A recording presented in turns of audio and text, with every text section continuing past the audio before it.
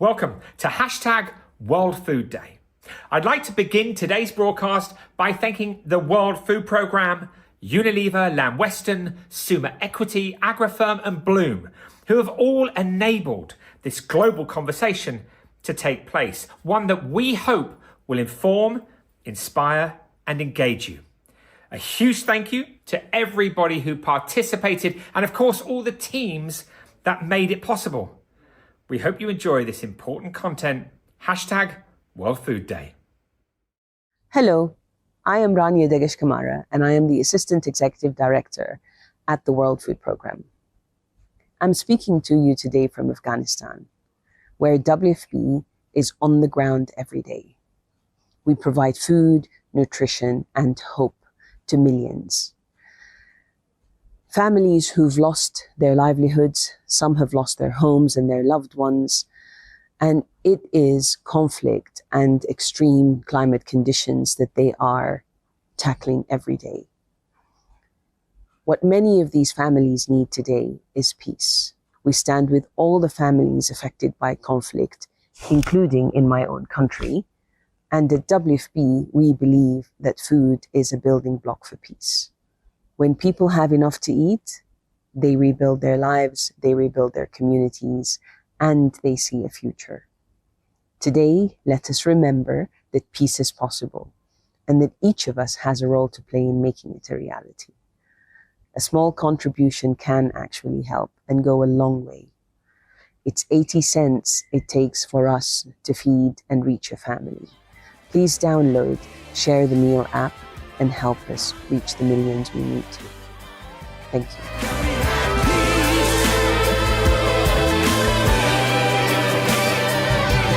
Just one day.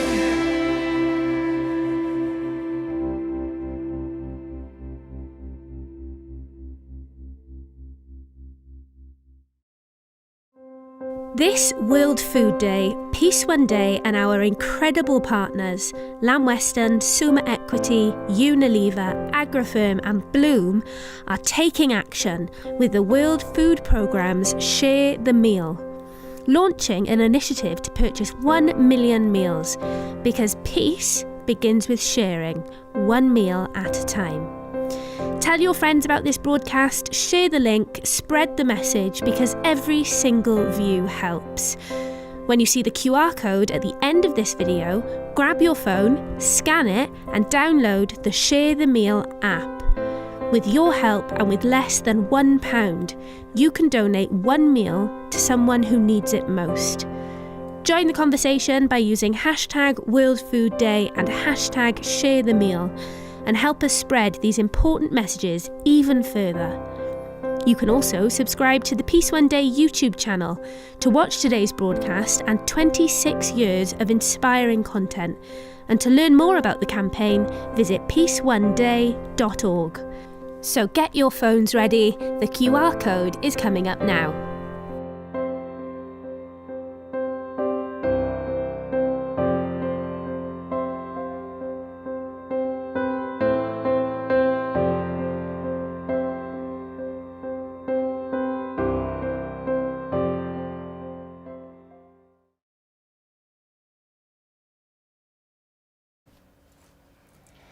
Dorothy, welcome to hashtag World Food Day.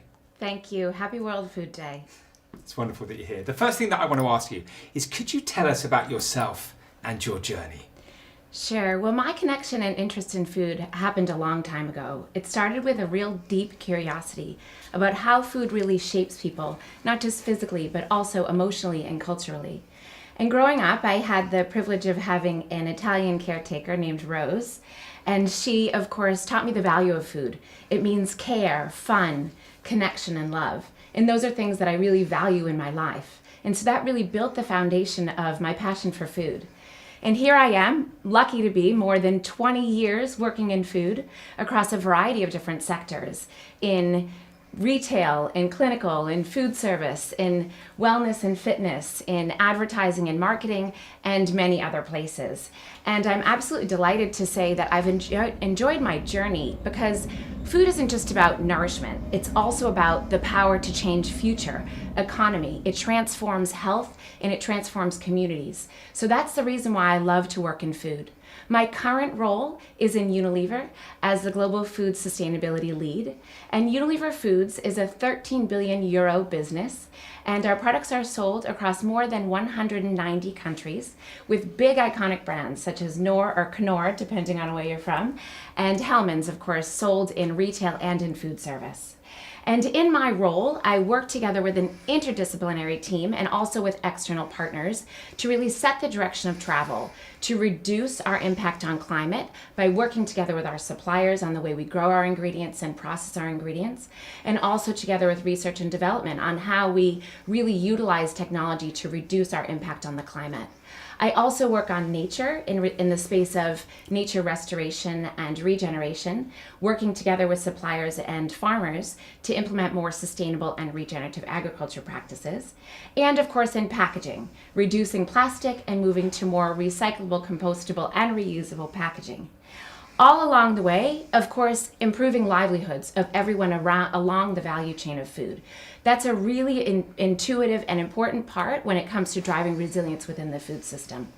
So with that, I work together with the teams internally and externally to drive really focused actions within our supply chain to make sure that we are really protecting our business, driving more resilient ingredients, and also driving volume by having sustainable products by design. In addition to that, I'm proud to be a founding board member of the Food for Climate League, who you will hear from Yves Tureau-Paul later. And I'm also an advisor for Planet Forward and Thero Labs, which are both climate decarbonization tech companies. Absolutely incredible. You've got a lot going on. I like it that way. Yeah, I'm sure you do. No, it must be amazing. I want to ask you, why is hashtag World Food Day so important to you? So to me personally, I really see it as a moment of reflection for us to look at what we've done to improve the food system along the way, what we're aware of more now than ever, and also what needs to be done. I think it's important that although we should be proud of where we've come to, still 1 out of 3 people can't afford a healthy diet. And that's something that I think we all should not be proud of. So that's one reason. I think it's a point of reflection. The second one is actually, in particular for this year, I love the theme, which is hand in hand for better foods and a better future, calling on global collaboration. And that goes along very, very clearly and strongly with Unilever's motto in our Foods Innovation Center around, if you think you can do it alone, you're not thinking big enough. So I love it for that as well. I also see it as a moment for hope, and also these sessions coming up today that we worked on together, of course, is that today we can really turn our heads to the things that have been done and really hear what's going on, what the cool, good stuff that's going on in the world of food innovation, so that we can work more together for more impact. Amazing. So there are so many of your friends who, Yeah. who are participating today. Yes. You know, and obviously we thank you for doing such a thing. But why was that important to you? Well, it was important to you too, because I remember back in the spring when we sat together in London and we mapped out this whole map of everybody in the value chain and who we really want to make sure is involved so that we get everybody's perspective, understanding that in order for us to really shift things in the food system, we need to hear from everybody. We need to get everybody's views. And that's what World Food Day is about. And that's what this session is about. It's about learning what we can do more of, getting inspired from others, and really moving forward. From a personal perspective, I love people, I love working with people, and I'm extremely proud of my fabulous foodie friends. So I invited some people who, of course, inspire me and have inspired me along the way, whether it's people who are looking at really changing the way we do research in academia, utilizing their forums such as authorship or restaurants to provoke different thoughts, startups that are really looking to companies to democratize democratize better foods, and also, of course, people that are convening chefs to really drive us to have delicious food that's better for us and better for the planet, and many more. So I think the main thing is, and this is what you work on, of course, as well, is when people are inspired and when things are said, action happens. And that's what I'm asking these people to do, and my fabulous foodie friends, to help us move along this journey today to really help us drive impact together. So, thank you, Dorothy. Unilever have supported Peace One Day, as you know, for a very long time. And in relation to World Food Day, it's been a couple of years now that we've been on this journey together. Why has it been so important to continue to support? Yeah, well, I'm absolutely delighted that I get to be here live today. And then, of course, we'll go to Hive together. But I think there's many reasons, but I'll give you three. So I think the first one is really around the critical need to collaborate and co-create. And we're really seeing that more and more in the food system. And that's what World Food Day is all about, right? We hear from people across the value chain in relation to what they're doing and what they need to do. And the reason why we in Unilever Foods care about that so much is because if you think about it, we rely on researchers to set the direction of travel. We rely on tech experts and AI to speed up our innovation. We rely on suppliers and farmers to change the way that they're growing. We rely on policymakers to make those farmers incentivized to grow foods in better ways that will enable us to have a more resilient food supply chain. We also rely on influencers to make better food really cool, and so on and so forth. I mean, if you think about it, we have a whole web that we really need to co-create and collaborate on in order to have a good business. The second reason is that World Food Day is all about building and nourishing ecosystems. And innovation requires ecosystems, which is why the Foods Unilever Innovation Center is located together with Wageningen University and other startups, because we see the need for ecosystems to work together. And what we need is really forward-thinking and innovative ways to go forward. And that's what we really see World Food Day supporting. And the third one is that the themes of World Food Day are very much aligned with our mantra in relation to bring on the taste, which is what we say we need to do. And while doing that, we are focusing on improving the way our food's grown. We're focusing on making sure we have nutrient-rich products, and also making sure that those products are available to people all over the world. So if you think about it, those three things really tie it up: co-creation, collaboration, innovation with ecosystems, and themes around doing things in better and more innovative ways. Amazing. So from today's broadcast, as you know, with the support of WFP, who we're all, of course, huge supporters of, and we wish them the well in the incredible work that they're trying to do all over the world. Yeah. But they have an incredible campaign called Share the Meal. Amazing work that they do, giving people meals all over the world. Yeah. And out of today, leading up to next year, when we will celebrate once again and bring everybody together, we'd like to see if we can purchase 1 million meals for the Share the Meal. Tell me, why was it important? I mean, all of us came together, Lamb Weston, Sumer Equity, our friends at Agrifirm and Bloom, and yourselves at Unilever. Everyone wanted to see that happen. Why was it important to you? Yeah, we talked about it a long time ago, and I said I think it'd be so cool if we would be able to do that. And, I went to an event, I guess in March, where World Food Program presented, and they said that they are getting 40% less funding this year than ever, while the stat is, I guess, 1 in 11 people actually are hungry. And that's 7 million people. And that's wild if you think of those two things together. So I think on one point, from an individual perspective, a lot of people think they can't do anything themselves, right? And this is providing every single viewer an easy way to take action and to make an impact, whether it's one meal or whether it's 10,000 meals. And so I think that's the nice thing to do, is provide somebody a really easy action to make an impact. And I'm absolutely delighted to share with you today, and I'm honored to share this news, that we as Unilever will be donating many, many meals, 10,000 actually, on behalf of Unilever on this World Food Day, to hopefully ensure that more people get healthy and nutritious food around the world.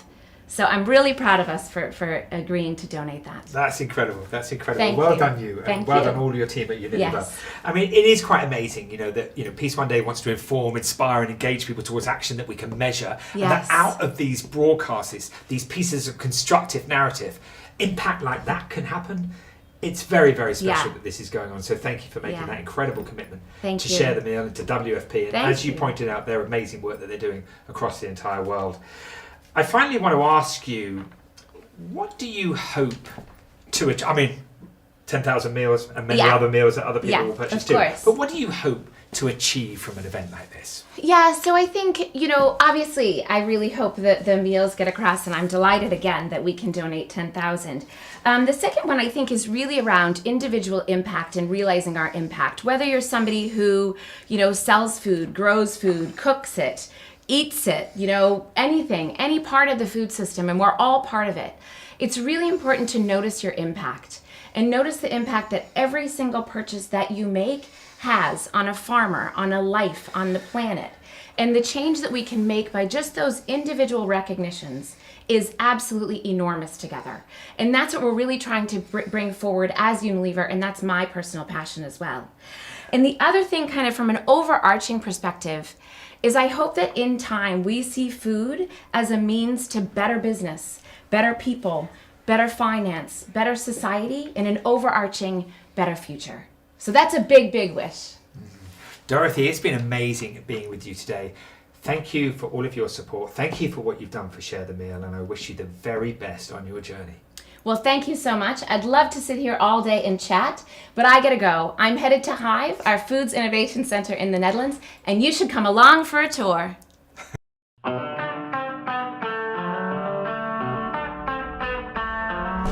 Hi, welcome to Hive, Unilever's Food Innovation Center, located in Wageningen, the Netherlands. Let's go on a tour. Hey, Dorothy. So good How are to you see doing? President of Foods. Let's talk about this beautiful place. Yeah, what a magic place, right? Welcome to the Hive. It's a very special place, I think. This is where our innovation happens, and for Unilever Foods, this is our lifeblood. It is pounding through this building. We have one of the best agricultural and food universities here in the world. So we work with the university, and we also have here on the campus many important suppliers to us. They are also innovative.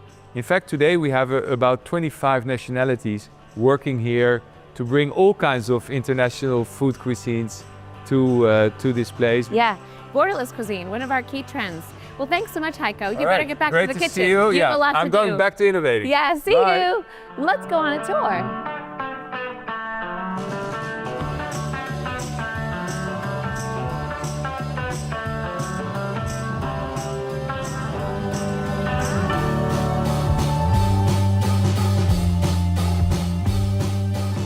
Hi, Marielle. Hi. You're hard at work getting key nutrients into our products. Let's hear some examples. We fortify our products with iodine, iron, vitamin A, vitamin D, and zinc according to regional needs. In Pakistan, we fortify our Knorr chicken stock cubes to address widespread iron deficiency, delivering over 50 million servings last year. Super, well done. And in Indonesia, our Royco Nutri Menu program supports caregivers in preparing nutritious and budget-friendly meals with iodine-fortified Royco seasonings, which helps reduce the risk of child stunting. Great. Thank you for making sure we get the good stuff in our products. Thank you. See you soon. Speaking of good stuff, let's go see what Chef Averett's cooking up. Hey, Chef Averett, what's going on in here? Looks like fermentation. Hey, Let's talk Dorothy, about welcome. the benefits. Yeah, benefits. I always like to talk benefits because that's actually what we are here for, right? To bring benefits in the kitchens of a lot of chefs, but also consumers at home.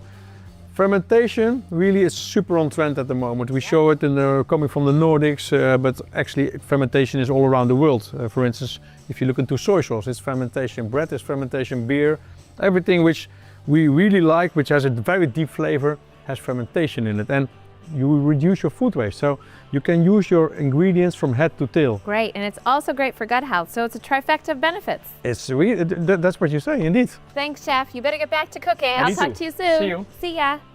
Well, speaking of delicious ingredients, you may be wondering how we grow them. Together with our suppliers and our farmers, we work to implement sustainable and regenerative practices. For example, in southern Spain, where we grow our Knorr tomatoes, we use significantly less water so they can survive dry periods. And in the US, where we grow our soybeans, we grow them together with other crops to help protect the soil. There's lots of other examples, but we gotta get going on our tour, so let's go. Sustainability and nutrition are fundamental to our delicious products. From growing our ingredients in more sustainable and regenerative ways to better nutritional value and less plastic packaging. Hi, Heike. Food innovation is a holistic process. Tell us the secret recipe. Hi, Dorothy. We follow a very simple three-step process. 1, we prepare and measure, so we use data-driven insights about nutrition and sustainability to understand what consumers really care about and how we can make a difference. Number 2, blending carefully, so we use cutting-edge science, responsible practices, and cross-functional collaboration to create great-tasting products. And number 3, an open mindset. If you think you can do it alone, you simply don't think big enough. So here, partners are key. These are the 3 steps which help us to keep ahead of the curve. Fantastic. Thank you so much, Heike, for bringing it all together. See you soon. Bye.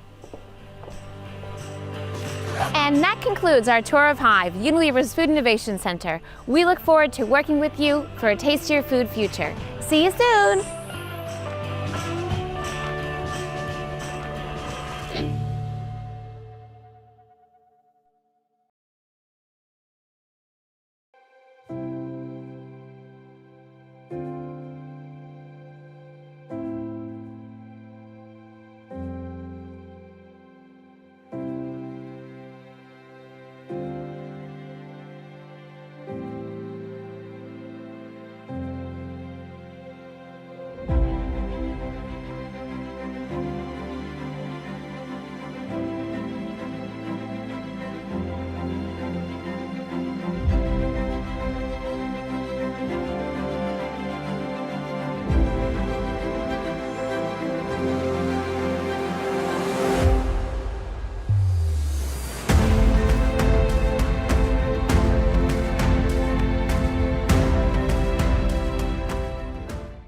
Paul Polman, welcome to hashtag World Food Day. Thank you, Jeremy, for having me. So, Paul, the first question I wanted to ask you is, why is it important to raise awareness and talk about the global challenges in relation to food on World Food Day? Well, I'm really glad that you call out World Food Day, and we should call it out every day, because the food system that we have is actually going to the heart of what we call the Sustainable Development Goals. In September 2015, we all signed 193 countries in the world the Sustainable Development Goals with an objective to irreversibly eradicate poverty and do that in a more sustainable and equitable way. And unfortunately, the way that we currently produce and consume food is probably one of the most destructive forces for us on the planet. If we like it or not, we have to feed the 8 billion people going to 10 billion people. But the way we do that currently is probably causing the biggest damage, not only to our biodiversity, but also to human health itself. And I'll give you a very simple example.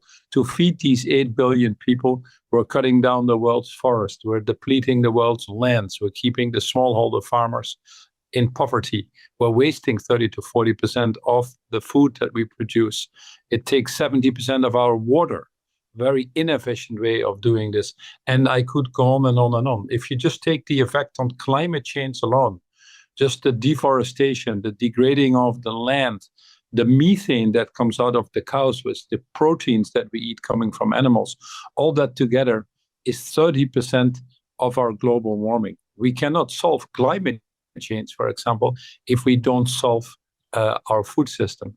And then on the other hand, if we turn our food system into a nature, people, climate positive food system, which is by all means possible, we actually could be 30% of the solution to tackle climate change.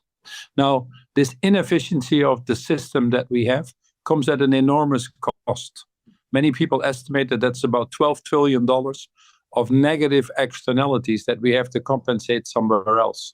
Increasingly, for example, we see as our food systems how our food value chain is being disrupted by climate change.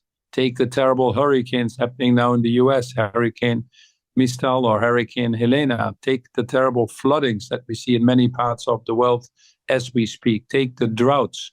There is no company in the world producing food that doesn't incur an incredible cost because of the disruptions caused by climate change. And at the same time as we talk, the food system itself is a key driver of climate change. Now, what is so beautiful about the food system, as we've seen during the time of COVID, when everything stopped for a while and we had a moment of reflection, how quickly nature comes back, how quickly it restores, how it can bring us back to an equilibrium that we all need.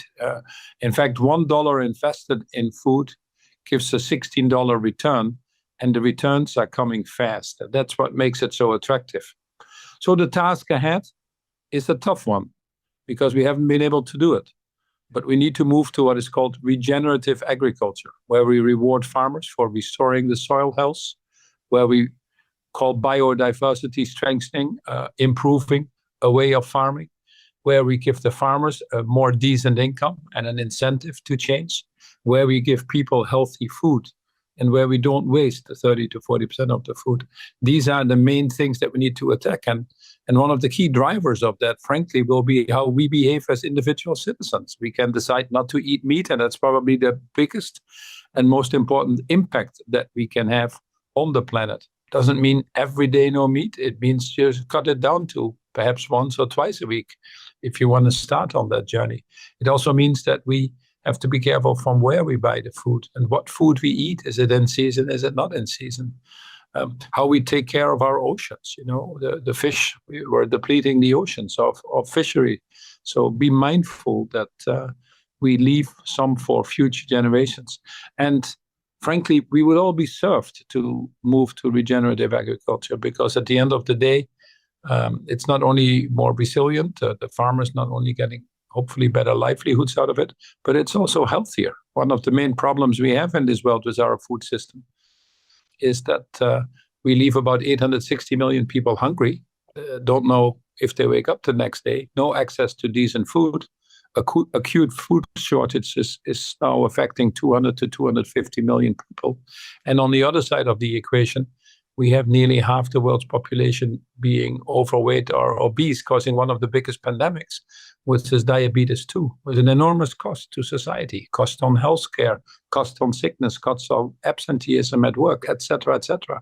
So we'd be very well advised to just take a small amount of our money, 400 or 500 billion a year, which frankly is nothing anymore, to turn our food system into a nature, people, climate, positive food system that helps us live now and for generations to come.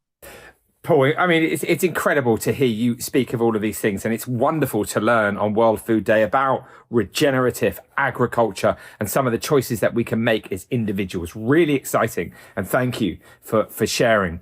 Can I ask you, look, you were the CEO of Unilever, you were the CEO of many other companies. I mean, you were one of the 24 people, I think, that wrote the Sustainable Development Goals and were a part of that when it was all manifested. And I mean, you've written the amazing book Net Zero and other publications. Can I ask you, Paul, as you enter this phase of your life, you've got a lot of energy, you're still young. What is the most pressing issue, Paul? When you wake up in the morning, what do you want to resolve over the next 5 years?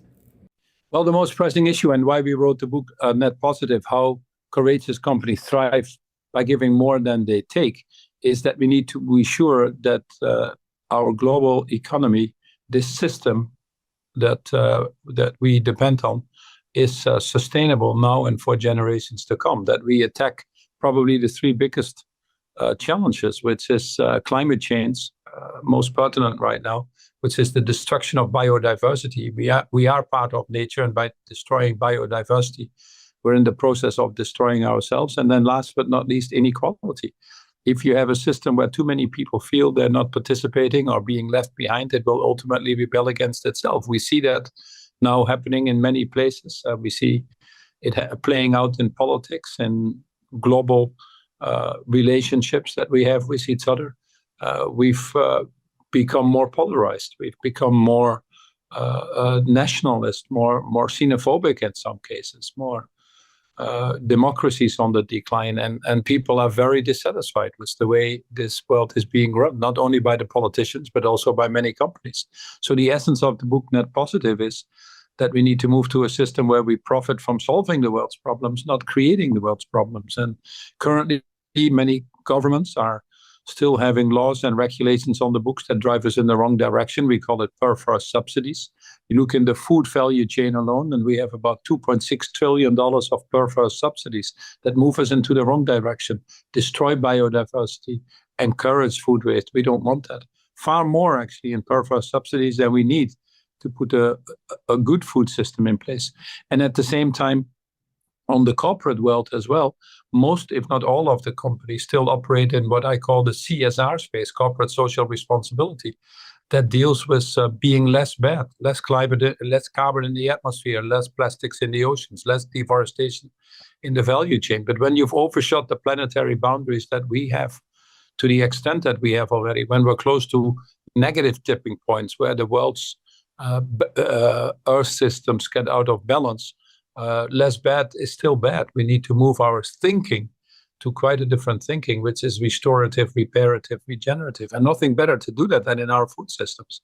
Our first priority, which we could achieve in the next 5 to 10 years, is to have at least 50% of our food systems come from regenerative agriculture. I have a farm myself in the south of England, and we're moving quite rapidly to regenerative agriculture.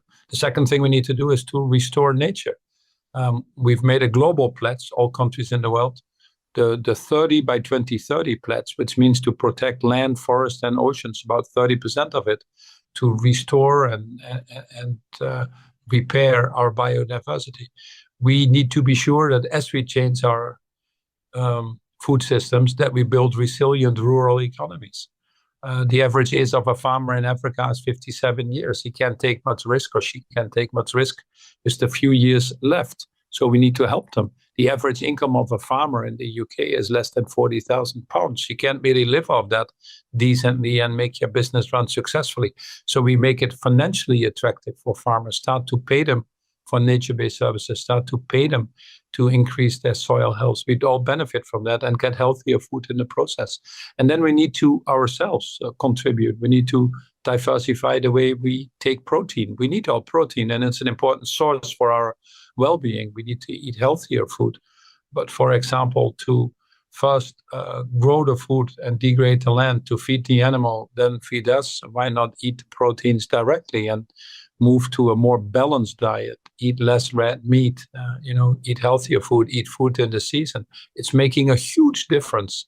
Susie Cameron, who is an incredibly dynamic and energizing person and a great role model, just wrote a simple book called One Meal a Day, which means just start with skipping one meal a day, skip the meat on it, and eat alternative proteins. Would have a huge impact, 15-20% reduction in the emissions in our food value chain, that alone.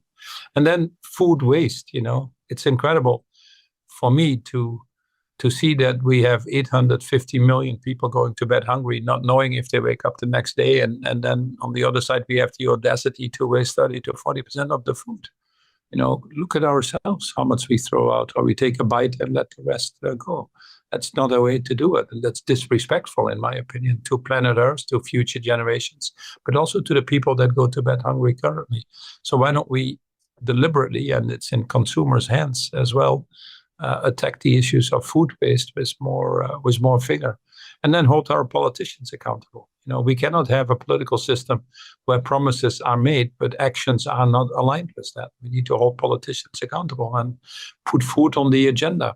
We've succeeded to some extent in the climate negotiations to make food an integral part of it. We have now the Biodiversity Convention. I'm on my way to Colombia. It will be held in Cali this year, where we talk on how we maintain a balance in our natural boundaries. We've created the Planetary Guardians, a group of incredibly impressive people, of which I'm the vice chair, to bring higher awareness to that. But it needs all of us, and it's a sense of urgency that it frankly needs all of us now. Paul, finally, just leave us. I know that there's a lot going on for you at the moment, but we look out into the world and we see the conflicts that are happening, situations in the Middle East and Europe, around the world, in Africa, etc. We're talking today a little bit about the situation in relation to our climate, our animals, the sort of decrease of species. It's, if you sort of look at it through one lens, it's incredibly desperate. Just in a few words, how do we have hope, Paul, when so many people are looking out there into the world and seeing the destruction of each other and the destruction of our planet and kind of going, well, look, this is how we are. This is how it's going to stay. We're hitting the wall. Where do you have hope when you know these things? I'm not suggesting I don't have hope, but for those who are looking out there and feeling completely disempowered by the whole thing, what gives us strength to know that we can reverse this? Well, we are doing it in many places. It's first of all, we need to change our own minds. It was Rumi who said, yesterday I was clever, I tried to change the world. Today I'm wise, I'm changing myself. It starts with our own awareness, what is going on if you want any change. If you want to have a sustainable company or a sustainable society, you need to be sustainable yourself first. So that would be the first step. And many people are doing that. We're seeing an incredible movement that is realizing what is happening and is moving to regenerative agriculture, for example. About 10% of the farmers are moving now. And actually, the more we see climate change, the more we get benefits from regenerative agriculture. The soil is healthier, it retains more moist. And as a result, we see 30 to 50% crop differences now between farmers that continue to have unsustainable practices that damage the earth and destroy the soil and keep people unhealthy versus the ones that have made this conversion. So I'm hopeful that it is on the agenda right now. We, as you rightfully say, with the Ukraine terrible conflict there and many other places in the world, we see that many of the wars and conflicts, something that is dear to your heart and obviously to many others in this world, are driven by our broken food system. We probably already today have over 200 million refugees swirling the world, basically because of our broken food system itself. Climate change, again, driven partly by our food system, will probably by the end of the century have 1 billion people look for homes somewhere else. That puts an enormous pressure on any system. The wars that we're seeing are increasingly being driven because of lack of access to water or food or other things related to our food systems. So where do I get hope? It's very simple. The most important thing is that we are at a point right now that the cost of not doing anything is far exceeding the cost of doing something. So it becomes actually the biggest economic opportunity for countries, for companies, for individuals to do something about it. Even individuals, by eating smarter and eating more consciously and having less food waste and eating in the season, you can save 20-30% on your food bills and eat healthier. The same is true in companies moving to regenerative agriculture or countries getting rid of their perverse subsidies, just to name a thing. So I'm hopeful of that the economic forces will help us. I'm equally hopeful with the speed that technology is going, with digital technology, but also our knowledge that we have on our food systems. And if we can make that knowledge globally available, also in what we call the South, the developing markets, then we can increase our productivity enormously, use far less land, degrade far less land, and actually restore biodiversity. And there are some incredibly exciting economic models. And I'm excited for the world's population waking up to this challenge and wanting to be part of the solution. 50% of the world's population is below 30 years old. They're far more conscious of the way we eat and behave.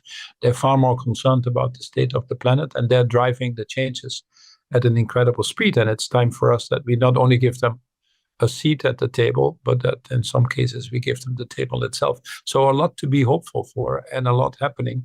We just need to accelerate it. Moving in the right direction, but shifting gears would be my message. Paul Polman, thank you so much. I hope people get a copy of your book, Net Positive, to learn as much as we've just learned in this amazing conversation. You've been a huge supporter to Peace One Day. You're an absolute inspiration to me. Thank you for supporting World Food Day, and good luck, Paul, on your journey. Jeremy, likewise, and thanks for doing this. Good luck. See you later.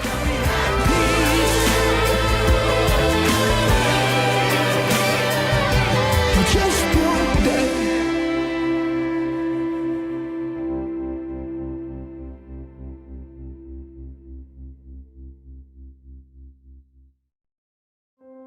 This World Food Day, Peace One Day and our incredible partners, Lamb Weston, Summa Equity, Unilever, Agrifirm and Bloom, are taking action with the World Food Programme's Share the Meal, launching an initiative to purchase 1 million meals, because peace begins with sharing, one meal at a time. Tell your friends about this broadcast, share the link, spread the message, because every single view helps. When you see the QR code at the end of this video, grab your phone, scan it, and download the Share the Meal app. With your help and with less than £1, you can donate one meal to someone who needs it most. Join the conversation by using hashtag World Food Day and hashtag Share the Meal, and help us spread these important messages even further. You can also subscribe to the Peace One Day YouTube channel to watch today's broadcast and 26 years of inspiring content. And to learn more about the campaign, visit peaceoneday.org. So get your phones ready, the QR code is coming up now.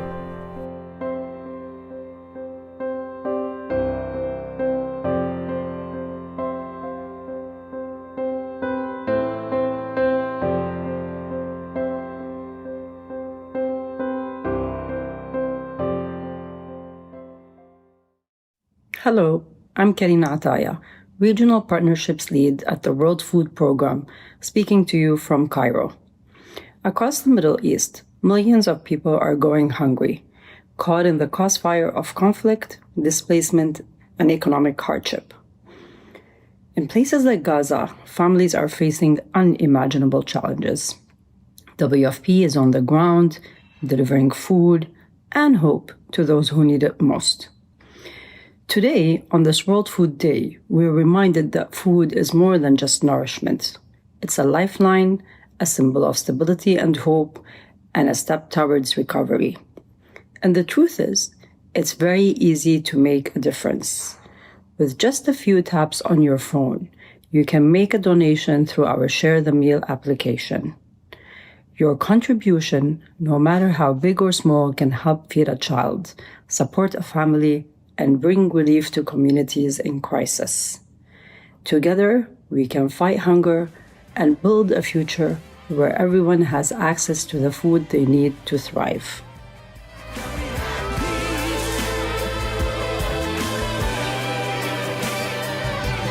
Just one day.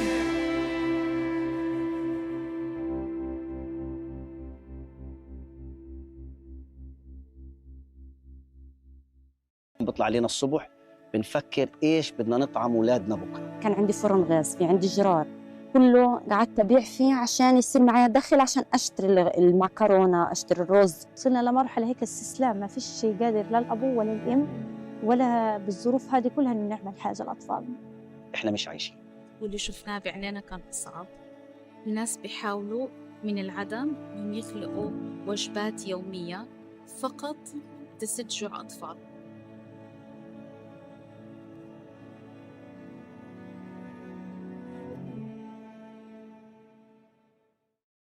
Eduardo, welcome to hashtag World Food Day. It's an honor to be here. Thank you so much, Jeremy. Eduardo, I want you to tell us a little bit about your journey to where you are today. Sure. I am originally from Brazil, but I have lived and worked. My career has taken me to Europe, the UK, Holland, and more recently I've spent the past 10 years in Asia. Both in Singapore and in Vietnam. My background is in fast-moving consumer goods companies. So I spent 18 years out of my 22 years of career in big companies, and most of that in food companies, so in two big food companies, PepsiCo and Danone. Can I ask, what's concerning you most in relation to the issue of food? Particularly, I guess, concerning the manifestation of a more peaceful and sustainable world? I think today we are focusing a lot on how to feed billions of people. But the truth is, it's not just about more food. To me, it's about better nutrition, right? We talk a lot about climate change, soil degradation, loss of crop diversity, which are really huge issues. But I think one issue that we don't talk enough is about the quality of the food that we're eating, right? It's not only about the quantity of the food that we're eating, but also the quality of the food that we're eating. It's about the fact that we are producing calories very efficiently, but nutrients very poorly, actually, right? And I think so I'm coming from a point of view of health. And here I'm also putting part of the responsibility on the consumer's hands, right? The industry has its fair share of, they have to do better, but consumers also want to consume healthier foods. And health has been there since the start of my journey, has been the inspiration for what I'm doing today. So what's the issue? Why is food becoming unhealthier? I'm coming from the point of view, the point of food fortification, which today 90% of food fortification is done with protein isolates and concentrates. And while the protein content is very high, those are ultra processed foods. And when you ultra process food, you lose a lot of its food matrix, right? You deprive a lot of its original nutrients. And this is something I believe we need to fight, because I'm calling it about more efficiency of nourishment, not only about necessarily quality of food, but efficiency of nourishment. I believe that the industry can and must do better. Okay, let's talk about what you're doing now, because it's pretty incredible. So I have created Koa. Koa is the very first high protein chocolate brand from Asia. So that's kind of what I've been working on the B2C side. I launched it in Singapore. I'm a food tech startup based in Singapore, and I've used Singapore as my launch market. I launched almost exactly a year ago. And so far have been getting quite a lot of good feedback, and also feedback to help me improve the product. And it's not only the first high protein chocolate brand from Asia, it's one of the first in the world, but it's the world's first chocolate that is fortified with a fermented protein source. I've just told you about the fact that our protein, like a lot of the protein fortification, is coming from ultra processed protein powders. And this is where Koa is also doing something differently. We are the first brand that is actually fortifying with a fermented protein source, which is a whole food protein source as opposed to ultra fermented. And the fermentation also brings a lot of extra benefits of adding bioactive compounds like postbiotics, paraprobiotics. And lastly, also what the fermentation does is to improve the bioavailability of the protein. And for those of you who don't know, bioavailability is the way that our bodies absorb and digest the protein. So how can we find out more about Koa? Well, you can always go to our socials. Our website is all eatkoa, eatkoa.com, or in our Instagram is eatkoa. You can hear a little bit more about the journey that I, as a solo founder, have gone through to create the brand, and the journey that I'm now on to scale the brand and hopefully expand it very, very soon. So listen, before we go, I'm really interested. You had an incredible career with some of the biggest companies in the world, and what ignited this desire to create Koa? I mean, where's it all coming from? This passion? Yeah. I can tell you the story starts roughly, I'd say 25 years ago at 4 a.m. And I remember being very sad and frustrated, not because it was 4 a.m. in the morning, but because I was driving my father to his dialysis session. My father had to go through dialysis for a good part of his later years because of kidney failures. And it was very painful for me to see him going through that process until he passed. And that deprived him of a lot of healthy years. Because I saw him going through that process, I think that subconsciously developed in me what I like to call this healthy obsession for health and wellness. And again, through my career working in big companies, I learned a lot about what to eat and what not to eat. And when the opportunity knocked on my door to start my own business, I said, okay, I just want to help people live not only longer, but also healthier lives, right? The whole concept of health span versus lifespan, which today is an issue, right? People are living longer, but not healthier lives. The best way to change people's behaviors is to improve simple daily pleasures. And chocolate is a simple daily pleasure. It's the biggest snacking category, right? It's a category that, I mean, the penetration is very, very high. And chocolate was originally consumed as a healthful, nutritious food by the Aztecs and the Mayans, right? Even when it made its way to Europe first, at some point it was even prescribed as a medical ailment by doctors. We made chocolate bad for you. So that's why I'm on the journey to reimagine chocolate's healthful origins with a bit of a modern twist, because today if I say high protein, you get it. I don't have to spend too much time explaining that to you. So that's been my inspiration behind the business. I bet your dad will be very proud. Eduardo, that's wonderful. What an amazing way to start a journey, which of course will have impact for so many. We wish you the very best. It's great to get to know you. Good luck with everything you're doing. Thank you so much, Jeremy. Pleasure to speak to you.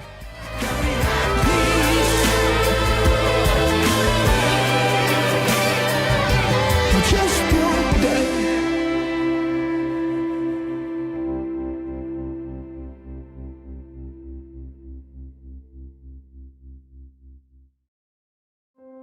This World Food Day, Peace One Day and our incredible partners, Lamb Weston, Summa Equity, Unilever, Agrifirm and Bloom are taking action with the World Food Programme's Share the Meal, launching an initiative to purchase 1 million meals, because peace begins with sharing, one meal at a time. Tell your friends about this broadcast, share the link, spread the message, because every single view helps. When you see the QR code at the end of this video, grab your phone, scan it and download the Share the Meal app. With your help and with less than £1, you can donate one meal to someone who needs it most. Join the conversation by using hashtag World Food Day and hashtag Share the Meal, and help us spread these important messages even further. You can also subscribe to the Peace One Day YouTube channel to watch today's broadcast and 26 years of inspiring content. And to learn more about the campaign, visit peaceoneday.org. So get your phones ready, the QR code is coming up now.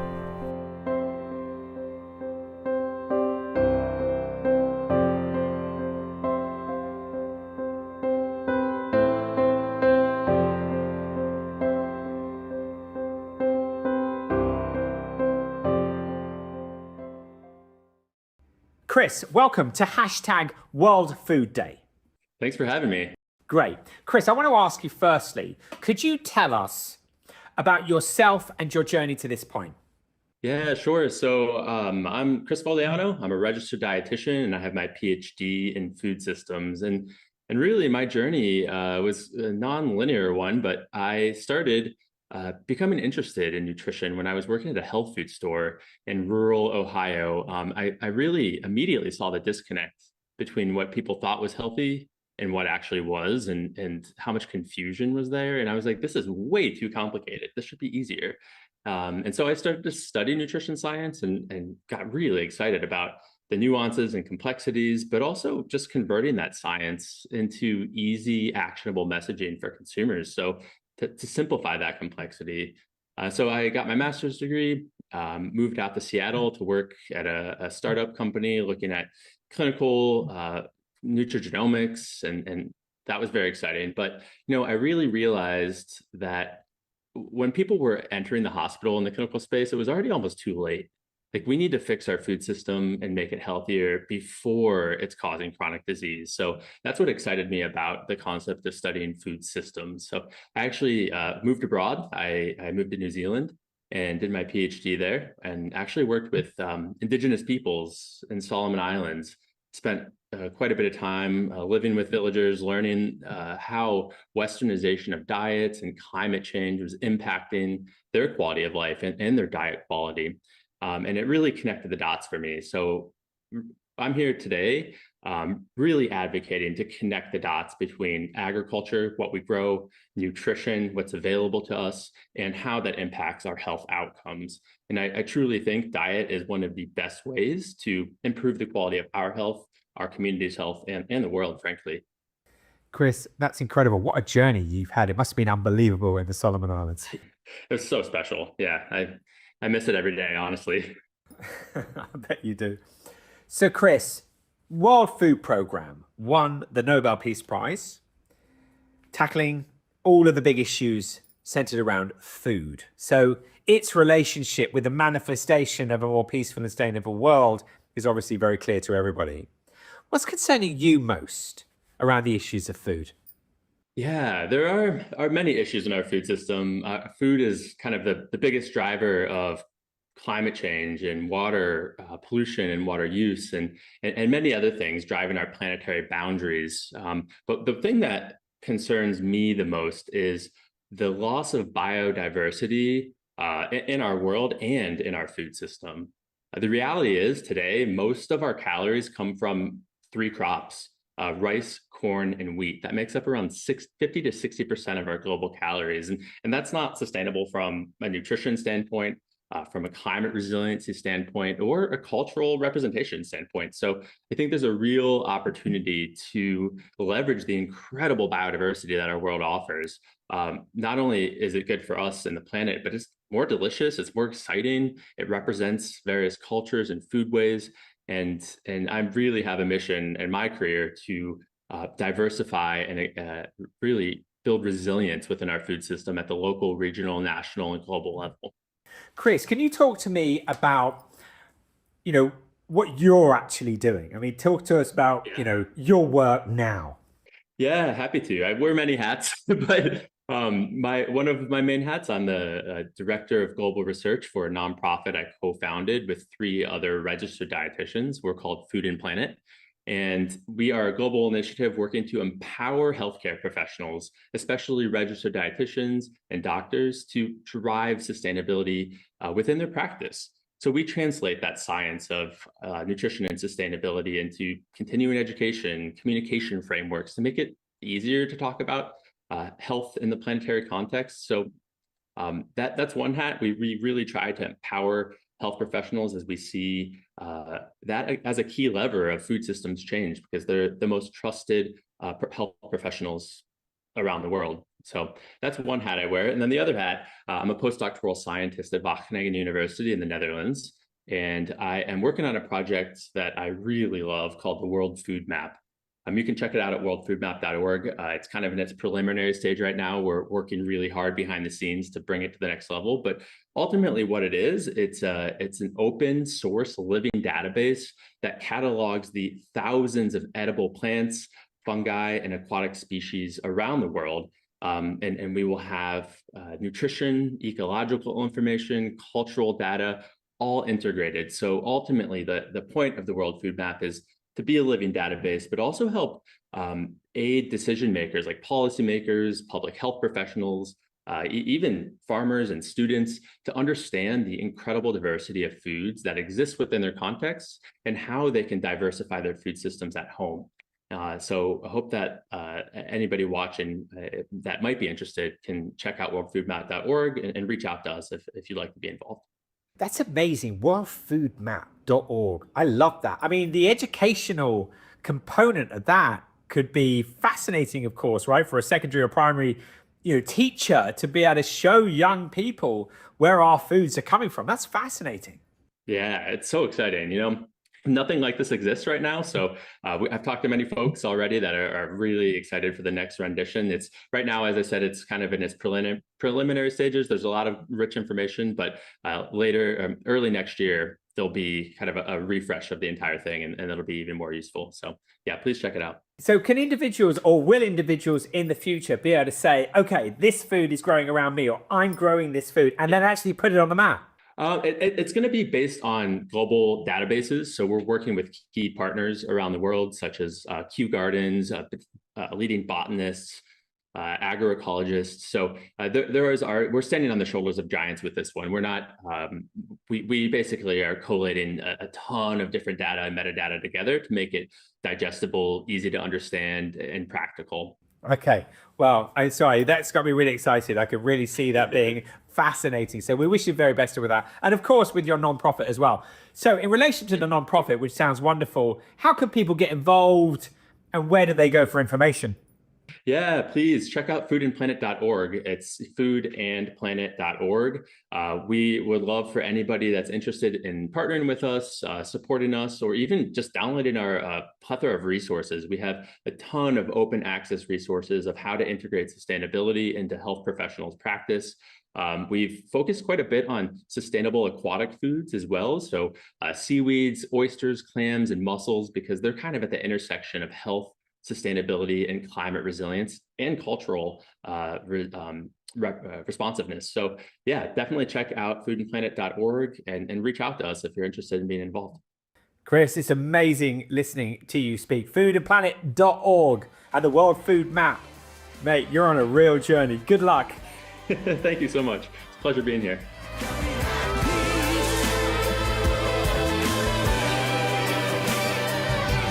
Just one day.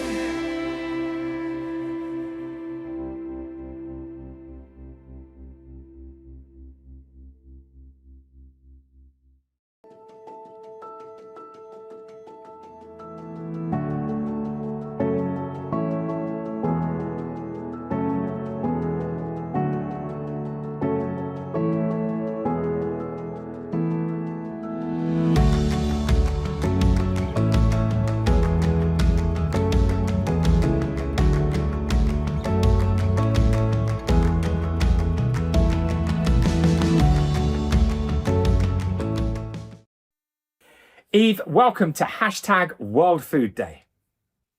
Thank you so much for having me. Okay, Eve, the first thing I want to ask you is, could you tell us about yourself and your journey to this point? Yes. So I started off my career as a writer, doing creative nonfiction writing, and really focused on recipes. I fell in love with food because it was a way for me to study everything. Food is religion, it's economics, it's politics, it's everything. And I was working as a recipe developer, and I ended up writing 2 books on the why behind the rise of foodie culture. I became completely obsessed with this topic. And my first book was focused in the United States. Second was international.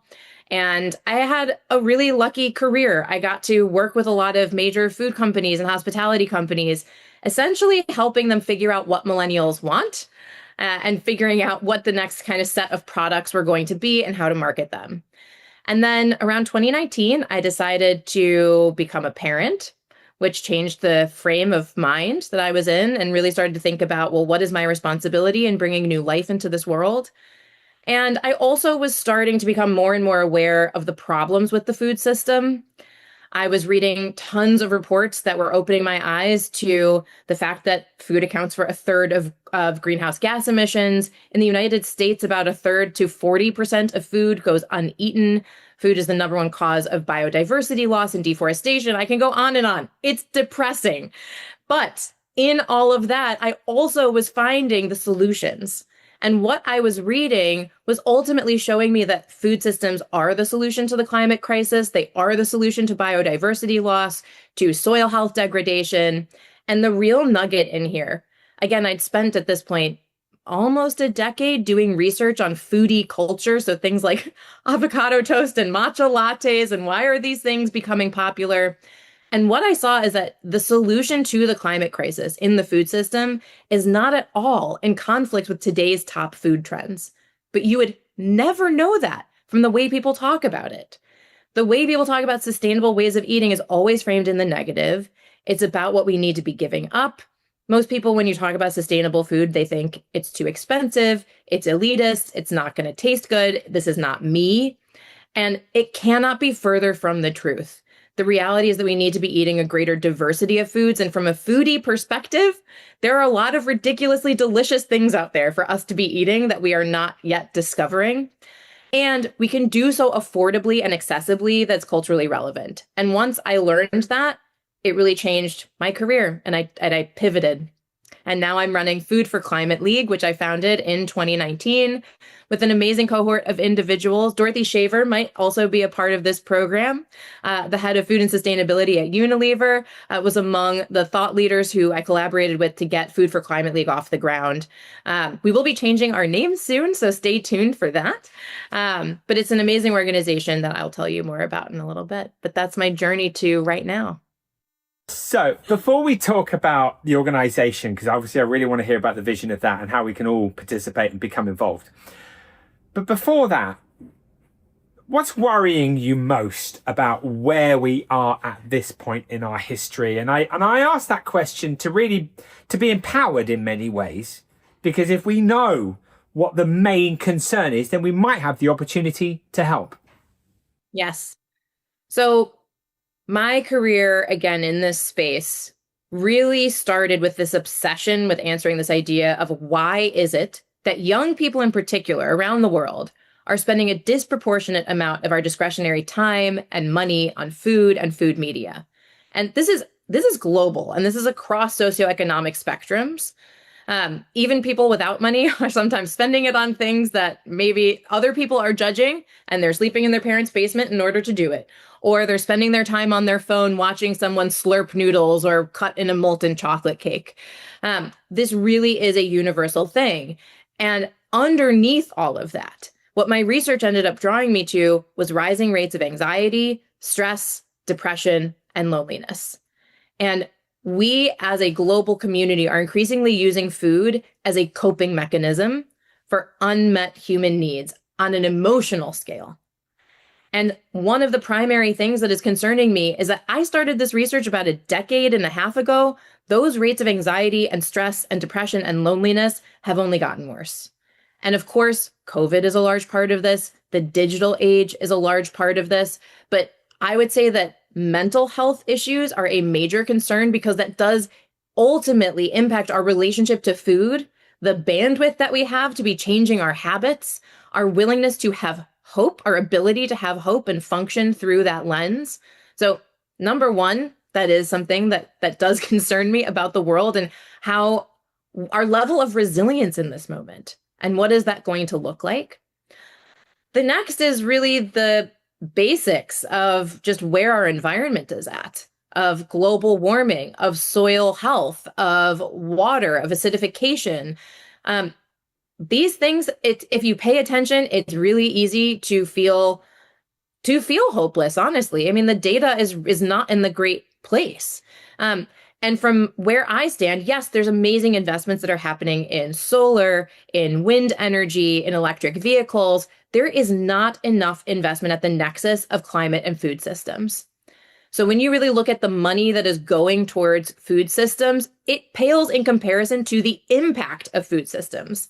Again, food accounts for 1/3 of global greenhouse gas emissions, yet we only get 1.5 to 3% of climate philanthropy. That is a massive issue because we cannot solve the climate crisis without addressing the food system. I think fossil fuels get a lot of attention, which is great. Again, it's 70% of the problem, but we're not going to get all the way there without addressing the other 30%. And the other 30% is so achievable. It's really not complicated. Waste less food, eat more plants.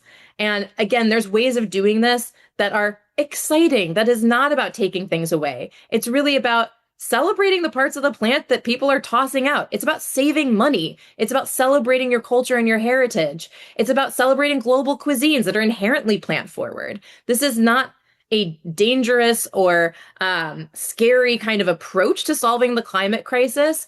And I am, though, afraid of really the wrong messaging. Because what's been used so far is we need to take your burgers away. We have to take your plastic straws away. You're going to be eating waste, which who really wants to eat waste, even though like butter is a waste product, right? There's ways of reframing this conversation. And that is what gives me hope, but it's also what makes me nervous. And then the final thing here is really just people's belief that it's possible. What we have found is that perception is the number one barrier It's not the system itself. It's what people perceive the changes to be, how hard they perceive it to be, how uncomfortable they perceive it to be. This really is a mental game.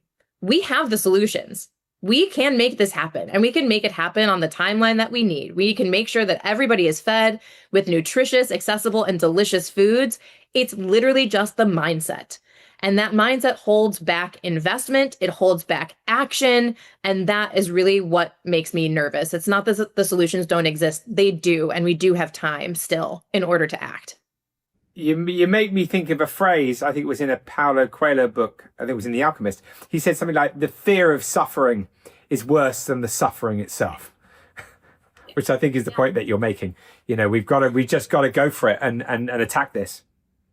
And I don't know that it really is worse than the suffering itself, but it's certainly, in this case, the fear of suffering is going to cause suffering, right? It's a catch-22. And that is really what does make me nervous. It's the top of the list of concerns for this moment. Okay, let's now talk about what you're doing next. I mean, I'd love you to talk about the books, but I'd love you to also just talk about the organization, what the strategy is going to be. Yes. So Food for Climate League launched in 2019. And to be honest, we launched thinking that we were going to do a direct-to-consumer campaign on how to make climate smart eating cool. Okay, so that plan very quickly went out the window. And there's many reasons for that. Number one is that most people care about the climate already. It's just that making a climate smart food decision is really difficult. For a lot of people, it's not accessible. It's not easy for them to do. And of course, there's the perception issues. And so when you really think about, well, okay, how do we change people's perception of sustainable ways of eating? And when I say sustainable, by the way, Food for Climate League has a very broad definition. We are a yes and organization. We believe in it all. We believe in sustainable aquatic foods. We believe in regenerative foods. We believe in plant forward. We believe in reducing waste and using all of what we have. There are so many ways to eat that are better for the planet. And we believe that we need every single solution in order to get us there. But the work that we do is really around reframing the conversation. And by and large, we work with food service operators. How do you make these food choices more appealing and more widely available? You need to be talking to the power holders behind the food system, the people who decide what ends up on a menu. When you go to your dining hall in your university, when you're in a hospital system, corporate dining, a stadium, how do you make sure that the meals that are on offer are more biodiverse, are wasting less food in the preparation, are more plant forward? So a lot of the work that Food for Climate League does is about changing the way that chefs and marketers think about sustainable food choices and then ultimately how they act.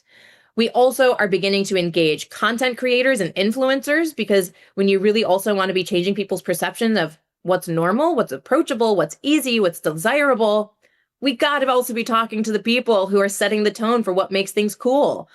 That's in part chefs. It's in part the people who are cooking on TikTok and on YouTube. And so Food for Climate League is also engaging those actors. And we also do one-on-one work with different companies. We work with Disneyland. We work with Google. We're working with a number of organizations, with universities as well, to help them really align their menus with guest interests.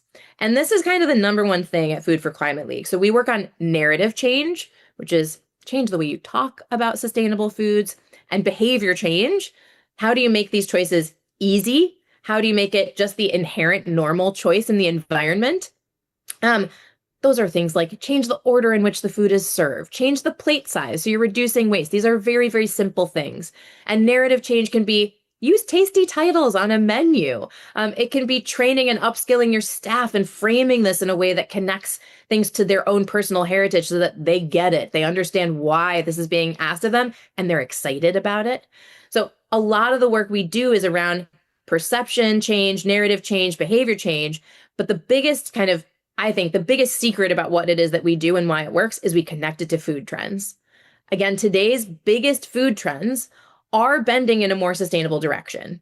If you look at the top things that are being searched on YouTube, it's like dense bean salad and cucumber salad. And yes, it's Travis Kelce's mom's cookies as well and things like that. But most of the top trends today are not meat heavy. The vast majority of this is trending in a more sustainable direction. And so a lot of what we do is also working with companies so that they can see benefits to their profit by doing the sustainable thing.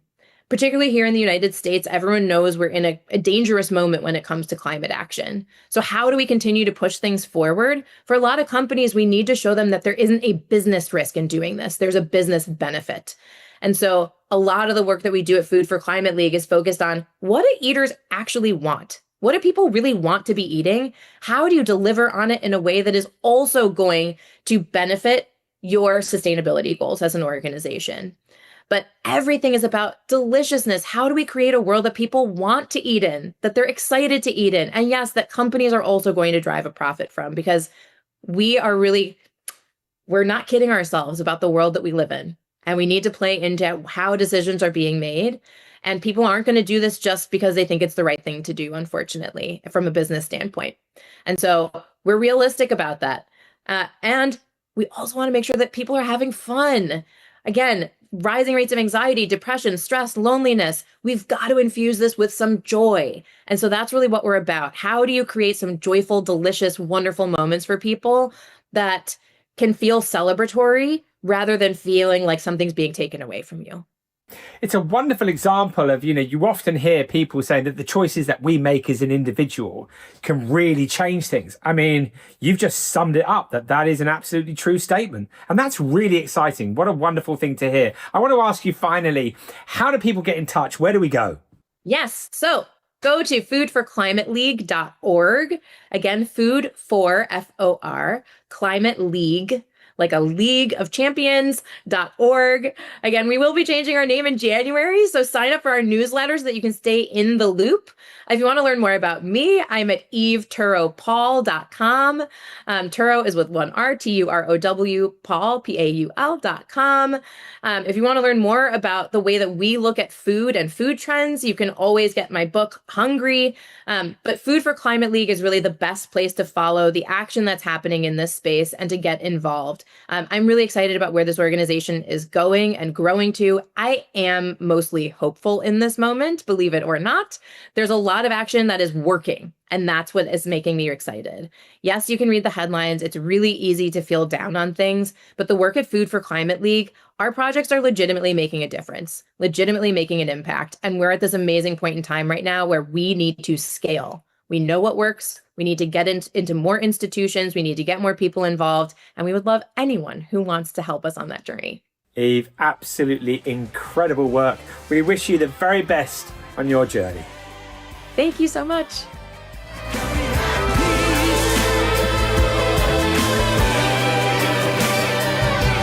Just one day.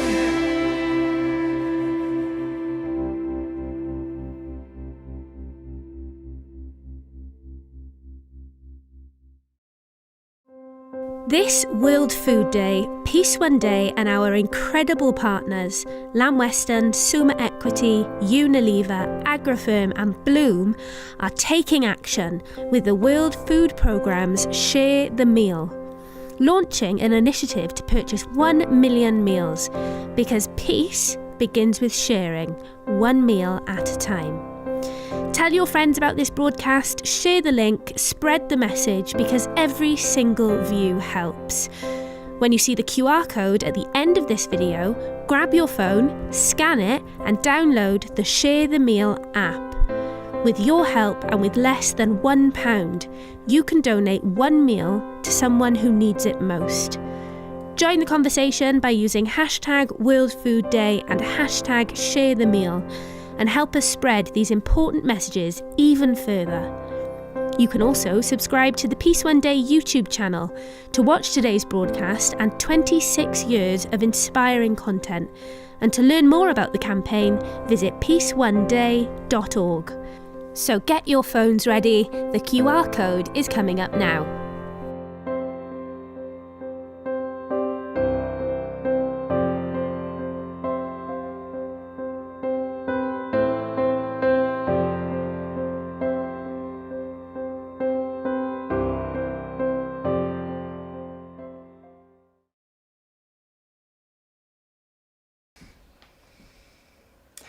Mark and Willem, welcome to hashtag World Food Day.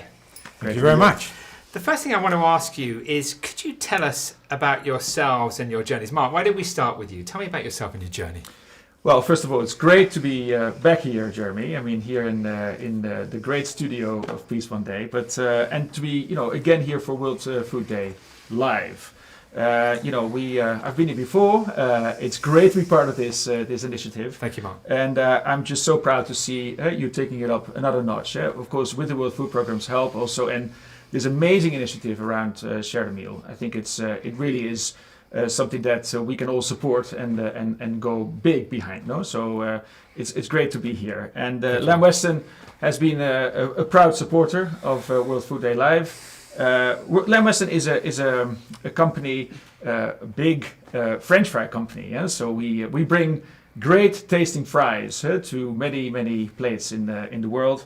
And that's exciting. Yeah? So we bring the world together with fries, and it's great because people are at the table and their first thing that they pick, is mostly the little fry on the plate, no? And it brings people together. But what fascinates me is that bringing these fries to the world, I mean, is actually a very complex thing because it's all based, of course, on the mighty potato, which is a fantastic crop. Yeah? I mean, potatoes, use very little water in terms of versus other crops, and also deliver a lot of energy out of the soil to the customers, to the consumers. So it is a great crop, and then to actually make it into such an enjoyable food is something that's great. But that whole chain has a lot of challenges, and I think that's what we all here also to talk about, because the challenge is, of course, that the affordability of products is actually a bit under pressure. We see it in coffee, we see it in chocolate, but we see it also in potato products, and that's what we are here talking about together with Willem. Yeah. I mean, thank you, Mark. I mean, before we move on, I also want to say, so that the audience know, and I'm sure they do anyway, that Lamb Weston, you're right, Mark, you've been supporting Peace One Day for a long time, and this broadcast wouldn't have happened if it wasn't for Lamb Weston's support. And of course to you too, Willem, at AgriFirm, that you are behind enabling this global conversation. So at Peace One Day, we are incredibly grateful to you for allowing people to receive this message, which I think at this point there's people streaming, well over 1 million people already. So Willem... Fantastic. So thank you. But Willem, tell me about your journey. Thank you very much. Well, first of all, very pleased to be here and be part of this initiative. It's fantastic to see what you are doing here. And I work at the Royal AgriFirm Group, which is a Dutch farmer cooperative, around 10,000 farmers, half of which are livestock in livestock farming, and the other half is open field crop growers. So I'm heading up the division that services these growers. So we basically supply them with everything that they need to grow their crops, which is like seeds and fertilizer, crop protection. But more and more we are starting to also advise them in an ever more complex world on how to bring their crop cycles to the best possible outcome. Now, and as for my personal journey, I've been in agriculture for about 25 years. As a non-agricultural person, I've been amazed by the complexity of growing plants. It's captivating, but certainly also the complexity that growers and farmers are dealing with. Especially these are mostly family businesses, but if you look at the structure of food chains, a lot of the risks of food chains are actually placed with these farmers. And in a world where it gets more complex, more risk is coming to these farms. The mind-blowing statistic is that actually in the Netherlands around 30 to 40% of farmers live at a minimum income level. So if you combine that with the amount of risk that they actually incur, that is a very odd way for a food chain to work. So that's what we do at AgriFirm Group. We work with these farmers to help them decrease the risk and increase their income. Incredible. So yeah, talking about risk and the difficulties, the complexities that they go through for so many reasons in a world that's evolving in the way that it is, which of course is concerning to us in many ways. I want to ask Mark, what worries you about? I mean, no food, no peace, no peace, no food. WFP won the Nobel Peace Prize. Yeah. I mean, food's relationship with our survival is clearly fundamentally important. Clearly, Absolutely. I want to ask you about what worries you both, because what the part that's worrying you both is the part that's driving you both for change. Yeah, Talk for to me sure. about what concerns you most about the food system right now. Well, I think in the end, the world population continues to grow, and therefore there's always a growing demand still for more food. And yes, we know about how many people are still living, let's say, in circumstances where they don't have access to affordable food. So that is the overall kind of challenge that we have. But yes, this growing demand in a world where actually, you know, the resources are a little bit limited. Yeah. So how do you keep up with that demand to continue to feed the world? And I think that is also where Willem comes in quite That's a bit. right. Yeah. The getting more demand is a good thing, and that's with a growing world population. That's obviously not only potatoes, but we see that in a lot of crops. And so that means the supply needs to increase. And we live in a planet with finite amounts of land. So ultimately, we cannot increase the amount of land that we grow on. So ultimately, we have to grow more from the given amount of land that we have. And this provides, obviously, a big challenge.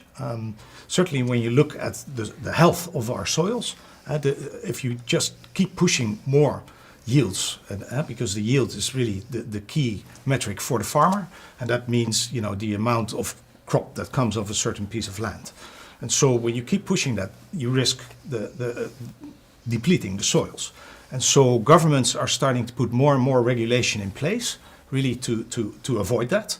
And so, you know, the challenge that really that we're facing today is how to keep increasing yields while reducing the environmental impact. That's really the challenge to solve. Yeah, and just to add, I mean, it's understandable that governments put in the regulations, because of course that's something like, okay, how do we control that, so that we don't deplete the soils, etc. But of course that gives more constraints to farmers, and actually we see that the impact of that brings lower yields. So the real kind of unlock that we need is to collaborate across the whole chain, because that's the only way to increase those yields, those outputs from land, and in the end that can then provide growth, which then of course demand can then be fulfilled. So that is the whole kind of circularity here that we are dealing with as a challenge. Very interesting. So let's move on to that then, because there is some, I mean, throughout this entire broadcast, extraordinary people like yourselves on the front line trying to deliver food, you know, representing farmers, etc., etc.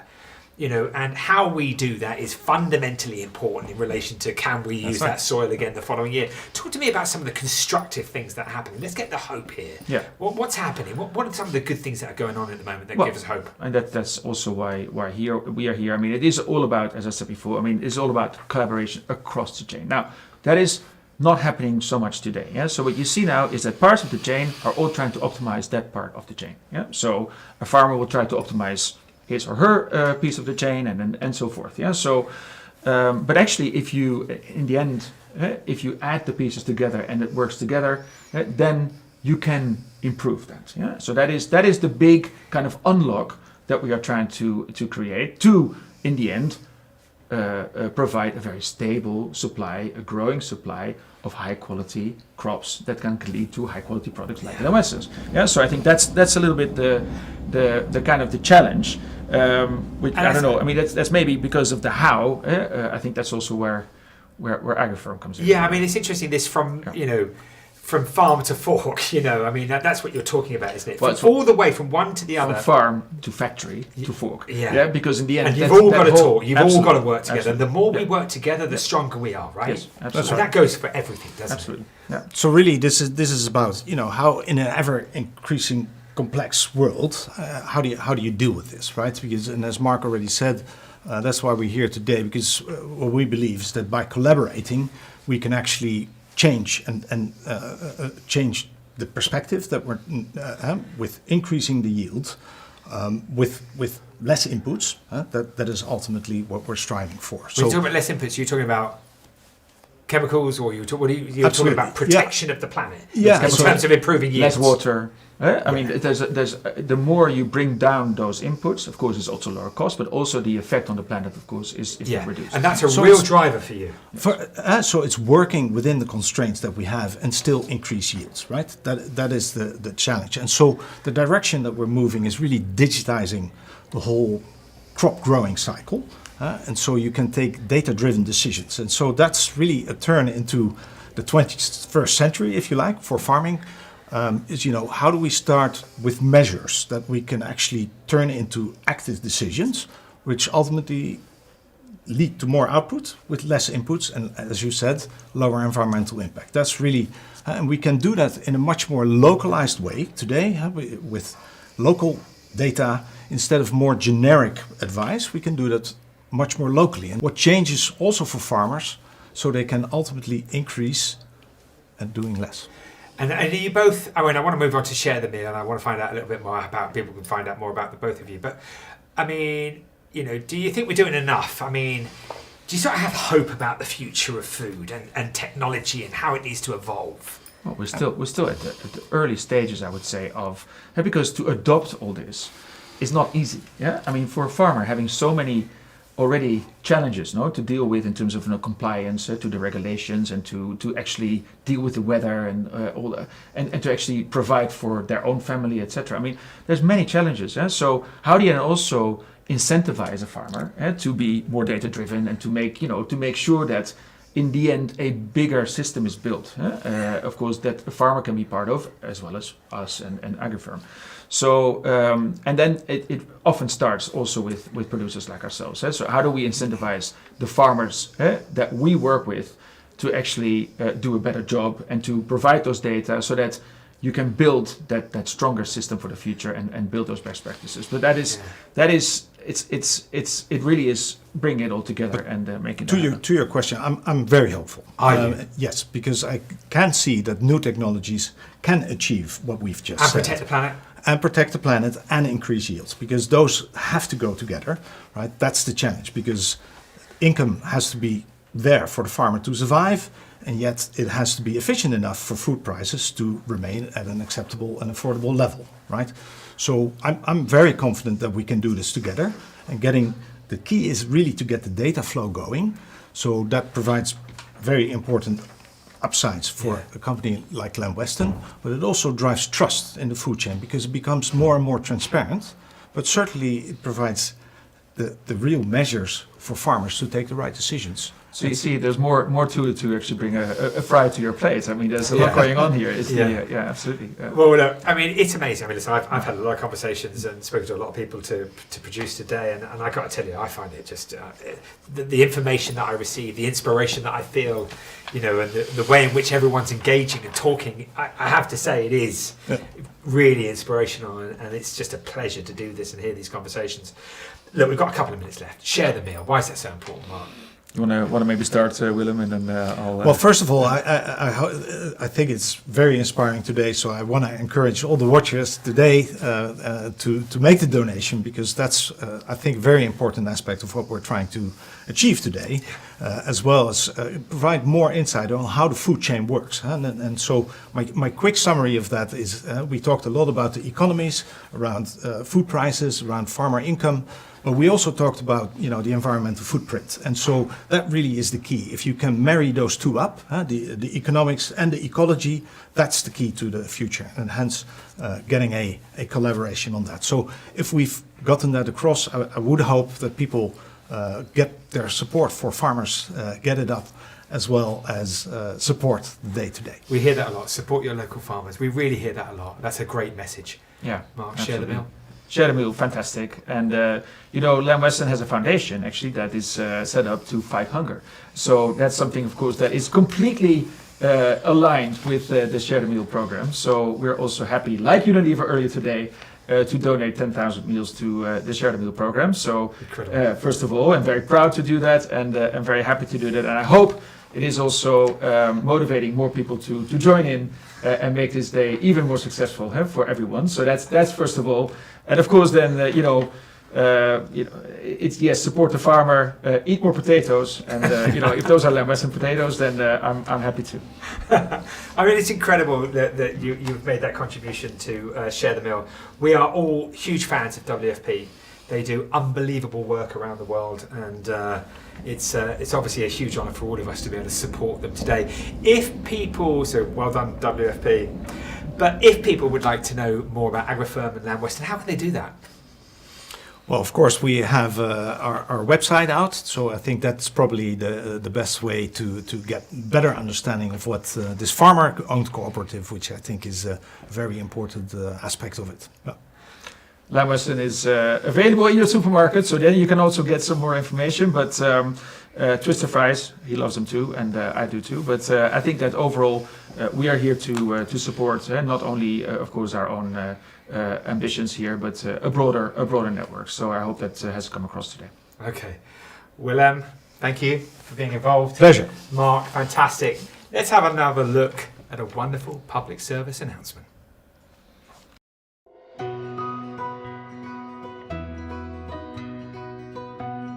From just one fundraising goal in 2015 to more than 15 in 2023, Share the Meal donors from around the world have supported WFP operations in more than 45 countries.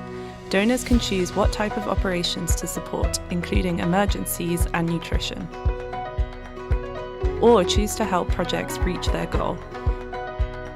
If they can't decide, they can always choose to have WFP decide where their donation is most needed.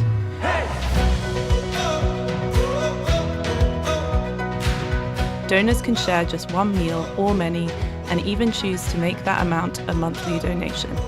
With just a few taps, they know they've made an impact. We'll keep them updated on how their donation is being used and what it means to families in need. Together, our community can help end global hunger.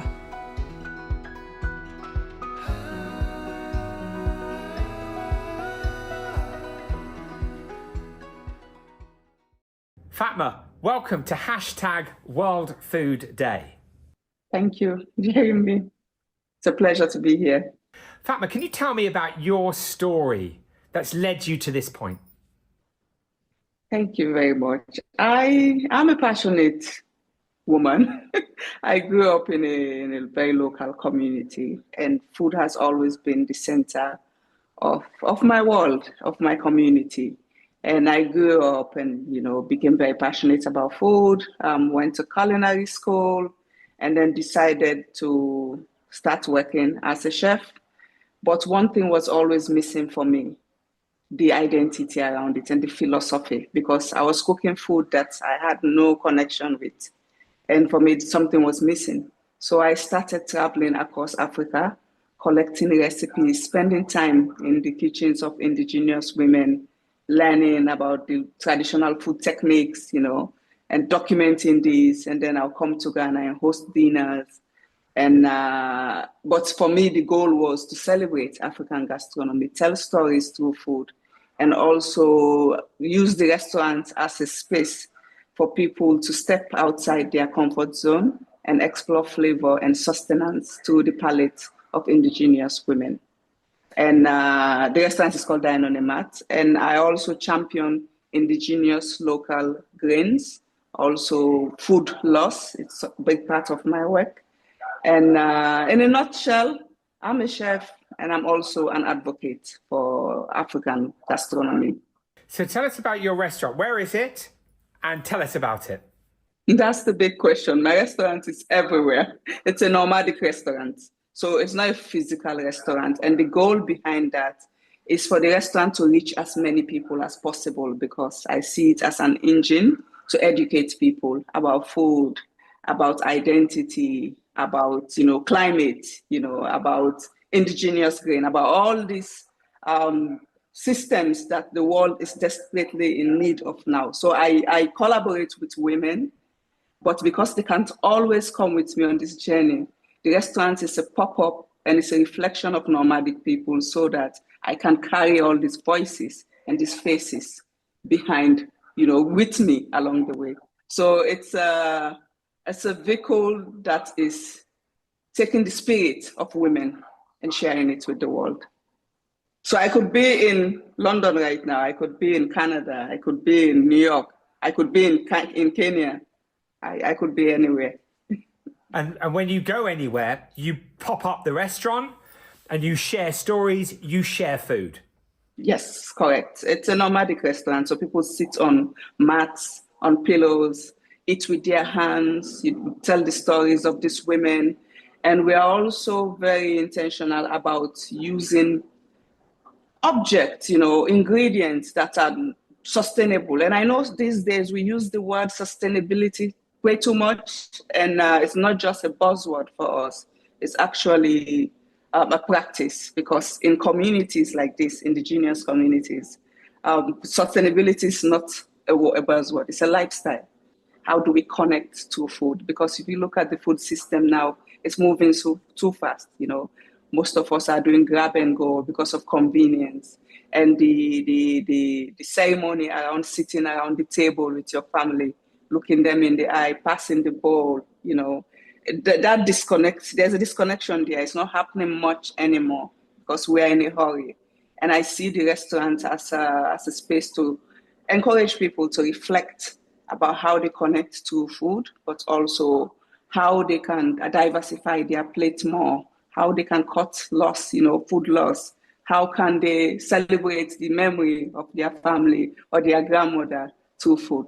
It's really about pausing and connecting. So the restaurant focuses on what truly matters to me, I think, is the flavors of the food and the shared experience. Incredible.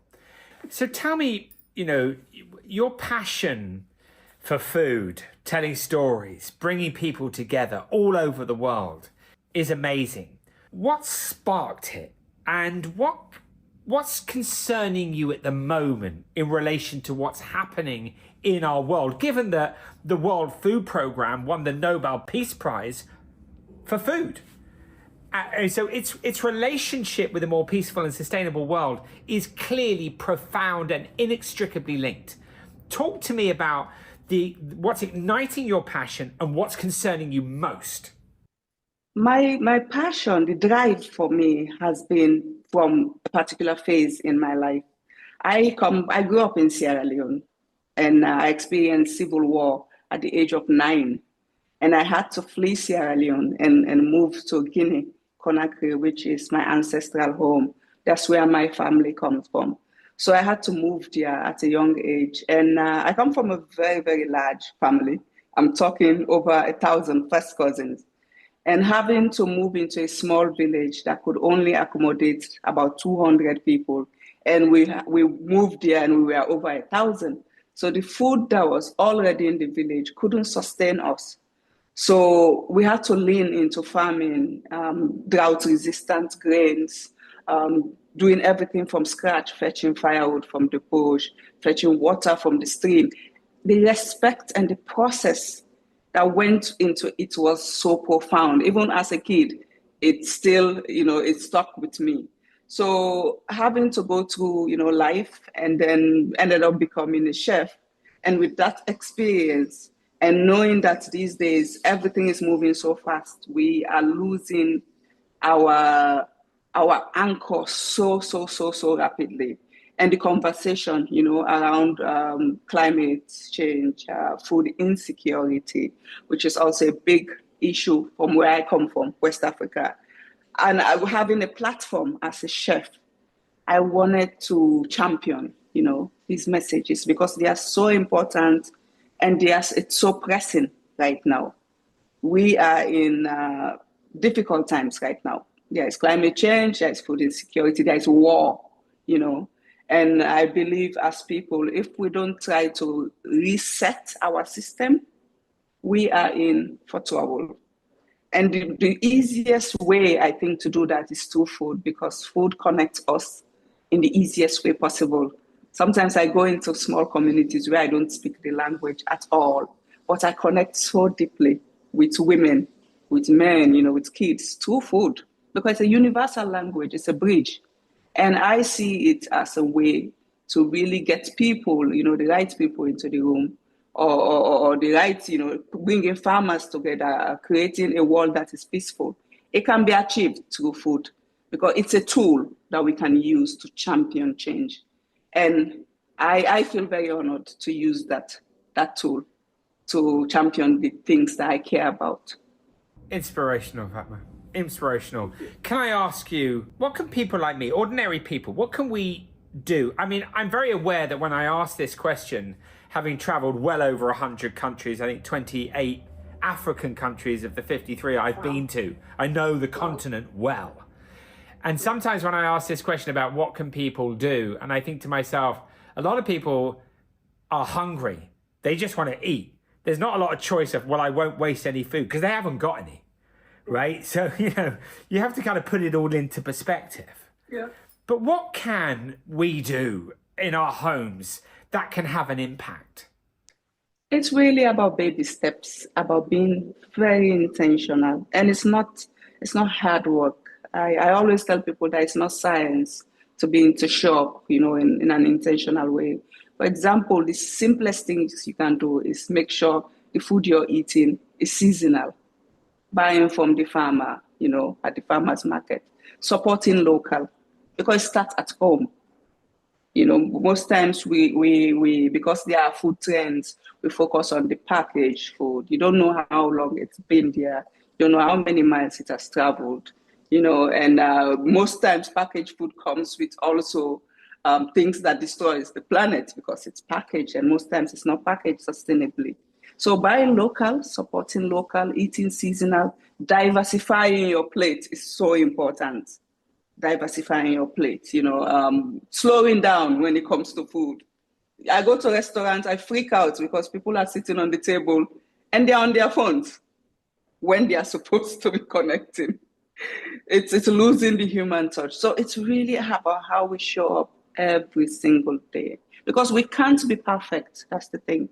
But if we're intentional, baby steps, making sure, if you're going to use plastic, you don't use single-use plastic. Use that tote bag, repeatedly. Buy from the farmer stall next door, the farmer's market. It's really about baby steps, because then you can be consistent. Amazing. How can people find out more about you? How can we find out when the restaurant's going to pop up? Because for sure I want to come. How do we find out more about you? I'm very active on social media. And for the restaurants, you can always follow us on Dine on a Mat on Instagram. And then we have a website also, which is www.dineonamat.com. And when it comes to our work with women and farmers, it's on Fulani Kitchen Foundation, both on websites, Instagram, LinkedIn. So and for the pop-up restaurants, I always announce when I'm moving to a different location from Ghana. Amazing. Dineonamat.com.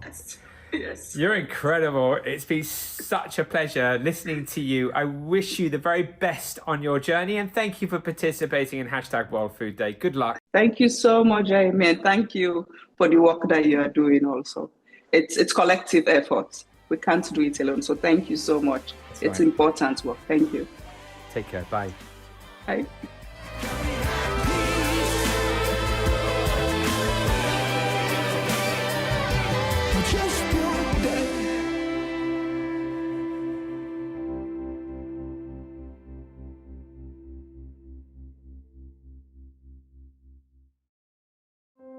This World Food Day, Peace One Day and our incredible partners, Lamb Weston, Suma Equity, Unilever, Agrifirm and Bloom are taking action with the World Food Programme's Share the Meal, launching an initiative to purchase 1 million meals, because peace begins with sharing, one meal at a time.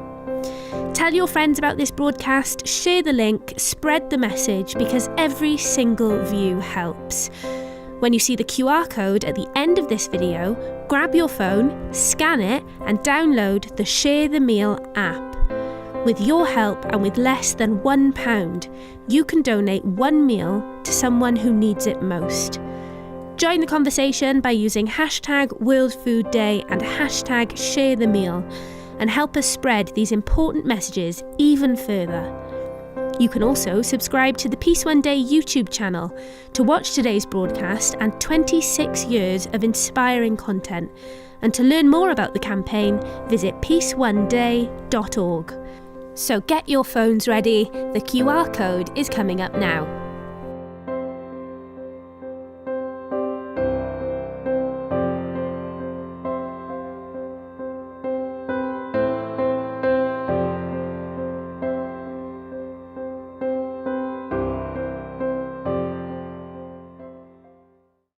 Hi everyone, I'm Rami Kridli, the CEO of Share the Meal.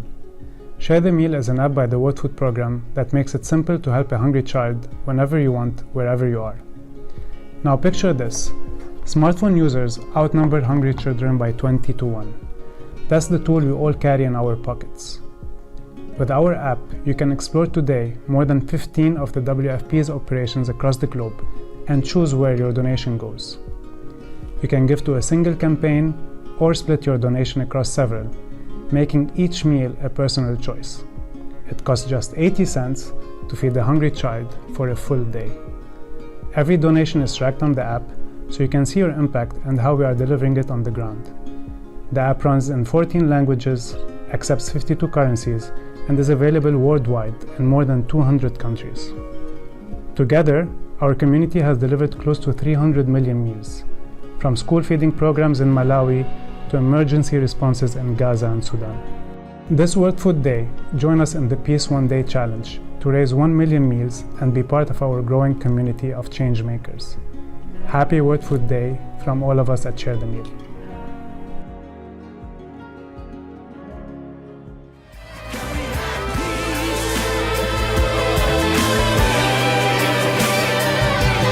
Just one day.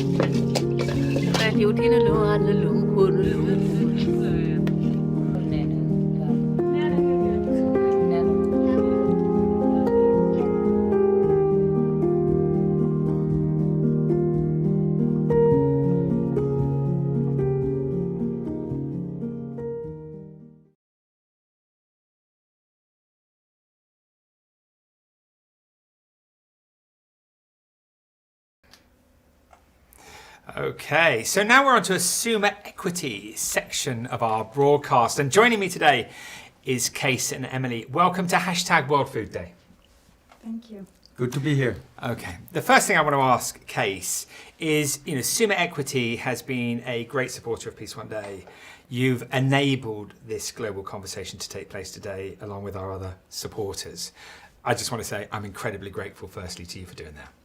Well, Jeremy, we are so excited to be here, and so let's start by saying, Happy World Food Day. And we as Summa Equity, we are very privileged and happy to be able to be a big supporter of it. So, Summa Equity, who are we? And so we have been founded with a vision to invest in solving real global challenges. And that obviously is a big task to have. And if you think about, where real transformation needs to happen, clearly that needs to happen in a circular economy. Clearly that needs to happen around, the energy transformation. But the food transformation is an absolute critical part of that. So that's why we are so passionate about being here and contribute to World Food Day. If we think about that, in investment, this is called impact investing. And Summa Equity is actually Europeans' largest impact investment fund. And what is interesting is that because you're solving global issues, your relevance in society is actually significant. And that means is that, our returns are also, disproportionate. So there is actually a real economic system to help to change the system. And there, where actually that is not the case, then we have a Summa Foundation to be able to invest for unlocks even on a longer term when there's not an immediate return in there. So that makes Summa Equity actually very, very unique.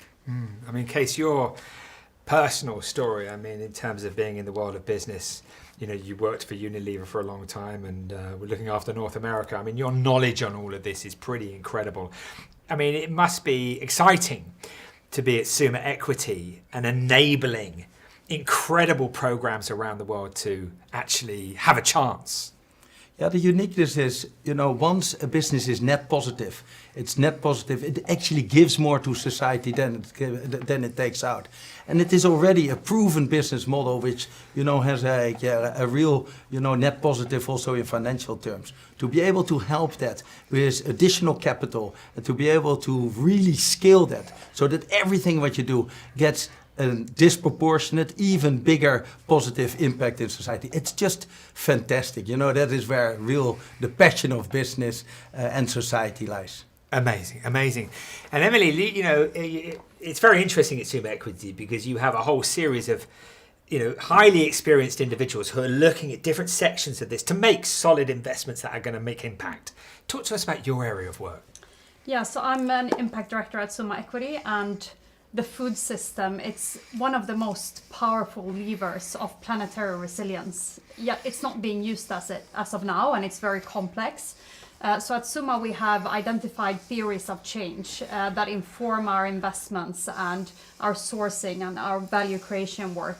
And this theory of change for the food system is built on the planetary boundaries framework, which identifies 9 critical Earth system limits that we need to stay within in order to keep ourselves or the planet in a safe operating space. And this is not about the planet itself. The planet will always be fine in one shape or form, but it's about creating that space that we as humans can thrive, really. And these theories of change that we have developed are aligned with the planetary boundaries and identify very concrete investment opportunities. And we see now how climate change, biodiversity, water, so many of these planetary boundaries are being pushed by the food systems of today. And paradoxically, they're also dependent on them, right? So we need land, we need water, etc., in order to be able to produce food. So what we're trying to do is to shift these systems, so real-world systems, and making them operating within the planetary boundaries. And that's why we need a total systems change. I mean, it's absolutely amazing. And I think we've just got a little character who's just come in. So here's Blue. There we go. Let's pick up Blue as part of our planetary boundaries. So how funny. I want to just talk a little bit about now some of the connections that you have. And we're going to hear now from a farmer, Mario. Do you want to just introduce that for me slightly? Well, as Emily said, the critical part is total system change. And so this is just one example of an investment which we have done. And the uniqueness of this is why we use this as an example, is that this is really from farm all the way to fork, total system change. So let's start with the farmer. Yep, let's look at Mario now. Hi, I'm Mario. I'm coming from Croatia. And 5 years ago, we invested in farming. We mainly use wheat, corn, soybean and fava bean, and we are rotating these 4 crops all the time. I think that the main problem is we have lots of difficulties with the weather conditions, and the way of farming that is doing right now in Croatia is not adapting to this situation. Because of that, we have lots of farmers have a problem with the yield, with the corrosion of the soil. And I think if they will not transfer the way of doing this business, they will get in more and more trouble in the future. For Bloom project, we use inoculant seed. We put manure. We use reduced tillage. So for the preparing, we just have 1 pass, and after that seeding, while our neighbors who are doing conventional tillage, they have around 3 to 4 passes before seeding. In these terms, in our way doing the tillage, we have a much lower consumption of fuel, and we see the quality of the soil is better because we can preserve much more nitrogen inside, and each year we are doing the analysis of the soil, and we see the difference. Incredible to hear from Mario. What amazing work that he's doing. So next up, we're going to hear from Giuseppe, who's going to talk about all of the benefits of this amazing crop, the fava bean. Let's look at that film now. So rebuilding soil biology is really about understanding how the soil life works and how it gets to become more and more rich. And there's basically two pathways. One is really through the root exudates, and that's about optimizing photosynthetic efficiency in the crop and getting more and more glucose and sugars to the microbes and the fungi and all the soil life that is in the root zone. And the second pathway that we need to improve is really about the plant residue. So if we have more coverage of the soil with organic matter, all the life that is under the soil gets fed. What we have developed is a series of protocols that are really crop and soil and climate specific, so that we actually build those two systems to then slowly build and revive the soil biology. We call it a soil restoration project. And in essence, a soil restoration project starts with analyzing what is the situation in the soil. We look at all the metrics that you'll find in a standard soil report, like pH, CEC, all the macronutrients. And then we create, for that particular crop and soil combination, a formula, a blend of microbes and fungi and other organic compounds, secondary metabolites, that we bring in already from the start when the seed is planted. So during the growth phase, we then continue with plant sap analysis, and we add the missing nutrients and also secondary metabolites that are necessary not only to feed the plant with missing nutrients, which is very often what is happening today in farming, but also to make sure that the plant has the right defenses to grow in a natural and strong way. And then after harvest, we take a very equally tailored approach for the cover crops. So we create a mix of cover crops that are specific to that situation. And we could be adding cover crops that do nitrogen fixation or pathogen resistance or soil decompaction. That's the type of personalization that we do. Kees, it's inspirational what's happening here. Yeah, let me talk about the significance. And, you know, when you really ladder it up strategically, the first thought is that there is a difference between what we call the doom loop versus the power of nature. And what's actually happening all around the world at the moment is around the doom loop. More chemicals are being put onto the soils, then GMO seed is getting there. And that means is that the soil gets deteriorated incredibly, which means is that you need, again, more GMO and more chemicals.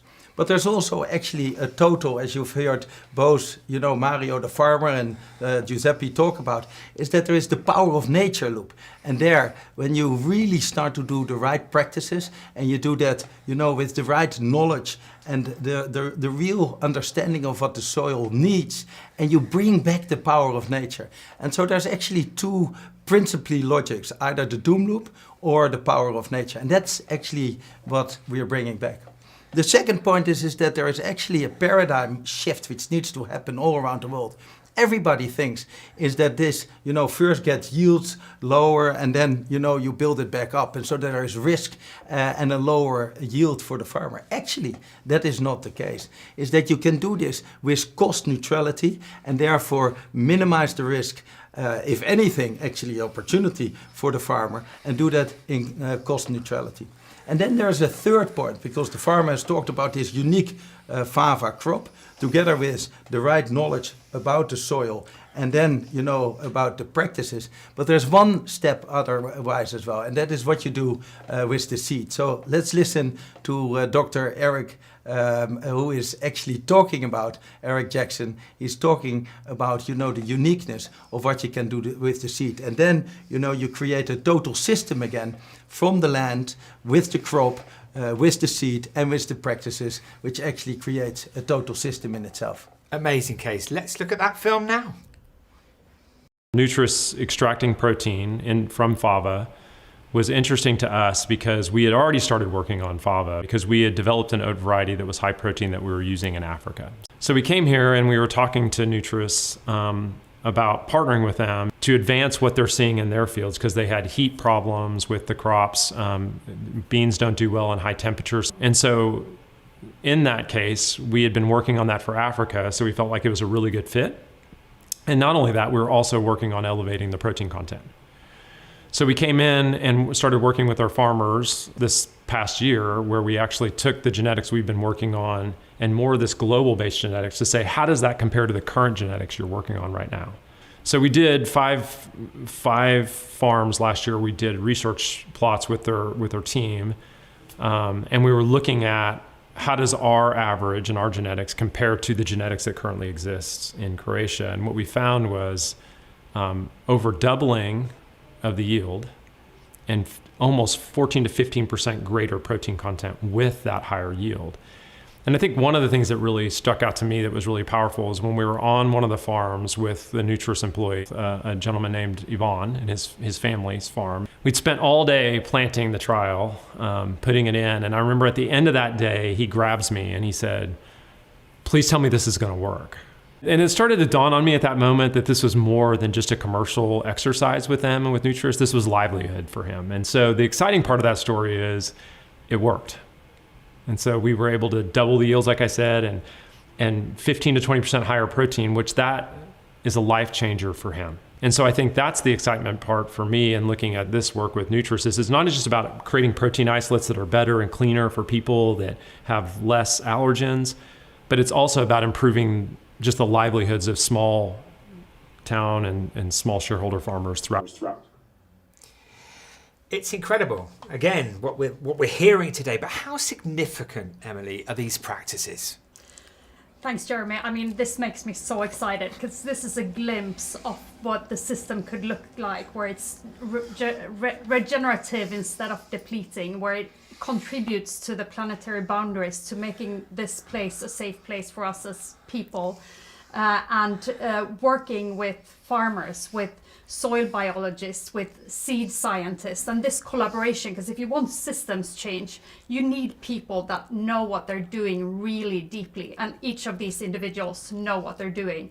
And this collaboration between them, that's just where magic happens, right? Where we can create this change of an entire system. And I also really appreciate the farmer-centric approach, because without the farmers, we're not going to change the way we produce food. So we need to have them on board, and creating this win-win situation where they actually have more yield from less land use. That's fantastic, right?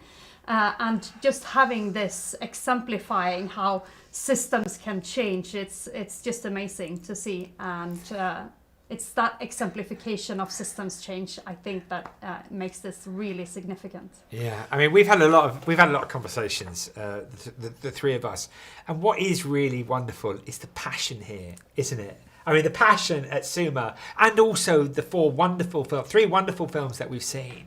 I mean, that's what's exciting. I mean, it really means a lot to you, doesn't it, to be able to support these organisations, make investments that's going to help the manifestation of a more peaceful and sustainable world. I can see it in you. It's wonderful. And you, Kees. And so, if we think about the total system change, so we've talked about, all the way upstream, and that is a system in itself, which needs to change. The next step, actually, when you go from farm to fork, is when you think about, unique, innovative product development. And so, that is, again, a system in itself. So let's hear from the CEO of Nutris, Swanemir, what that actually is all about. Nutris is combining innovation and agriculture. So when we started here in Croatia, there was no fava bean production. We started with the 2 farmers, with the fava bean as a very powerful crop, more underutilized crop in my opinion. And today we grow to more than 500 farmers. At the same time, we built world's first and largest fava bean dedicated facility. And we are producing one of the cleanest protein on the market. So I believe that when we are combining science with the farmers and with the business and developing the products that really differentiate, we are able to make a positive change. The food system is complex, and there is no one solution that fits all. On one side of the world, you have a huge surplus of food and tremendous food waste, more than 30%. On the other side of the world, world you have a malnutrition where people are eating less nutrient-dense food. And this is a complex system. But what we are creating the right platform. And this is just the beginning. This platform can expand and can be replicated.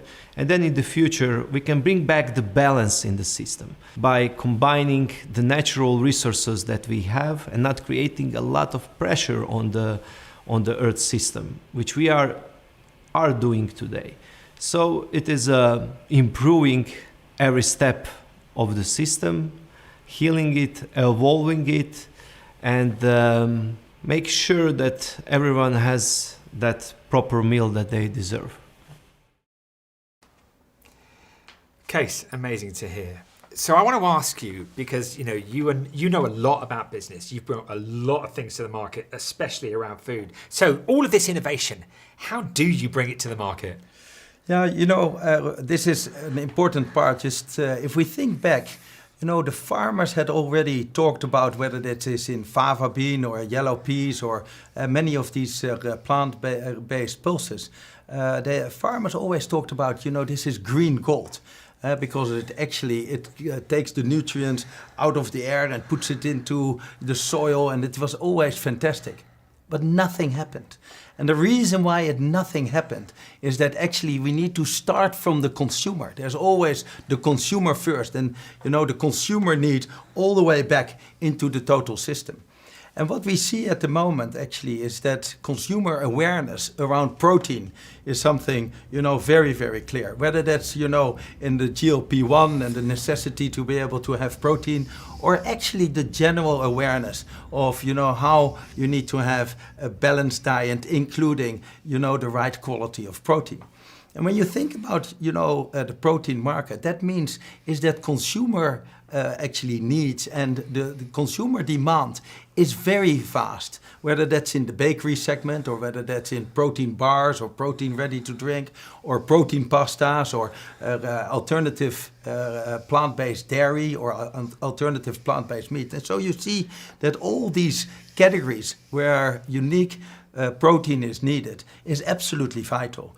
And that is how we actually link, the product to the market fit. And that is, how we're not only getting it all the way from farm to fork, but most importantly, the consumer is really first. And so I'm super excited to have Matthew here. And so Matthew Green is the head of R&D of one of the customers of Nutris, which is AB Mauri. And so Matthew, thank you for joining. Can you talk a little bit what it is? What you see from your R&D, point of view, and especially as a customer to bring, with this unique ingredient, what that means for your business and how you bring that to market. Of course.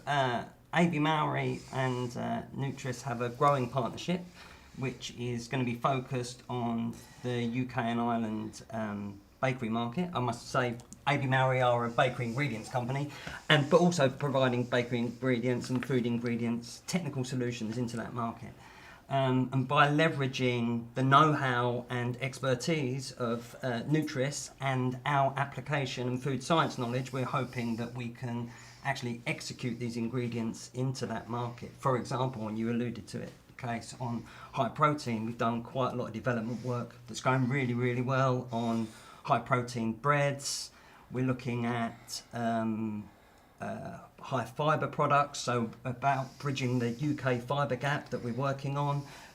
On the sustainability side of things, we're looking at, we're very interested in the alternative protein space, which is about reducing animal proteins, and obviously in baked goods and food, egg and milk is kind of an issue, so we don't want to take it out, but we want to reduce it a bit, and Fava's got a part to play in that.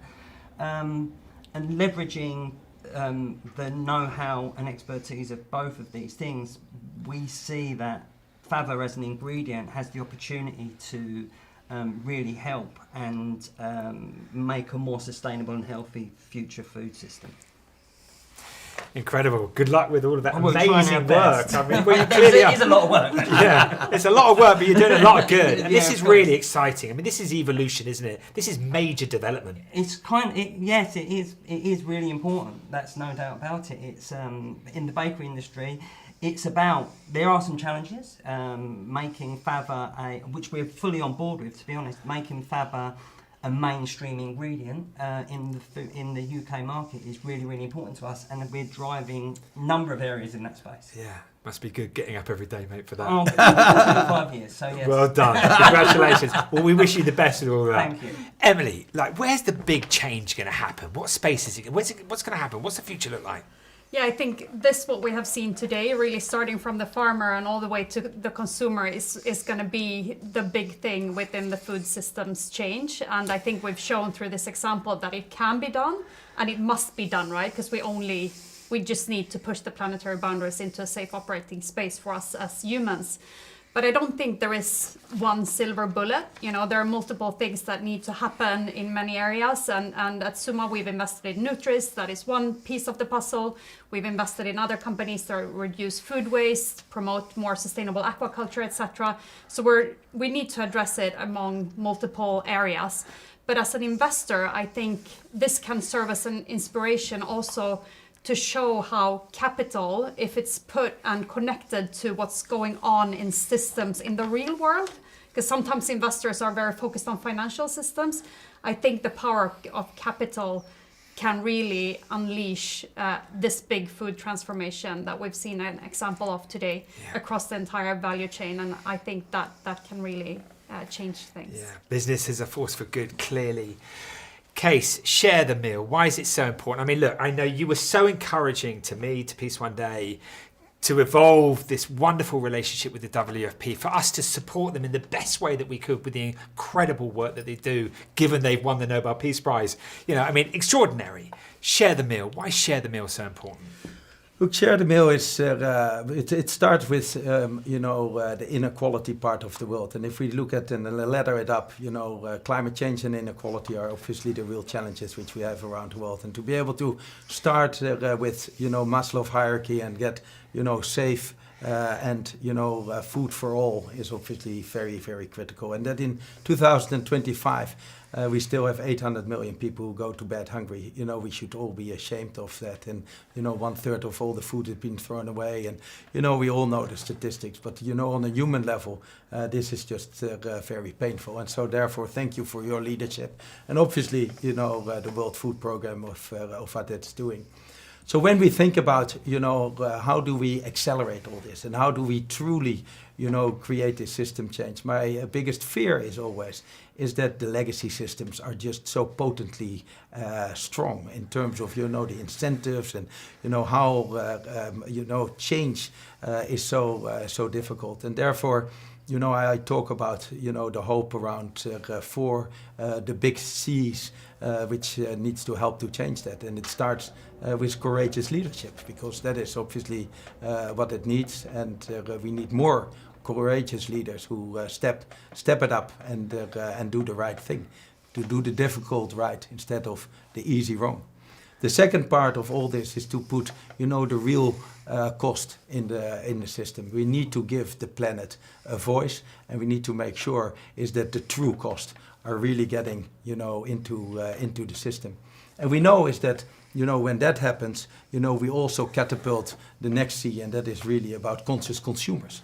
And when we get together this courageous leadership with true cost in the system and with the real end game is around conscious consumer. And I am sure is that, what we do at Suma Equity is to support that with what we call real conscious capital. And that is, to make sure is that business truly is a force for good. It's absolutely amazing, Case. Thank you so much, and for enabling Peace One Day to have this conversation. And I think courage, that word is like so important right now, isn't it? Absolutely. As we look at the challenges that we're facing around our air, our land, our sea, and with each other and our communities and between countries. Courage, absolutely. Thank you, Case, for everything that you've done for Peace One Day. We wouldn't be here right now if it wasn't for you. Thank you for supporting and enabling this global conversation to take place. And now we're going to go to a Peace One Day PSA. This World Food Day, Peace One Day and our incredible partners, Lamb Weston, Suma Equity, Unilever, Agrifirm and Bloom, are taking action with the World Food Programme's Share the Meal, launching an initiative to purchase 1 million meals, because peace begins with sharing, one meal at a time. Tell your friends about this broadcast, share the link, spread the message, because every single view helps. When you see the QR code at the end of this video, grab your phone, scan it and download the Share the Meal app. With your help and with less than £1, you can donate one meal to someone who needs it most. Join the conversation by using hashtag World Food Day and hashtag Share the Meal, and help us spread these important messages even further. You can also subscribe to the Peace One Day YouTube channel to watch today's broadcast and 26 years of inspiring content. And to learn more about the campaign, visit peaceoneday.org. So get your phones ready, the QR code is coming up now.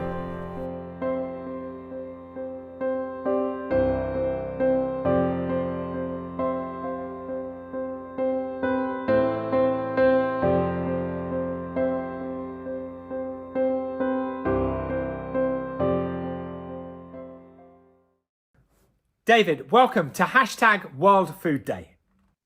Thank you so much for having me on today. Fantastic. David, can I ask you, tell me a little bit about your journey to where you are today.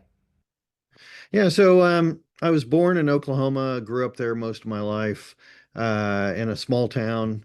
Growing up in Oklahoma, food was really, important and central to kind of everything that we did. And growing up in that small town, it was great because everything was fresh. We had gardens, that we tended, and that was where most of our produce came from. We had friends that had ranches, and so we were able to get fresh meat and things like that. So very different, I think, than today, where I ask kids, where does food come from, and the answer is the grocery store, right? It's like, well, that's not really where it comes from. That's just an intermediate step. Okay, so you've become a renowned chef and highly successful. Tell me about that transition and what's important to you about the way you're creating and producing food for people to consume. Yeah, so my restaurant is called Ishtia, which in Choctaw means to begin. And when people dine with us, we give them a kind of a cultural history lesson around the different products and the different recipes and where they came from. And my goal is trying to educate people on really understanding food in a much deeper and hopefully more passionate way. So talk that through for us. I mean, anybody who's just heard you say that is now intrigued. I mean, talk to us about the experience. What are we going to learn? What's it going to be like in your restaurant? Yeah, so we do one seating a night. It's a tasting menu. It's 18 courses, which sounds like a lot, but everybody makes it through. And the reason for that is I want to be able to actually tell a story with food rather than people come in and just order either things that they're familiar with or things they think they might like. This is a way to actually tell an entire story through food and talk about the struggles that the Choctaws and other Native Americans have had. One of the things that really I think is a shame in America. There's only about a dozen Native American restaurants in the whole country. And, we were the people that were here originally, and yet there's very few native restaurants. There's plenty of other cultures, Italian, Mexican, you name it. They're on almost every corner. But when it comes to indigenous peoples and indigenous food, there's very few. And most people just don't understand what it is. But the really interesting part is ingredients from the New World, so North and South America, make up 60% of the world's cuisine. So if you think about Italian food and you took away tomatoes, onions, peppers, garlic, which all came from, the Americas, what would you be left with, right? And so I think part of my goal is to educate people on those ingredients and on those kind of native recipes and the foundation for where, those flavors came from, at the same time giving them a bit of a history on native culture, and on native recipes that a lot of times people are like, well, I don't know if I'm going to like it or not, and I'll say, well, if you like Mexican food, if you like Italian food, you can kind of go down the list. You're going to really like it because what you're going to find are flavors and ingredients that you can relate to. Amazing. I can't wait to come to your restaurant one day, I hope. But me too. But let's talk now about, you have incredible knowledge about food, where it comes from, history. People are going to be fascinated by listening to you, and I'm sure will be, obviously like me, wanting to come and have that experience with you. But tell me, what's worrying you most? In relation to food and our future and its role in relation to supporting a more peaceful and sustainable world, what's keeping you awake at night? Yeah, so I think there's we have a real issue with climate change, and biodiversity. The thing that I see is that lots of heritage grains and plants are disappearing. We're not doing a good job of taking care of our soil. We're not doing a good job taking care of our waterways, and that's impacting everything. And the world's become way too processed and too much processed foods and fast food and all that. It's really, I think, ruining a lot of our society. And most native cultures are working to protect that. So the Choctaws for sure are working on bringing back heritage grains and corn. Beans, corn, and squash, the three sisters, are kind of central to most Native American cultures. And that's something that I'm, particularly interested in. Fantastic. At the moment, we're living in a time where our climate, our air, our land, our sea is being massively affected by change. The violence that's increasing within our communities, our schools, our places of work, areas around the world, between countries. More wars raging this year than ever before since the Second World War. It's affecting our economy. It's affecting ordinary people's ability to go out and have fun and purchase things. When the situation's like that, how do we still make an impact? Are there things that we can do in our life when we're struggling as much as we are to make a difference through food? Yes, I think so. I think, and I couldn't agree with you more. The world has become quite a scary place, from when I grew up, which was, a number of years ago. But, I think social media has had a big impact, good and bad, maybe more bad than good. People don't, I think, take time both to think about what they say and what they do, but also we've, I think, lost the family sit down dinner. When I grew up, we always ate together at the kitchen table, and now it's like, what kind of fast food can we pick up, and and off to the next thing. The world's become a much more hurried place, and I don't think that's helped. And I think we don't appreciate food like I think we used to. And I think all that has led to violence. I know, the climate and lack of respect for, like you said, air, water, soil, is really making a difference. And maybe that's maybe that's the heart of some of it is people just don't care anymore and they're willing to trash things. They trash people's ideas, they trash people's presence, and maybe that's leading to trashing our environment. I don't know, but I know it's definitely not like it was when I grew up. And, hopefully what we can do with our restaurant is educate people on how to be more peaceful, how to be more coexistent and understand how food really does impact their lives and the lives of their friends, their family, their children. And just spend a little bit more time. One of the things that we do in the restaurant, like I said, I've crafted a menu that's 18 courses so that we can tell a story. We can tell a full story. And it's not just, kind of course after course without a meaning behind it. There's a cadence to it, and we're able to, really explain, why is the Three Sisters important? And what's the significance behind it? We buy most of our ingredients that we don't grow ourselves from indigenous producers. So we buy our beans and our corn from the Pima Reservation in Arizona. We get our rice from up in Minnesota from the Lakotas. So we're focused on trying to help raise both kind of our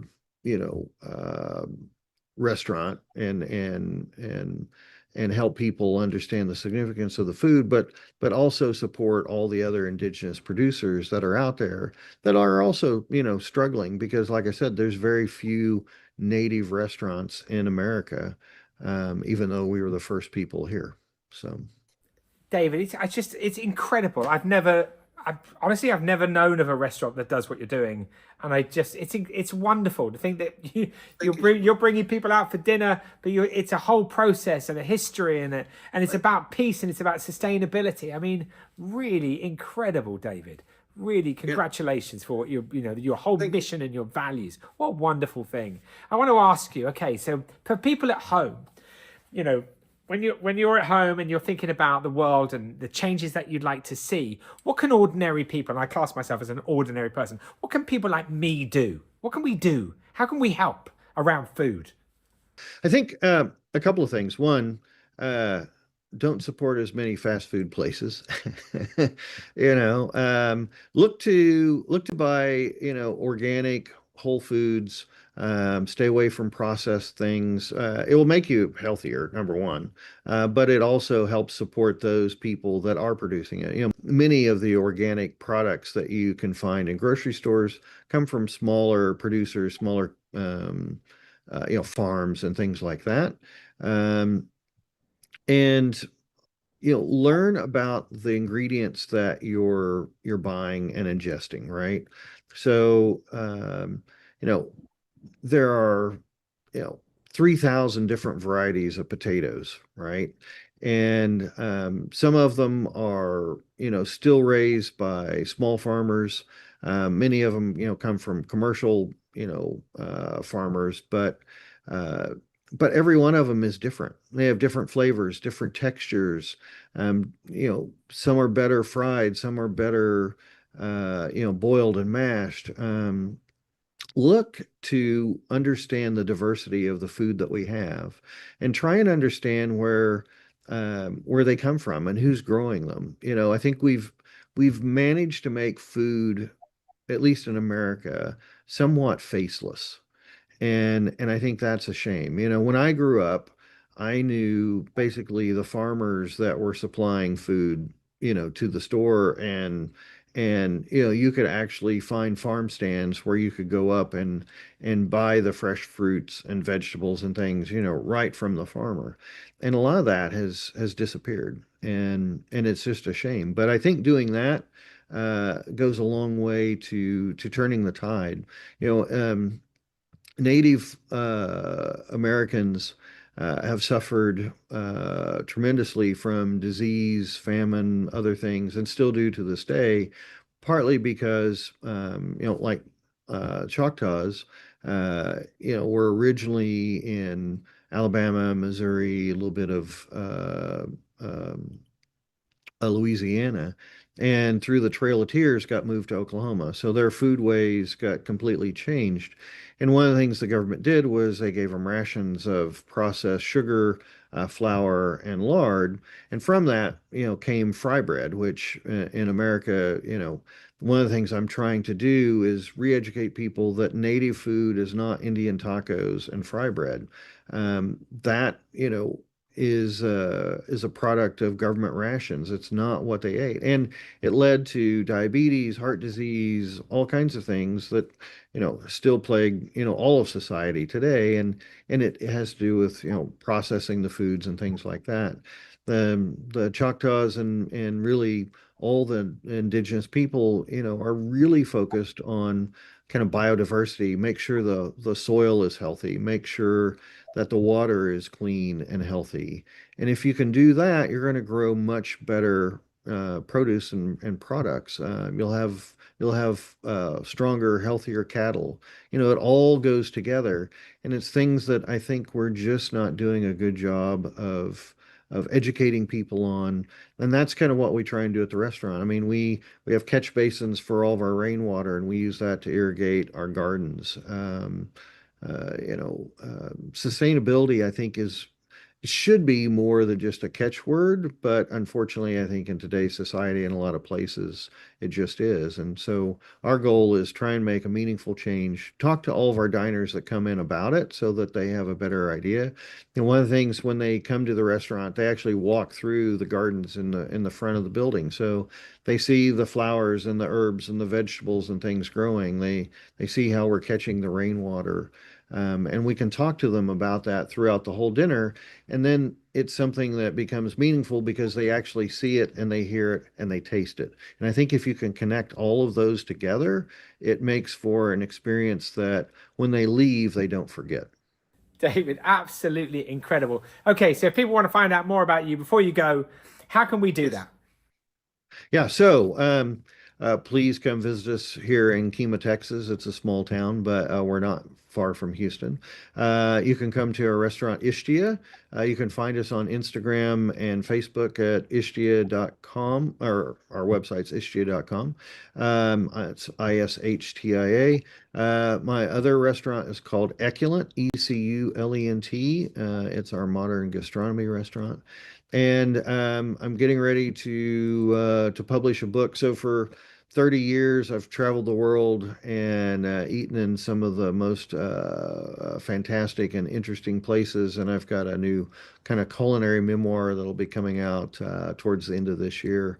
You can find me on Destination Eater on Instagram with that. David, the very best of luck with your incredible work.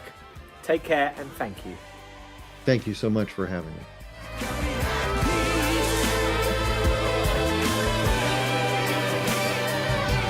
Just one day.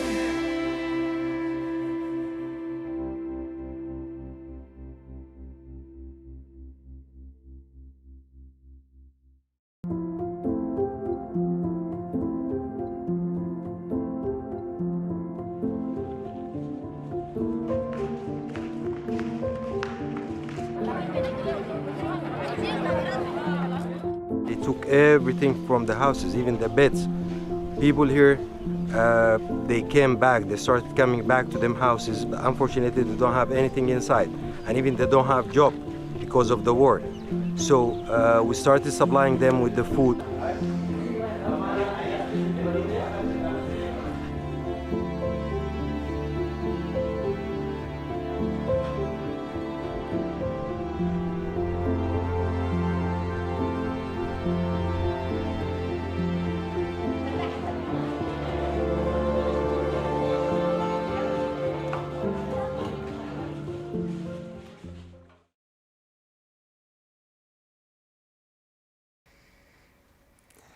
Sasha, welcome to #World Food Day.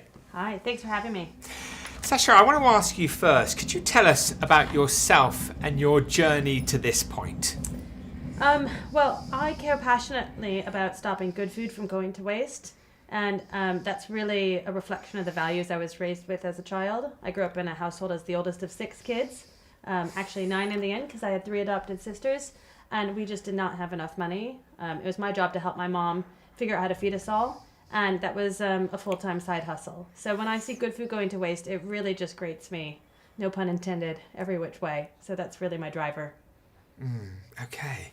And could you tell us a little bit about, what's worrying you in relation to what's happening in our world? I mean, obviously food waste is one of them, but talk to me more about that.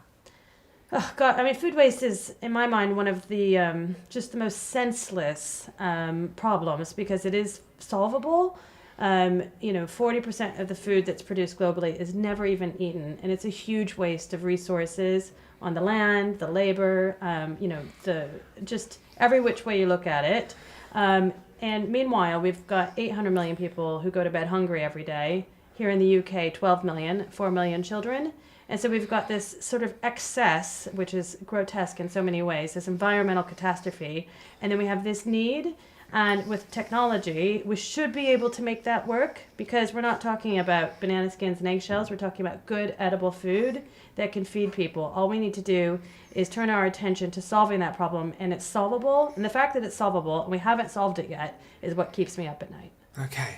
So that's keeping you up at night, as you talked about from your childhood. Yeah. The solution? I mean, talk to us about Olio. How did all of that originate? So Olio is on a mission to end food waste by connecting people to share surplus food, literally 1 carrot or cupcake or however you want to define it at a time. We started out to solve the problem of household food waste because, at least in the Western world, the vast majority of good food that goes to waste is food that we neglect to eat in our own homes. And, we order a takeout or we just overbuy, and then we end up waiting till our food's not actually edible and then sort of throwing it away a bit discreetly, hoping no one pays any attention. And meanwhile, our neighbor could have easily used that extra food.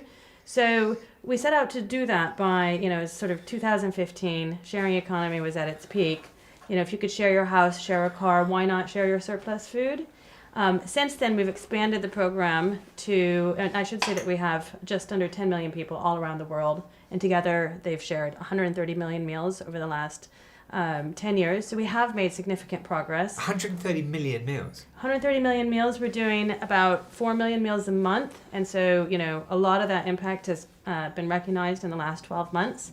So every month on the platform, over £5 million of free food is given away and picked up by neighbors who are connected through our app. A lot of that food is donated by our partners, Tesco, Sainsbury's, Waitrose, Asda, Amazon, Fresh, whoever. We work with most of the major retailers and contract caterers here in the UK. And we have an army of food safety trained volunteers who go and pick up that food literally while it's still edible, but right before it's about to be thrown away. And they take the food home, and then they just quickly add it to the app, and it alerts their neighbors that food's available. And then a neighbor comes around and picks it up, and you hand over a little food parcel or food bundle. And so that to me is like a really satisfying, efficient way of solving the problem I was describing earlier, which is you've got this just insane amount of surplus food, which is the supply. You've got this, millions of people who either want or need, who doesn't like free food, who are willing to eat that food, and we can use technology, a marketplace, to match them so nothing goes to waste. What else are you seeing out there? We've talked about what's driving you, and that's the issue of waste. Well, it's the issue of waste and also just the outsized impact it has on the environment. So, food waste specifically accounts for 10% of global carbon emissions or greenhouse gases, which is just, a really outsized impact on the environment. I'm not sure if you're familiar with Project Drawdown. It's like this leading coalition of hundreds of global climate scientists, and each year they stack rank all of the different solutions that we could pursue sort of as collectively as humanity. And food waste consistently comes up as number 1 or number 2 in terms of the most impactful thing that we could solve in the near term to help mitigate the effects of mitigate the climate crisis. So it's also very powerful, which is why I get so impatient, because not only is it addressing a real need, it's something that we could do quite quickly if we turned our attention to it. Yeah. I think at the moment there's about 2.8 million people streaming and being watching today, and that number's growing. Yeah, hello. That number's pretty is growing quickly. So I just want to ask you about what can we do at home? I mean, what do you think the most important message is for you to get across to people out there in the world? People think that wasting food doesn't matter. They think it sort of organically disappears into some kind of natural process. But a good stat that came out a few years ago, I think as part of COP, can't remember which one, is that if you send 1 kilo of food waste to landfill, it's the carbon emission equivalent of sending 25,000 plastic water bottles. So when you're thinking about how you individually, what choices you make, what you eat, what you waste, what you consume with regard to food, it's an opportunity to have like really high impact in terms of your personal carbon footprint. So if there's a croissant left over at breakfast, put it in the freezer, put it in your kid's lunchbox. If you're looking in your fridge and you know you're not going to eat something in time, you're having an honest conversation with yourself. You're doing the mental maths and thinking, it's Friday, I'm not going to make that wholesome stir fry I planned on Sunday when I did my shop. Take 10 seconds, take a photo, upload it, because I guarantee you, someone nearby, that's a real treat, and they'd be really happy to have it. You just need to make that food available to someone. So I guess my action would be to take personal responsibility for your food consumption and food waste footprint, because it really does make a difference. Yeah. Talk to us a little bit more about Olio. How do we become involved? How simple is it? Talk us through it. Thank you for asking. It's very simple. Anyone can download it anywhere. We've seen sharing take place in 64 countries successfully. So we've got pockets of communities all around the world who are using the app to share surplus food and household items with each other. You can use it to give away or share just about anything. And yeah, so download the app, sign up, it's free. And you can always volunteer. If you volunteer, you get to keep 10% of the food that you rescue. So if you're on a food budget, or maybe you've got a neighbor that's could use some additional support, like spread the word, let people know. There's more than enough food to feed absolutely everyone. No one should go without. It's just a matter of raising awareness and making sure that people take that step to not let good food go to waste. Sasha, I mean, in terms of like films and books, we've got just a couple of minutes left, but I mean, in terms of like resources that are out there, if somebody really wants to learn more about what you're talking about, what would you recommend they do? Goodness, that's a good question. I mean, on our website, which is olioapp.com, we have like an absolute huge resource library of facts, fact sheets, sort of toolkits you could use in different capacities, whether you work at a local authority or you work at a school. We've tried to make it as effortless as possible for different stakeholders to educate themselves, link out to the actual underlying sources so that you get the facts and the information, but also then to spread the word, whether it's in a way that suits that audience. So I do think that it's a massive awareness issue. And I think a lot of people tend to blame the supermarkets or think that it's restaurant plate waste and that that's the vast majority of food waste. And there's this real disconnect between how can the 2 or 3 bananas that I didn't eat in my fruit bowl and the ends of the toast I threw away, how can that add up to the vast majority of the problem? So so I guess I would say head to our website where you can find just about everything. And also my co-founder and I do loads of podcasts, and we've talked about this endlessly, and hopefully we can help make the information accessible. And the name of interested. And the name of the podcast? Oh gosh, I don't know. I mean, I've done so many podcasts. It's almost embarrassing. All right. But we can find lots of information on your website, Yes. and we'll do that. And we really wish you the very best with Olio. It's incredible what you're doing and Thank the difference you. that it's making. I mean, that's massive impact. Thank so you. congratulations. And thank you for participating in #World Food Day. My pleasure. Thank you for having me. Thanks, Sasha. Okay, next up, we're going to hear a little film from World Food Programme.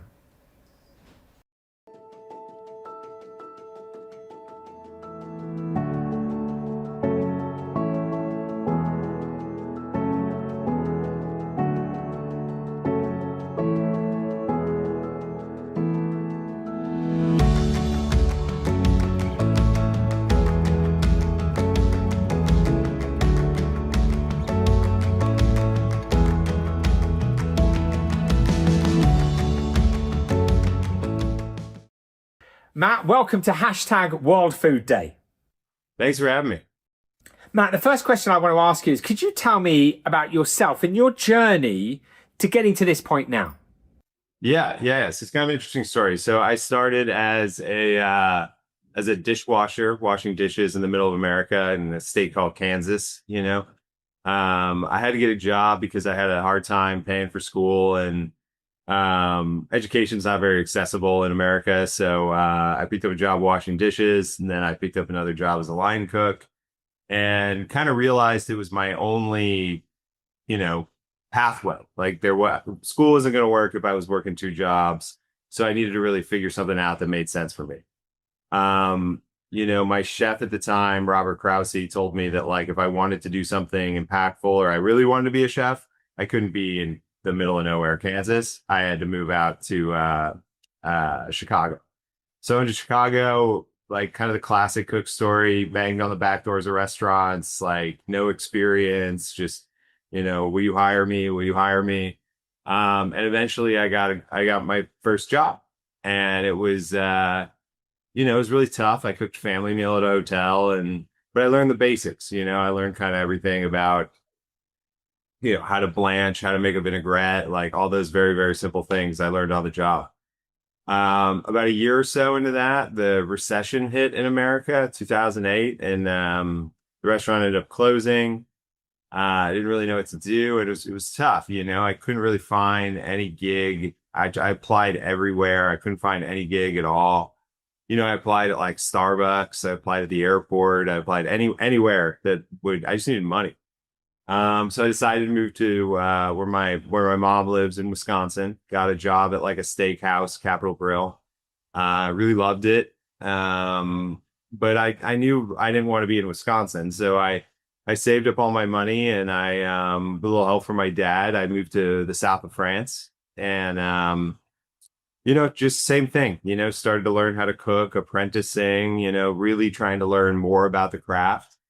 Ended up in Lyon for about a year working in Michelin star restaurants. That was like my first Michelin star gig. Really, that was kind of like my main point. And what I always kind of thought like if I was going to do this, I wanted to be like the best at it. But what I really loved about it was, with restaurants, you always kind of have a sense of community, a sense of belonging. Like you can go anywhere and work in a restaurant. And, it was also the first time I saw a restaurant waste basically nothing, like Pierre Orsi was the chef, and like he'd look in your trash can in the middle of service, and if you were throwing away too much stuff, you'd get reamed out. So we threw away like literally almost nothing in this restaurant. After that, I made my way up to Copenhagen to work at Noma for a couple of months, and when that visa expired, I went back to the States. What an amazing story. Okay, so you've now become a very successful chef. And so when did the transition happen? What were you concerned about that led to the next phase that we'd love you to tell us about? Yeah, so after about, I don't know, maybe about like a year or so in New York or in Chicago, I went back to Chicago. I was really upset with the culture of the industry. Like I worked at this 3 Michelin star restaurant for a little bit, and like people were like horrible to each other. The waste was out of control. The wages were really low. Like it was really like, I was kind of like, it's kind of jarring when you come back to your area of the world and you're not really happy with the way that you do things, like you kind of feel like this is your town, you gotta do something about it. So I moved to New York because really good friend of mine convinced me to help him start a nonprofit. And it was fine. It was like my first entryway into the nonprofit space. And I bar backed at night, and then I worked on this during the day.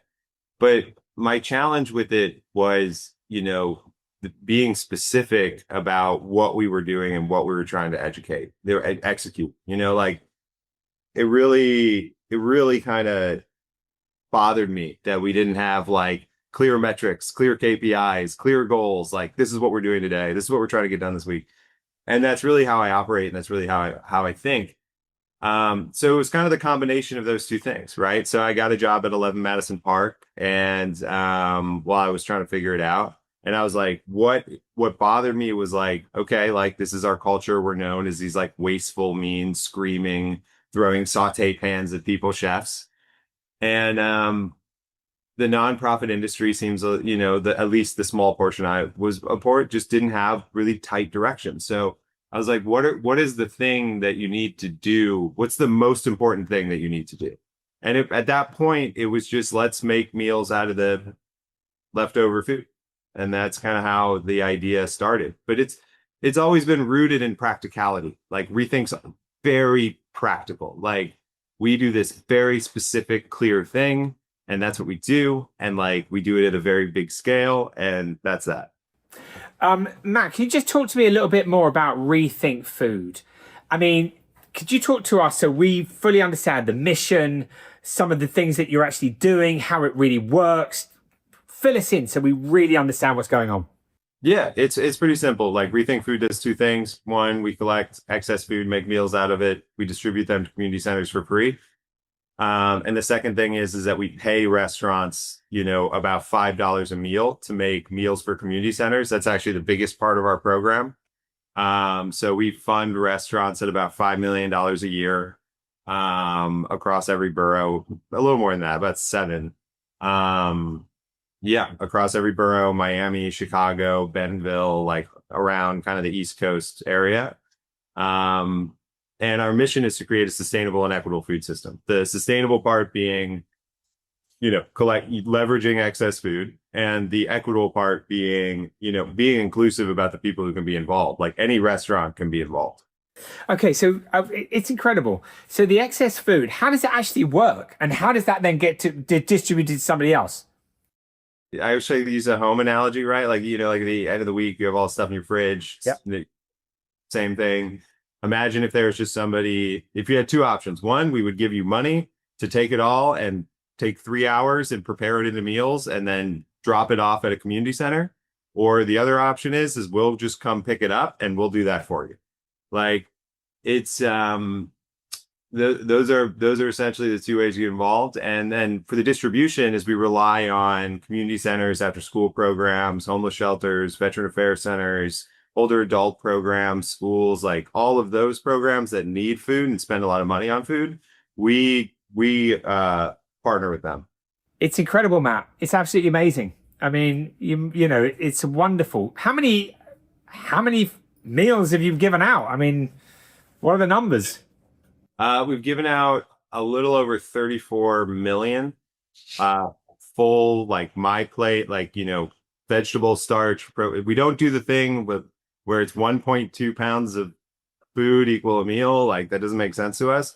We only count full whole meals, and a little over 34 million. And then in the communities that we serve, we've distributed over $140 million at this point.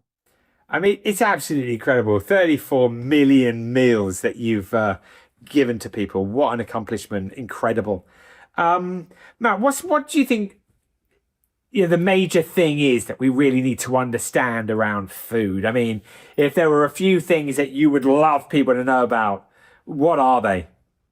Yeah, I think the biggest thing is that, like, people got to stop building stuff. Like it's really unnecessary. Like there's enough infrastructure for the most part. Maybe they're like, not talking agriculture, but in like the food distribution system, like there's enough infrastructure. We just have to leverage the for-profit industry, the restaurants and like the caterers and the food halls and all that stuff, because they're there. Like I see this all the time.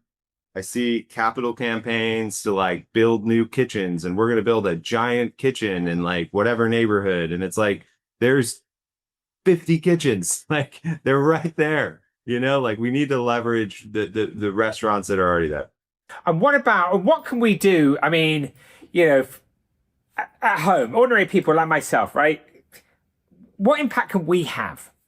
I think about that a lot. Look, I mean, one, the simple stuff like compost, donate money, educate your kids, that kind of stuff is like, that's how we're going to make like huge, systematic change. And the other thing is like, go out to eat, like tip your waiters, like, the restaurant industry, like I told you in the beginning of my story, like if I wouldn't have had the restaurant industry, I don't know where I would have ended up. I don't know how I would have been. Like it is the biggest social safety net, at least in the United States. And actually when I was in Europe, like anybody can get a job. It's great for all this stuff. So go out to eat, support your local businesses, and tip your waiter. I know you guys don't do that, but in America, tip your waiter. Yeah, I think we call it a service charge. But we hear you, and that's a nice thing to say. How can we support Rethink Food? Yeah, I mean, honestly, the obviously donate. That's always helpful. The money goes directly to make meals. But I would say the main thing is, like follow us on Instagram. Like it's the easiest thing, and the more followers that Rethink gets, the more corporate the more corporate donations we can get, the more bigger donations we can get. So follow us on Instagram. It's super helpful. Matt, you're absolutely incredible. We wish you the very best on your journey with Rethink Food. 34 million meals. It's amazing. Congratulations and thank you. Thank you, man.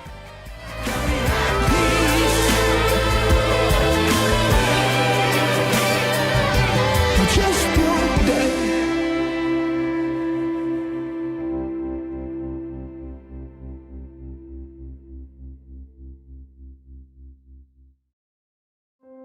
This World Food Day, Peace One Day and our incredible partners, Lamb Weston, Suma Equity, Unilever, Agrifirm and Bloom are taking action with the World Food Programme's Share the Meal, launching an initiative to purchase 1 million meals because peace begins with sharing, one meal at a time.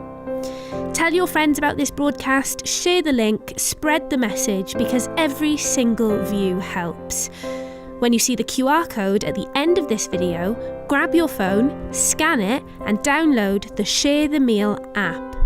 With your help and with less than £1, you can donate one meal to someone who needs it most. Join the conversation by using hashtag World Food Day and hashtag Share the Meal, and help us spread these important messages even further. You can also subscribe to the Peace One Day YouTube channel to watch today's broadcast and 26 years of inspiring content. And to learn more about the campaign, visit peaceoneday.org. So get your phones ready, the QR code is coming up now.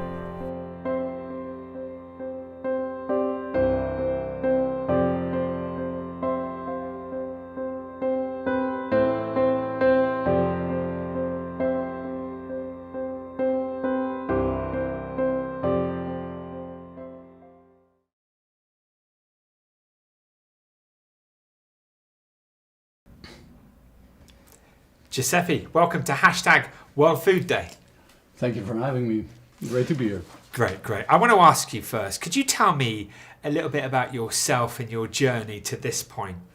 Well, before doing that, I want to thank you for organizing this. It's really amazing, and also making the link from Peace One Day to Food Day. That is really, really impressive and important. Well, thank you. And before you start then, let me compliment you back, because if it wasn't for Bloom and yourself, you've been an enabler and a sponsor of this global conversation. So we at Peace One Day thank you, Bloom, for supporting us. Well, so about myself, I'm Italian, but I was raised in the Netherlands, so kind of on the lucky side of the food system, if you can say it like that. And when you grow up in Holland, you go to the supermarket, and everything that is for sale in food is kind of a chicken in a package, or the tomatoes in plastic with sauces ready to be eaten. It's very much a food system that really doesn't make you think about where does it all come from, right? And I grew up in that system, taking all of these things for granted. But when I got children and I started also reading a lot about the sustainability effects, the environmental effects and the need for a sustainable system, I realized that there's a lot of things that are broken in the food system. As an entrepreneur, I'm in technology, and so we're also here today to actually work together with people from the food system to enable technology and change the food system. And technology nowadays with AI and satellite and other measurement instruments can do a lot for that. But when I got into that rabbit hole, I realized that there's many things that are wrong with the current food system, and they need to be improved. We currently see a system where basically we have a mass production food system with a lot of monocultures, and that's killing biodiversity. And biodiversity not only above the ground, which a lot of people read about and hear about, but also below the ground. What is important to know that the below ground is actually a living system. It's full of animals, little creatures, microbes, fungi that are very important to make that a healthy system. And the current agriculture system has actually killed this system. So we're in a kind of in a vicious circle where we create seeds that are resistant to herbicides, and then they become immune to those herbicides, and then we need more herbicides and more pesticides, and you kind of get into this loop that is really depletive and very bad for the soil, but also very bad for the people that eat from the crop that comes out of the soil. Because the microbes that you kill by doing that system are also the microbes that we need in our gut.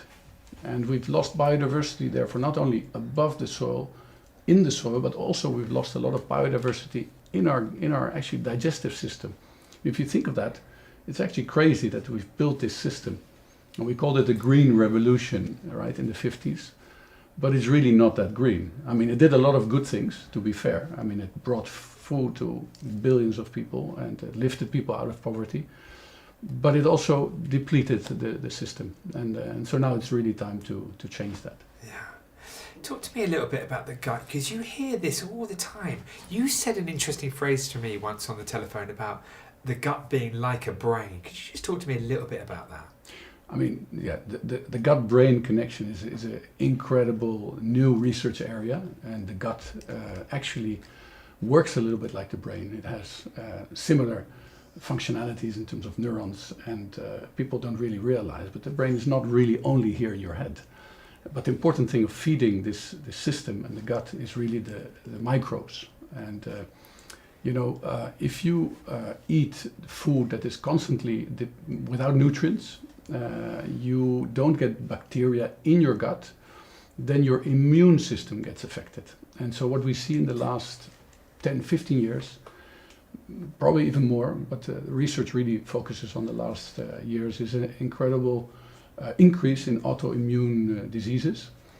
And we're now starting to see that that's actually linked to the lack of biodiversity in the microbiome in our gut, and therefore back to the soil. So it's really, you could call it a One Health principle, where people, the soil, the animals, and of course the vegetation is all interlinked and connected. Yeah. I mean, it's just such an honour to produce all of this work. I mean, you know that we do a lot of experiences throughout the entire year on different fundamentally important issues that relate to our survival. But I can't tell you how incredible it is to listen to people like yourselves around this issue of food, to learn so much, because it's amazing what's going on. I think there's a lot of hope. I mean, look, there's a lot of things that need to change. I get that. But there's some really interesting work going on. Talk to me a little bit about Bloom's work. Yeah, so, as I said, I come from technology, although from my mother's side we are farmers, but as I said, I grew up in this very kind of spoiled environment, and urban environment actually. But technology is actually an enabler nowadays, right? Because we combine different technologies to really be able to understand the complexity of this biology and this whole system that I just described. So for example, satellite imagery is coming more and more available. It's actually open source. Key person to that was Al Gore, and you remember the documentary Inconvenient Truth. So that was a very important. And he won the Nobel Peace Prize. And he won the Nobel Peace Prize. So that's again the link between food and peace. But satellite imagery is becoming available and is very important because you can monitor from above what happens with reflectance and all kind of technologies to track what is going on. The measurement technologies in the soils are becoming more and more available and sophisticated. But the most important one, I would say, is artificial intelligence, because this is where you can get what we call ground truth data. So gathering data from the soil, from the crop, all this very complex biology that is hard to predict with, let's say, traditional modeling. You can now feed that into an AI system, and like they do for the language models that we now so much use, the ChatGPTs and so on, you can also do that for biological systems and train to understand, or actually to start creating patterns and forecast what will happen with growth or with a disease risk, or with potentially nutrition that needs to be added and so on. So that's a very important part of the technologies we use to monitor. So Bloom's, if Bloom had a mission statement, what would it be? Well, it really would be to help make that transition possible in the mass food market. And what we see today, if you look at biology, bringing back biology into food system, it's already happening, but it's happening in the organic and biological market. I'm sure you've been or maybe you haven't, but I sometimes go into these, bio shops where you have a pack of tomatoes for $10 or £10, extremely expensive. Why is that? Well, the certification for organic is only focused on reduction of chemicals, and that's very important. Don't get me wrong, but it's not enough. And the problem with just focusing on reduction of chemicals is that if you do that and you move from a system, like I said today, very much focused on synthetic inputs and pesticides and fungicides, and you suddenly move to zero synthetics, then you have a yield drop, which means that the food that is produced has to be more expensive. Otherwise, it cannot go through the channels and come to the consumer. So it is good that it happens, but it's just focused for the wealthy 2% of the population that can afford that. So our mission is really to focus on the 98% of the food system that needs to change. And how can we do that? Well, we have to bring technology into the system to measure. And then what we do is make tailored recommendations to farmers and to food companies, like recipes, on how to make this transition happen. And that's the essence, so tailored recipes. And the other thing is, if you want to change a mass market food system, you have to understand that the system is not so easily changeable. I mean, there's processes, there's big companies, there's all kind of relationships. And even if there's goodwill, it's not easy to change such a large system. And a lot of this has to do with financials. Unfortunately, fortunately, it's also fortunately, the system works, but it also needs correction, right? But we think the best way to achieve big impact is to do this within the current system, which means that we want to make that change without increasing the cost to the food companies. So between the farmer and the food companies, we want to shift to biological and nature-based farming without increasing the cost for the company that then processes the food and brings it to the consumer. So that's a second important point. So tailor-made recipes to really understand what microbes, what fungi, what secondary metabolites do we bring into the system to make it come back alive and restore the soil biology and the gut biology, and then ultimately the brain and the sense of well-being. It's amazing, isn't it? Well, I mean, if you talk about all of these things, I mean, it's remarkable because ultimately you have an objective to improve the gut of our planet and the gut of the human. I mean, you must get extremely, fired up to get up every day and do this work. Absolutely. No, it's super motivating. I can tell you, and again, I have 2 daughters and a beautiful wife, and it is so motivating to do this really for the next generation. And just to realize that growing up in such a system that we took for granted for so many years is really not the way to go forward. And then to try and make a change. And if we are doing only a small piece, then we make huge impact. And so I'm very excited about that. Yeah. It's not about the view at the top, it's about the climb, isn't it? It is. It's about each and every day getting up, just doing the best you can. Absolutely, yeah. If you don't do something that you're motivated, then better stay in bed. Yeah. Well, Giuseppe, thank you for supporting Peace One Day to put this broadcast out, and we really wish you the very best. Thank you your very journey. much. Thanks, Giuseppe. It's a pleasure. Thank you. Take care. Okay, and now we're going to go to one of my favourite countries, the Democratic Republic of Congo, and see a wonderful film by the World Food Programme. Jina langu Muhawelea. Mimi natokea Kiwanja. Mimi maisha ya vita ndio ilikutuma tufike mpaka hapa. Leo nimefika pokea. Mimi napokea bunga, maragi, mafuta na chumvi. Itanisaidia sana. Kupika. Napiga watoto, napiga lukondi, tunasonga ugali, mafuta iko, nauza tu makala tunakula. Tumaini ni kurudia kunyumba, amani irudie, turudie kunyumba.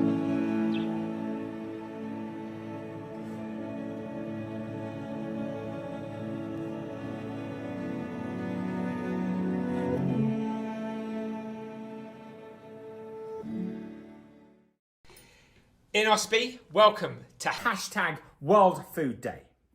Thank you very much, Jeremy. I'm happy to be here, man.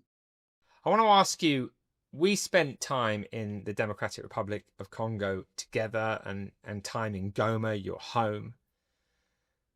The situation in Goma has been really difficult. For those who don't know, could you explain to us a little bit about what it's been like growing up in one of the areas where there's been many deaths and war raging for a very long time? What's that been like for you, and how's it shaped you? It's been really difficult because, as you say, how did it shape me? It made me be a stronger man. It made me be someone with a bigger determination, because I know I come from a background that is not like things like, if something is hard, but in Goma it's 1,000 times harder, because people have this mentality of knowing that they might not be there tomorrow, because the war situation has been there for so long, for so many years. Myself, I've been born in it, and to this day, I'm 28. There is never a stable situation in terms of security. People are always living in fear. So when you live in fear, everything you do, all your project that you put together, they're also under fear. So you can imagine that mentality that is very limited. But we thank God, the situation shaped all of us to be stronger people, to be more determined. When we know we are doing something, we don't never do it halfway, and yeah, that's basically what it is. Like we are trying to always stay positive no matter what. Like, for example, right now, the situation is that I'm in Kinshasa, but my family is there. But so far as there is still war going on, there's still the rebellion. It's kind of like we are divided from each other. We cannot have that free access to go back home and do some activity back home and come back here to Kinshasa. So we've been like this, like for the past almost 1 year, and it's crazy. It's wild, actually, because all you got to do is communicate with your family just on the phone, on video calls, but you cannot really do activities together, celebrate maybe a birthday party or any party. And it's a very uncomfortable situation so far. So hence the reason why anything that you can do to support a more peaceful and sustainable world, I know that you're doing it. You're supporting many organizations, the World Food Programme, for example. Tell us about that work with WFP. Why is that so important? It's so important because, WFP is all about food. And, people, I say this is another thing. Like, everything starts when you are strong, and you are strong when you eat. If you don't eat, you cannot be thinking correctly.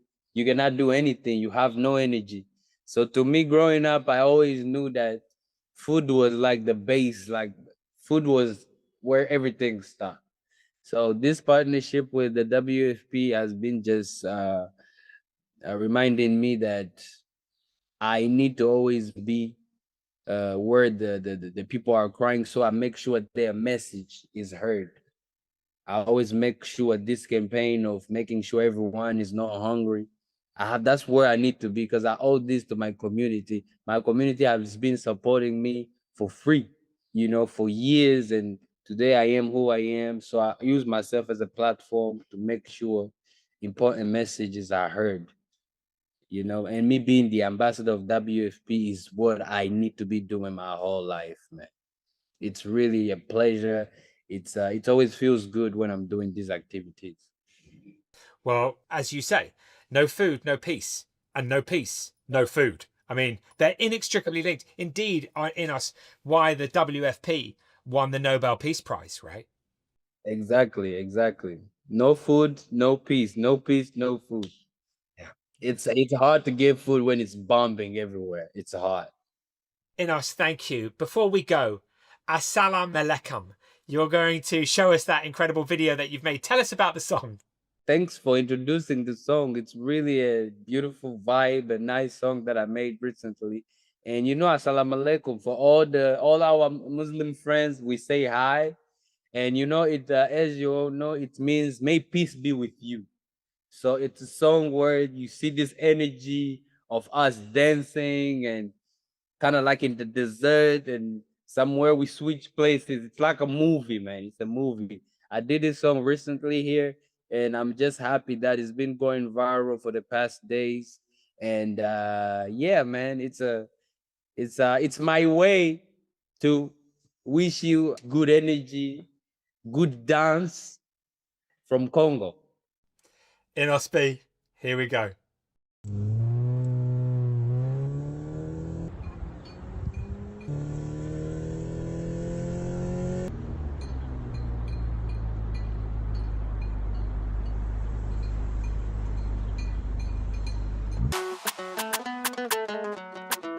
Assalamu alaikum. Inas, Gizo, trop c'est trop, vous êtes rigolo. Je sais pas ce qui vous anime dans vos complots. Apparemment vous aimez beaucoup taper poteau. Ma vibration est trop élevée, n'a protégé n'a pas coco. Bozali likita, bombo bomba mwinda, nase ya mesa, goza goze kanarabe.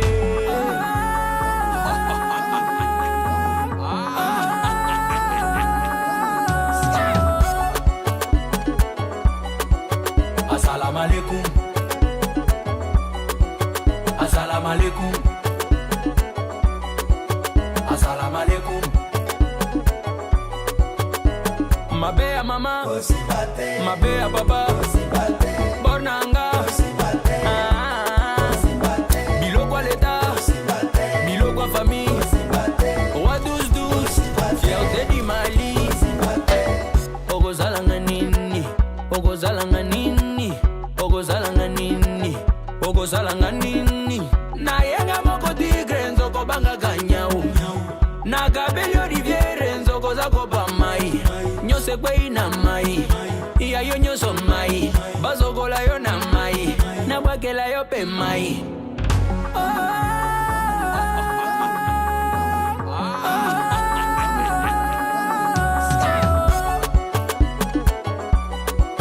Assalamu alaikum. Grand maître choisi ma tata. Assalamu alaikum. Maman sociale, Fifi Masuka. Assalamu alaikum. Ron Bimwala, Ronaldo. Mabea mama, mabea papa, bornanga, biloko leta, biloko famille, Bossy Bra, Banque Centrale, son excellence Denis Christel. Assalamu alaikum. Sassou, ya Nathalie Bumba. Assalamu alaikum. Jean-Paul Bichweka, Colin iPhone, RDC. Assalamu alaikum. Ridi Lumbele, Tsunami. Passia Moussaka, l'homme fort, Serge Igota, PDG, Marguerite Remarquable, Dania Kabwekwe, Vicky Motwani, Justin Moussanganya, Kevin Issa, prince de Dubaï. Vous n'allez rien comprendre. John Mwanzia, Skyborn. Kevin Nouveau Club, Basel, chou, chou, chou, chou, chou, chou.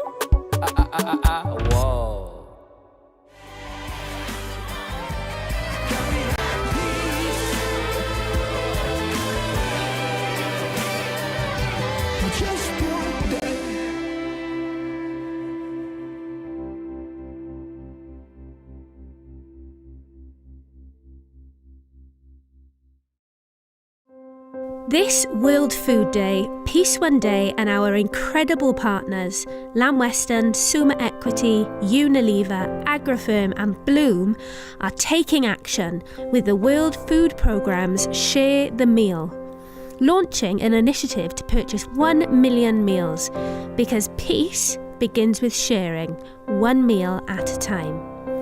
Tell your friends about this broadcast, share the link, spread the message, because every single view helps. When you see the QR code at the end of this video, grab your phone, scan it and download the Share the Meal app.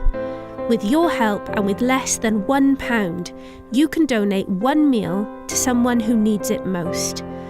Join the conversation by using hashtag World Food Day and hashtag Share the Meal, and help us spread these important messages even further. You can also subscribe to the Peace One Day YouTube channel to watch today's broadcast and 26 years of inspiring content. And to learn more about the campaign, visit peaceoneday.org. So get your phones ready, the QR code is coming up now.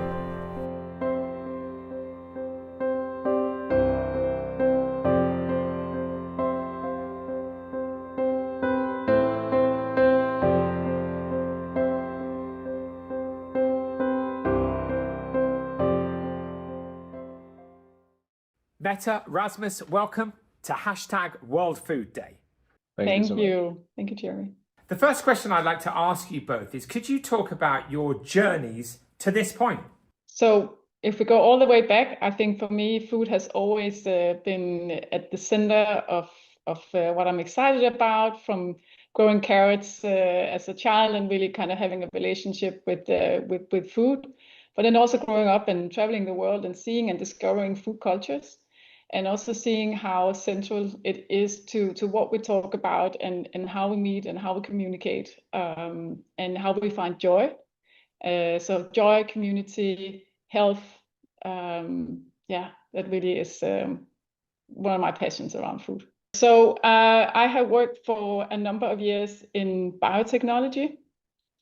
And we're seeing now, as we advance a kind of a crossover of science, biotechnology and food. We're looking for new answers to how to feed a growing population, but doing it within the means and the boundaries of the planet.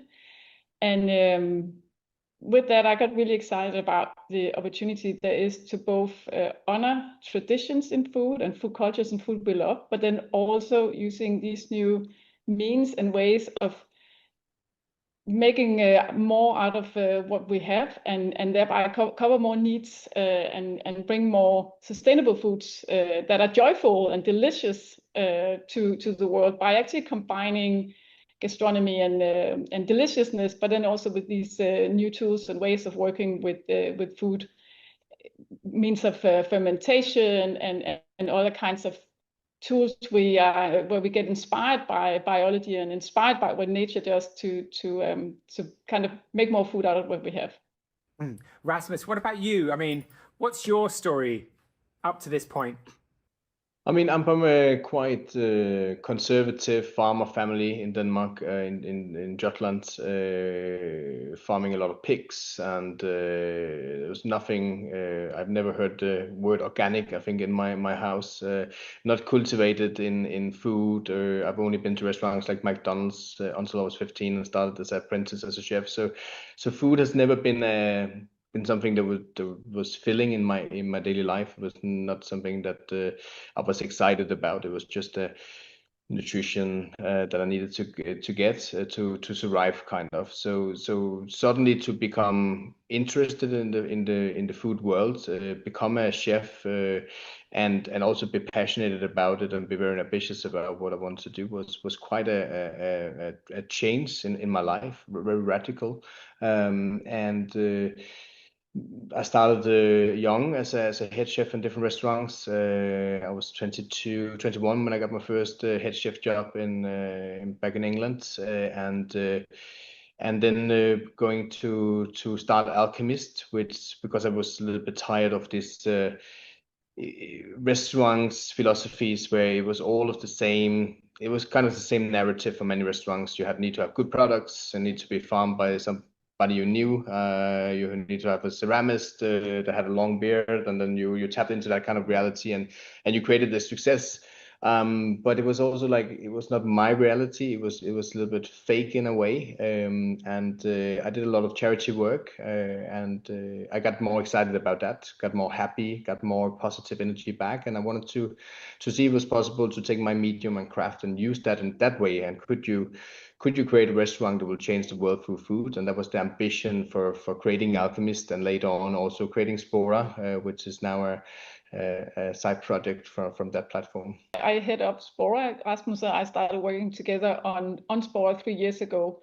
But then starting with the work that was going on in Alchemist, where they had built collaborations and partnerships with universities and companies, and that would kind of really spot that question, how can gastronomy be part of changing the world outside the restaurant? And then we worked from that and then created the Spora 2 years ago as the answer to that, where we combine the two perspectives, gastronomy and the science and technology perspective, so we can be creative and bring deliciousness, but then think forward also in terms of scalability and acceleration. Amazing. Well, let's talk about both of those in a moment. But first, I'd like to know what's sort of worrying you most at the moment in relation to food. I mean, the World Food Programme won the Nobel Peace Prize for its work around food. I mean, it's fundamentally important to the manifestation of a more peaceful and sustainable world. So what are the big issues for both of you? For me, there's a lot of different dilemmas, I think, in the food industry and the food world and the way that we consume food today. I think there's a lot of the things end up being education and understanding about what food is and how we nutrition ourselves in a healthy and sustainable way. I think it's the lack of knowledge, and I think it's a big paradox that we live in a world where we're talking about taking the new, more sustainable and healthy choices. A new report came out from Denmark that in primary schools here, 6 out of 10 kids can't cook an egg when they go out of primary school. So how should they be capable of taking these good choices that's both sustainable and healthy? So I think there's that part of it would worry me a lot, because you also see statistics saying that we use less time in the kitchen, more time and money on takeaway. So there's the whole aspect on that, cultivating a new generation of taking the right choices and get the understanding of food. There's also the thing that food can do is bringing people together, having the conversations, the talk, the more psychology part of a meal. I think we're lacking that as well, and I think they'll have big consequences in the future as well. It's a way place also to create dialogue and talk, and you see in the world today there's maybe a need for standing up and talking and maybe share a meal and come together and listening to other opinions than what the ones you have yourself. And then there's all of the other things that people say that our food system is broken. I think it's actually working the way that it's designed. There's supposed a lot of millions or billions into industries and farming and cultivating food for a bigger growing population. But there's maybe been things that's not been taken into consideration when those investments has been made, like planetary boundaries, the waste stream, the side streams that you have in the industry. And I think there's a need for taking more political actions in that, saying that it's not okay to have a value chain or have where you have a side stream that actually is a great value in and it can feed a lot of people. But today we don't use it for that. We use it for biogas, we use it for animal feed because that's easier and it's a better business instead of transform it into something. And I'm worried about that transformation will not happen fast enough. There's too much bureaucracy. There will be too many interested partners in the different industries to try to secure what they have instead of maybe looking at it as an upside potential there is in these value chains as well. So many issues that we see in the world today related to the sustainability of the planet or the planetary boundary, but also to peace and relations between humans is related to food. And it's so complex. And I think what we are really focused on as well is in the educational part, bringing it back to both the craft and the community around the meal and appreciating food and finding joy in food and finding the conversations in food, and then keeping at the core all the time also for the future that food must be delicious. related to not having a relationship with food is also maybe seeing food only as fuel, but not as something that's really bringing joy to your life, and is important in that sense in itself. And I think that's really something we want to support.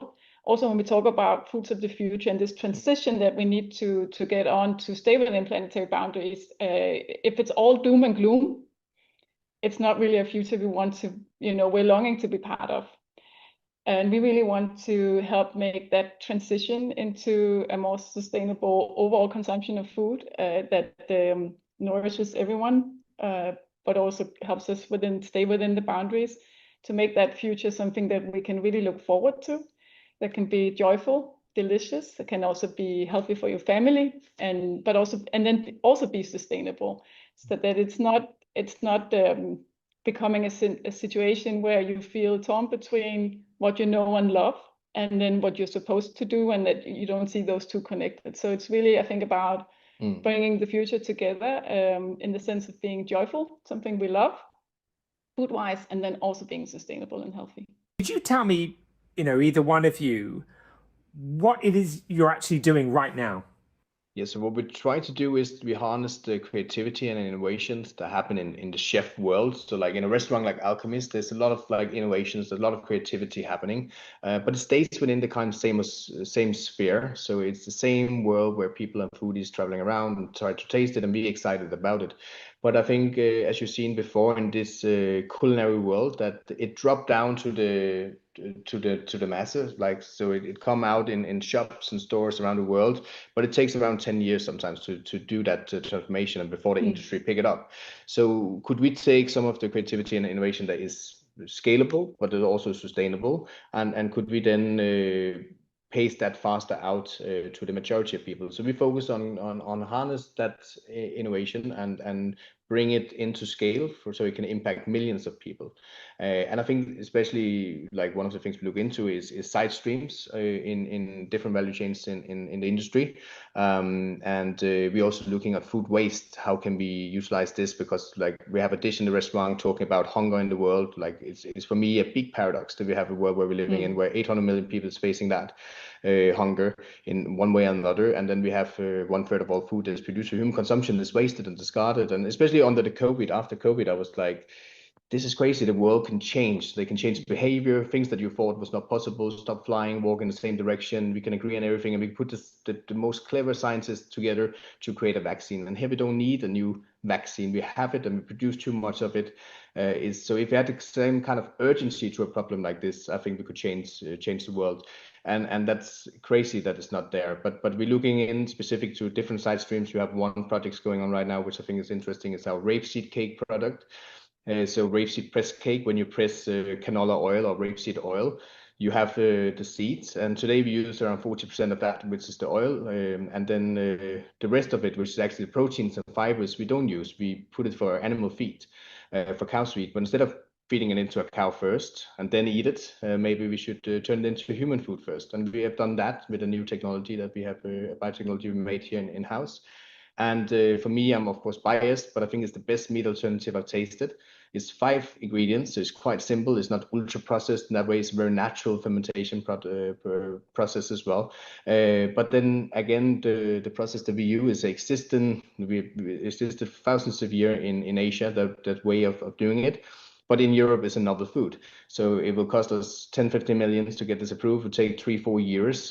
So we need some kind of like urgency. We need some kind of like fast pace, especially within novel food bureaucracy. And maybe plant-based food should have a little loop in the line to get sorted out faster, because there's a need for these new transformations. What is interesting with the rapeseed press cake is that 51% of the proteins that we grow in Europe is that protein, but we don't use the protein. So it can cover the protein needs on paper around 800-900 million people's life annually if you use this as a human feed instead of animal feed. And I think cases like that is very interesting for us to translate in with deliciousness as a driver for that.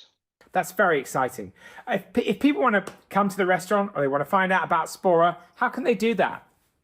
they can reach out like spora.dk or and then get hold of Mette or me or both, and we're very happy to help them also with a table at Alchemist. But what I think is most exciting is we use Alchemist as a platform of change, and I think that's the chefs have these like stars and get attention, and now I'm sitting here and talking with you, and I'm nobody. I have a primary school education. I'm not very clever. I couldn't speak English 10 years ago. So I mean, we get some attention, and we need to use that attention as wisely as possible and drive a change, especially with the world we have today, where it's so fragile. And I think that's what we try to do with our medium. And I try to surround myself in Spora with people like Mette from more biotech side, with scientists, with different PhD students, with the chefs as well. And in the end of the day, where we create some products that we hopefully will have a lasting impact.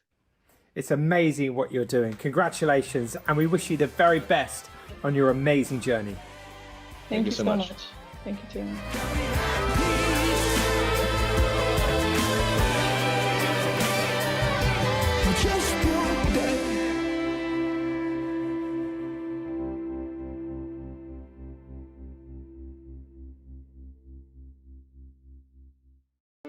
In Syria, many families are trying to start over after years of hardship, but they still need our support to keep moving forward.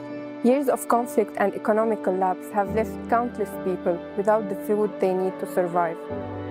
The World Food Programme works tirelessly to deliver hot meals and food baskets to families in Syria. Your support for families in Syria doesn't just provide them with food, it gives them hope.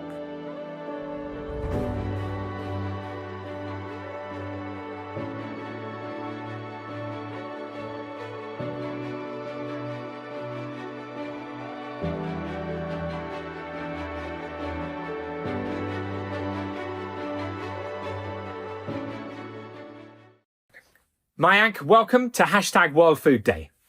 Thanks a lot. It's my pleasure to be on this platform. Thank you very much. Mayank, can I first of all ask you, could you tell us a little bit about your journey to get into where you are today? It's been a long journey, but I'll keep it short. I was born in the foothills of the Himalayan mountains, place called Dehradun. I was born in a caterer's family, so food comes naturally to me. I was only 8 years old when I started cooking. And then, helping my father to grow the business. Then, I was a little rebel kid in the house. So I told my dad that this is what I really want to do. I want to be a professional chef in the future. He was quite upset about it. He said, I'm building this entire business around you. You should be taking care of the business. Why don't you go and do an MBA, right? So I did my bachelor's in physics, chemistry, and maths. And then my mom was the anchor of the house. She really supported me. She sneaked me out of the house and she sent me to the culinary school. And for the longest time, my father had no clue that I was in the culinary school. And he thought that I'm in the business school. So when he realized, he was upset again. But I was following my dream. I really wanted to do something around food. And I did my, bachelor's in the culinary science. And I studied Ayurvedic medicine. That really helped me to make sure that we make the food as a medicine, And, I worked in different parts of the world, in different parts of India. Then we opened our first restaurant in Houston. So that's called Musafir, and it was based on a journey. And we got our first Michelin star last year in 2024 in November. So it's been quite a journey. Well, congratulations. Incredible. Thanks a lot. So it's World Food Day, 16th of October today. Yeah.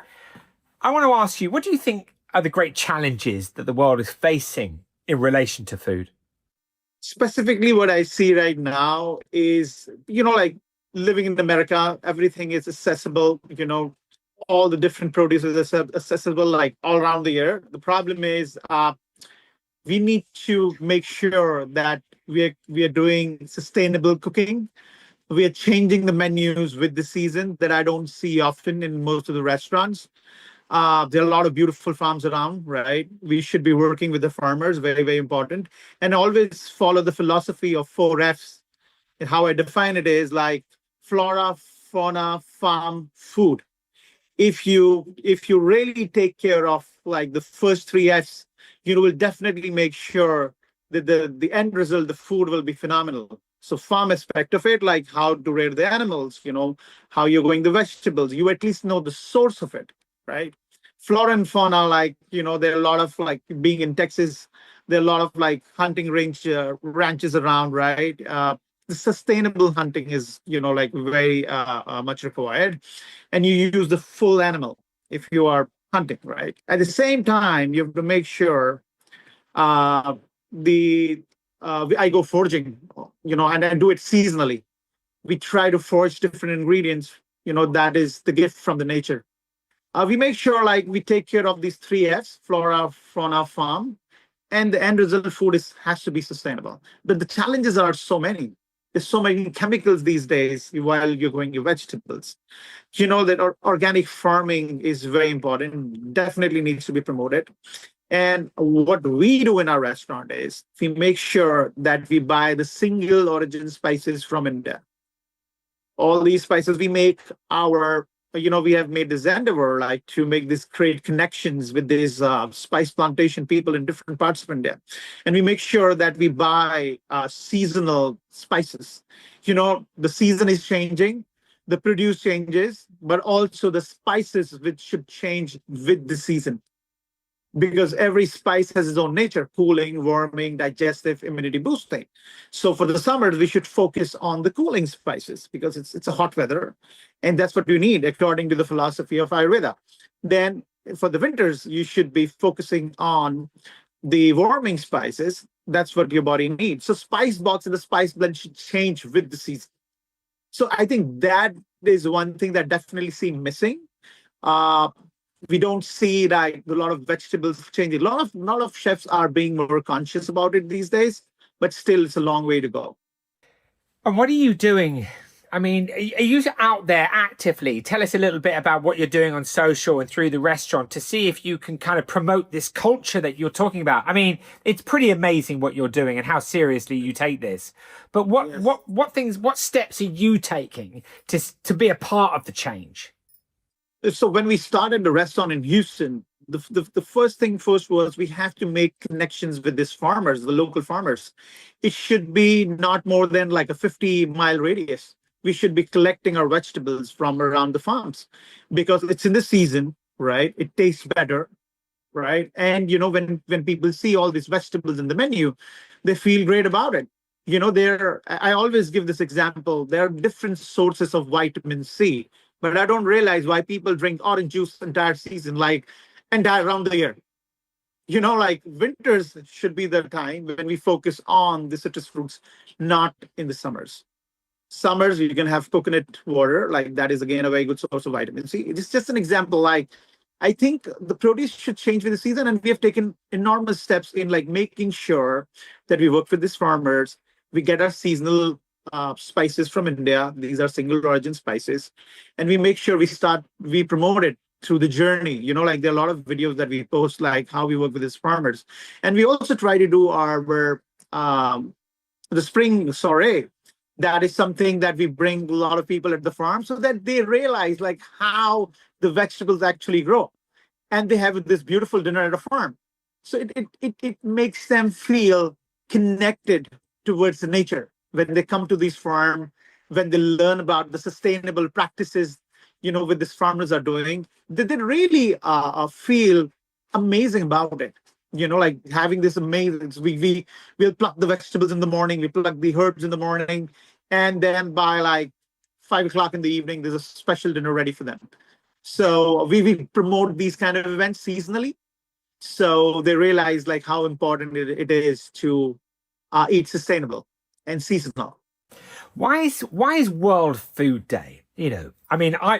I'm supporting this. I'm producing this content. I'm working with you, collaborating, and by working together, we can put constructive narrative around the issue of food to inform, inspire, and engage people towards making changes that will protect our food and therefore protect each other. I mean, World Food Programme winning the Nobel Peace Prize. I mean, there lies the massive connection with food and humanity's survival. Exactly. I mean, Tell me about why you wanted to get behind World Food Day and support awareness of it.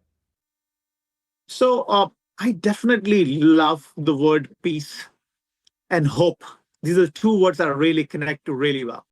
I'll tell you why. Food is my language, right? I've traveled all around the world and I've always spoken one language, that is food. So, I'm here in this world to create bridges, not boundaries. Food is the way that create bridges between different cultures. And I think that is such a powerful tool to connect, to bring people together. Just break a bread, it's just such an important tool. And it gives hope to people. There are people that are constantly, consciously doing, things about it to connect people, to speak one language, that is food.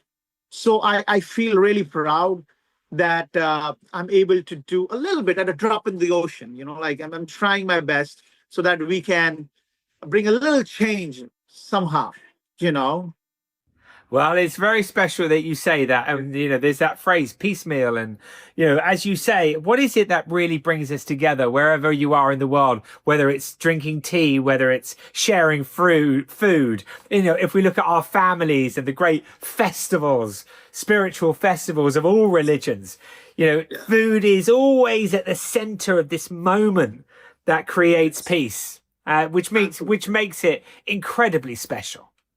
Absolutely. I totally believe in that. And, that's always been our philosophy. Even in the restaurant, we make sure that we celebrate different cultures, different religions under one roof. And we do special menus so that people feel invited. They see, oh my God, they're doing a Diwali feast. Why not? Oh, it's a Christmas feast. Why not? Living in America, it's such a diverse now I was shifted to New York, such a diverse place on earth. So we try to celebrate every single festival, bring people together through food and give them hope, right? So look, before we go, it's been amazing speaking to you. I knew it was going to be incredible. But before we go, how can we follow you and find out more? And how can we come to the restaurant? Tell us all about it. So we have two restaurants. One restaurant is in Houston. It's called Musafir Houston. And the second restaurant is in New York. We are in Manhattan, Tribeca. It's called Musafir NYC. Please follow us, on Instagram. Musafir NYC is the page. For Houston location, Musafir Houston. Or for me, it's Chef Mayank Istwal 7. So that's my Instagram page. You can find us online, through Google, any social media platform, Facebook, Instagram. So you can find me right there. Okay. Absolutely. Okay. Well, listen, it's been an absolute pleasure. Happy World Food Day. Take care. Look after yourself. And thanks for today. Happy World Food Day to you as well, Jeremy. Thank you very much. It's a pleasure.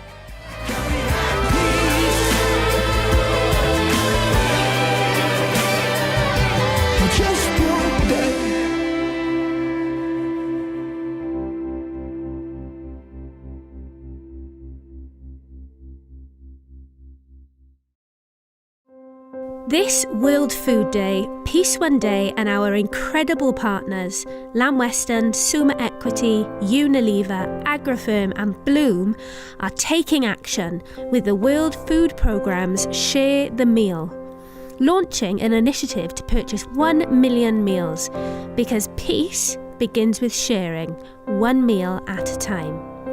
Tell your friends about this broadcast, share the link, spread the message because every single view helps.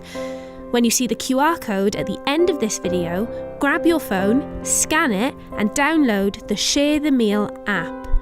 With your help and with less than £1, you can donate one meal to someone who needs it most. Join the conversation by using hashtag World Food Day and hashtag Share the Meal, and help us spread these important messages even further. You can also subscribe to the Peace One Day YouTube channel to watch today's broadcast and 26 years of inspiring content. And to learn more about the campaign, visit peaceoneday.org. So get your phones ready, the QR code is coming up now.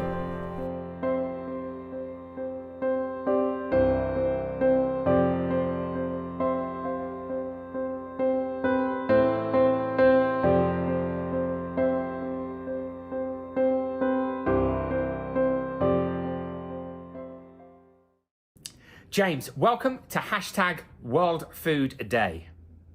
Hi, Jeremy. Thanks for having me. It's a privilege to be on World Food Day. James, I first want to ask you, tell us about yourself and your journey to where you are today. Right. I spent about 21 of my years in my first career in the military. I was a guards officer, which is equivalent to the Marines in the British Army, I think.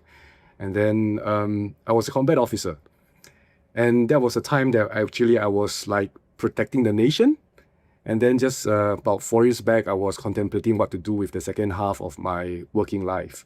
And that's where I find myself doing my Ikigai, and then considering that I need to do something purposeful. And since the world needs to save it from itself because of our overconsumption and global warming, right, I decided to channel my energy in my second career into saving the world. So actually from green uniform to the green economy, and that's what I would call it. Yeah, so since the last 3 years, I have actually embarked on a startup, which is an agriculture startup. It's called V+ Agritech, and this is our logo over here. And we do urban farming, right? And using sustainable methods like hydroponics and aquaponics, right, to bring food actually closer to the city, right? Since cities are already growing very quickly and are likely to continue growing in the next few decades, right? And our food is produced very far away, right? We want to bring it closer to the people. And that's where you can actually really make a difference in terms of cutting food waste and bringing more nutritious food to the population.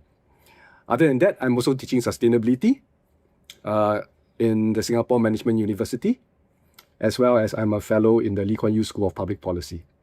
Amazing, James. What a journey you've had. Yes. Where did the passion come from? What made you suddenly decide to try and make a real impact through food? So actually, I wasn't exactly targeting food. I was just actually targeting sustainability, to take climate action. Right? It just happened at the time that when I make my decision, there started to be a spotlight on food. And then I realized that everybody's shining the spotlight on the green energy transition, solar, wind power, renewables, etc. And then now there's this food thing that nobody's staring at. And when I was in the military, I tend to be assigned to positions where I have to do new things. It's kind of like a startup, but in the military sense, where there is no doctrine, no SOP, no concept of how do you solve the problem, right? And I thought that I could put my expertise into doing that, to look at food and see how we can solve this problem. Okay, so that's really fascinating. I want to ask you now, James, so what are you doing? Tell me more about the way in which your business is set up in order to make an impact.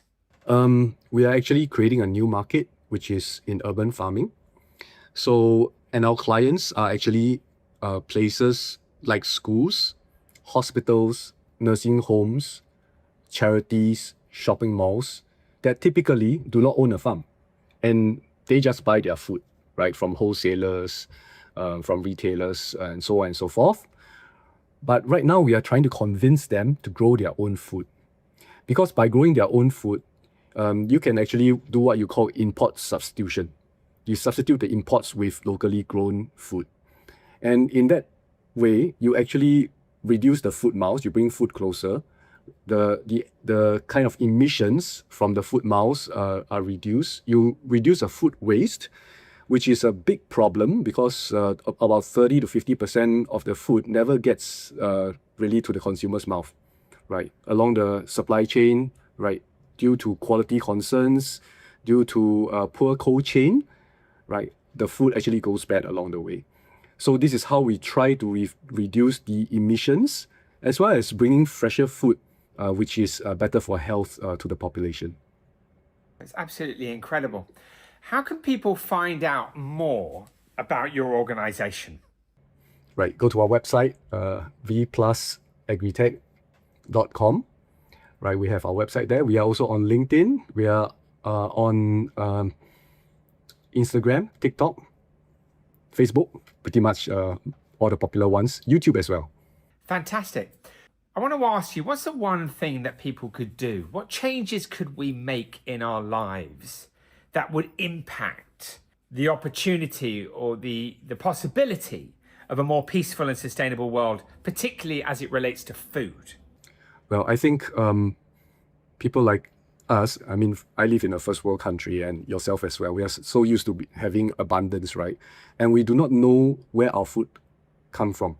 But if we do know where our food come from, or even get our hands dirty, so that we actually grow our own food, we will appreciate how difficult it is to grow our own food. And then we will be more conservative when it comes to buying food and actually wasting food. In that sense, we just get enough for ourselves rather than get too much, right? And just by reducing waste alone, I think you can actually cut down a lot of greenhouse gas emissions. And the other thing is, of course, the other culprit is meat, right? We eat a lot of meat nowadays, especially beef, right? Those from ruminant animals, right? So replacing that with, eat less. I'm not saying go for vegan diet, but you can eat less meat and use plant-based alternatives. That will also help. In relation to us living in a more peaceful and sustainable world, and of course, food is a major driver to us having peace, why the World Food Programme, of course, won the Nobel Peace Prize. What do you think the great challenges are that we face in relation to food and farming? I think it's very important to recognize that we are not just facing a climate crisis with regards to food production, we are also facing a social crisis whereby nobody wants to be farmers.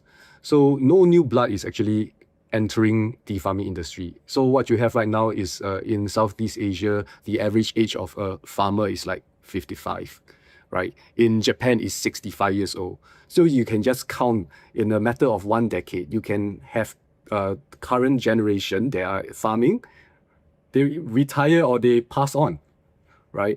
And then who's gonna grow our food, right? And yet the world is not willing to pay more for food. So who wants to be a farmer, right? When it doesn't pay, right? And you bear all the risk, right, of the climate crisis where you have global warming affecting plant use, right? And then you have a lot of uncertainty, right? And you can't make money from it. And so it is like a race to the ground, if you like to call it, right? It's a vicious cycle. So we need to change that. And I think one important thing we need to do is education. That is why my company has a lot of our urban farms built in schools, right? And that is important because you need to inspire the young generation about where their food comes from and that actually you can farm and it's not that difficult, right?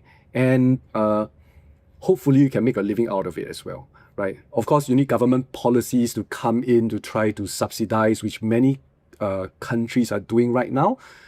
Yeah, but that is not enough, right? You can give money, but you cannot, if you fail to inspire the young to come in, you're still looking at what you call an age cliff. You're actually literally falling down an age cliff, right? In 10, 15 years' time, the whole farming industry will just shrink very much. Fascinating, James. Fascinating. Thank you so much, James, for participating in #World Food Day, and we wish you the very best on your journey. My pleasure. Thank you very much, Jeremy, for having me.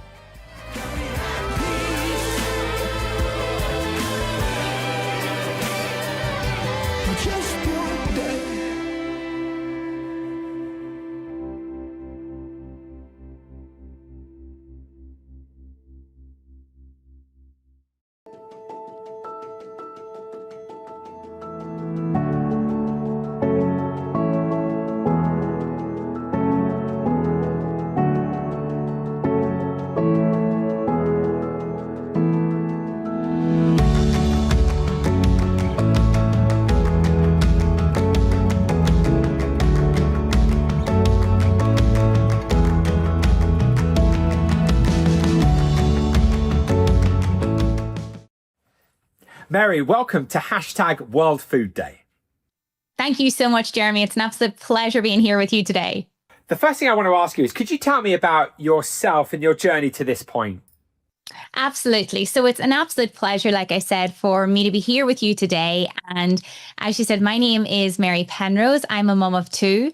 I work as a mindset and wellness mentor. And for over a decade, I have been helping women rebalance their hormones, reclaim their energy, and feel incredible in their bodies again. But my journey didn't start this way. I was actually a teacher, and my journey started essentially from my own struggles, that after I had children, I was exhausted.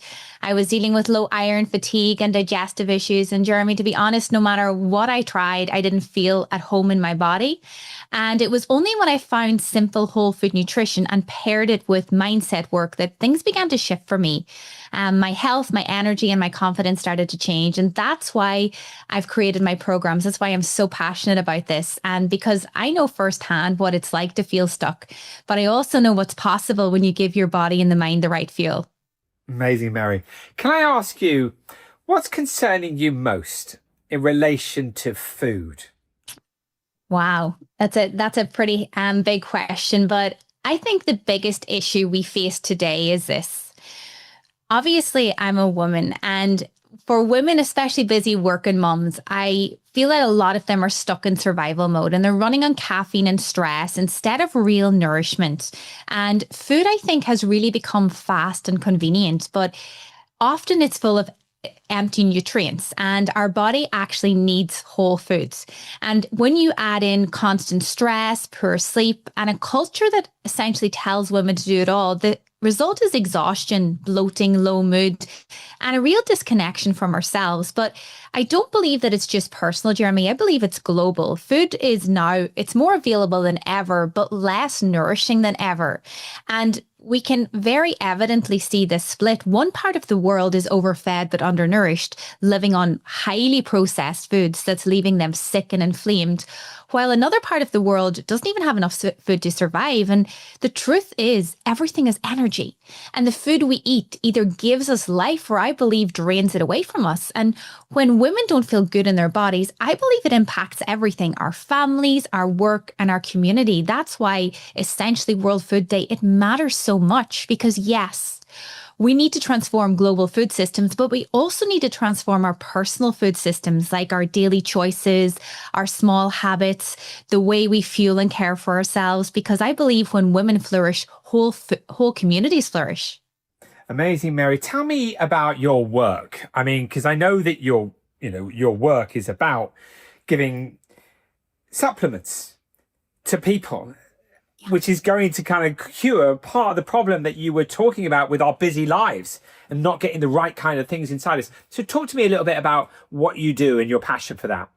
Yeah, so my journey, like I said, started over a decade ago, and it was by introducing a whole food supplement into my daily routine. And what I loved about this was that, first and foremost, it was suitable for me to take while I was breastfeeding, and I was able to give it to my son. So it was suitable for my child as well. And what it did was it bridged the gap between what I was eating and what I really should be eating. So it wasn't to replace whole foods or fruits and vegetables, but it just made the journey that little bit easier. And that one simple change became a catalyst for everything else. It opened up my world into a whole new way of the way that we should be living. It helped me to really start to understand how food really can make us feel. And I think that for a lot of people, we want to do the best, especially, if we parents out there, you really want to give your children the best start in life, but we don't understand that food and nutrition, it plays one of the most critical roles in this. And whenever we can start from the home, that's where we can make a massive difference and a massive impact. And it doesn't need to be complicated. It can be such a simple change, like adding in supplements. It can start by increasing your water intake, but I believe we have to be role models ourselves. And it starts, I believe, Jeremy, with you and me, looking at what's on our plate, what we're fueling our bodies with. And it doesn't have to be overwhelming. That's essentially why I created one of my programs, which is called a 10-day reset, because I really believe that in 10 days, you can calm stress, you can reduce bloating, you can improve your sleep, you can feel your energy return, you can feel that vitality coming back to you. And nutrition isn't about being perfect. It's about proving to yourself that small, simple changes can make you feel like a completely different woman. And for me, the reset, That's like the starting point, and it's something that the whole family can do. Every single month, I recommend that as families, we reset our systems by looking at what we're consuming. We get rid of habits that aren't serving us well. And it shows us what's possible in such a short time frame, and it gives us that momentum. And it's all about helping people to see and feel the difference. People love short wins. So when you can help people in 10 days experience the increase in energy, the better sleep, the mood changing, that's where we can start building into like essentially life-changing results. So if people want to find out more about you, where can they go? I mean, in terms of what you've just talking about, a 10-day reset, etc., how do we get in touch? You can find me on Instagram on It's Mary Penrose. You can also find me on www.flourishwithus.com. And Instagram is where I'm at every day. That's where I hang out, to be honest, Jeremy. I love sharing my life. You'll see my kids on there. You'll see our daily habits, our daily routines. One of the things that myself and Seamus love to do is every single day go for a walk by the water. I find it extremely calming, and I just think it's a great lifestyle that I get to live, all because I decided to have an interest in my health and well-being all those years ago. Mary, thank you so much for participating in #World Food Day. And we wish you the very best on your journey. And of course, to Seamus and the kids. Thank you so much, Jeremy. It was my pleasure.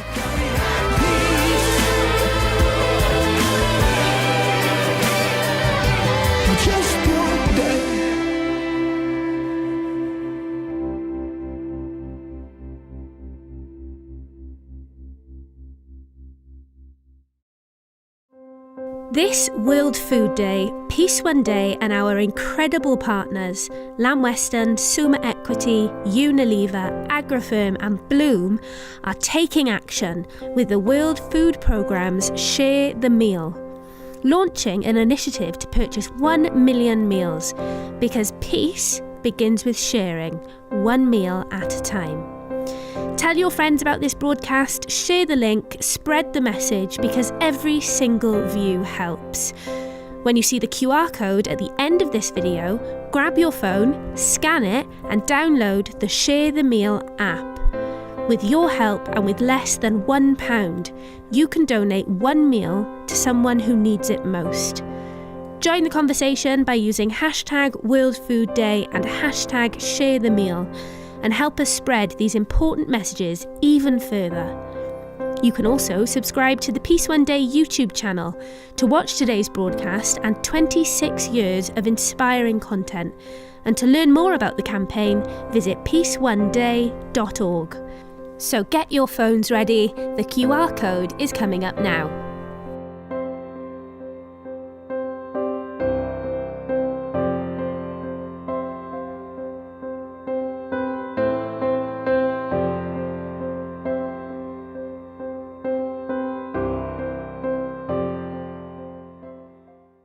Sam, welcome to #World Food Day. It's great to be here. Thank you so much for having me. Sam, listen, you've had the most incredible journey in relation to food. Tell us about it. Yeah, I've spent the last 20, almost 25 years in food, starting off as a cook who just wanted to learn how to, make some tasty food. And that journey led me all over the world. I trained in Vienna, got my butt kicked in a kind of old school way at a very high level restaurant, worked for free for about a year and a half, actually illegally, I didn't have any papers, and just sort of got thrown in the fire and was taught, the basics, and sort of cooked and traveled around the world. And early on in my career, started really focusing in on the issues around people's health and the planet's health as it pertains to what we eat. So when I started cooking for the Obamas, just after then Senator Obama had launched his campaign for president, I kind of got matched up with the right family for a young cook who cared about food politics and food issues broader than just tasty food. I ended up going with them to the White House. I led nutrition policy for the president, and I ran the First Lady's big health campaign for kids and families called Let's Move. And so I was with them for 8 years, in the White House for 6. I also, of course, cooked for them uh, throughout all those years. And then since then have been working around climate change, environmental health, human health through food and agriculture in a number of ways, primarily as a venture investor with our fund called Acre, starting other businesses, staying engaged on strategy, and just trying to figure out how do we move the food system to a healthier and more sustainable direction. So yeah, that's it in a nutshell. I mean, I want to move on to the fundamental issues around food in terms of how we're growing it, how we're consuming it, its security, etc., and its impact on the planet, which you know a lot about. We've got to get to that. But for anybody who heard you say what you just said, I mean, that's quite incredible. I mean, to cook for the Obamas. I mean, give us a little bit more about what that's like. I mean, what is it? I mean, obviously cooking. I know what cooking entails, but that's quite an unbelievable thing to do. Yeah, it was a an experience of a lifetime, to say the least. And I was extraordinarily lucky to have the vantage point that I did.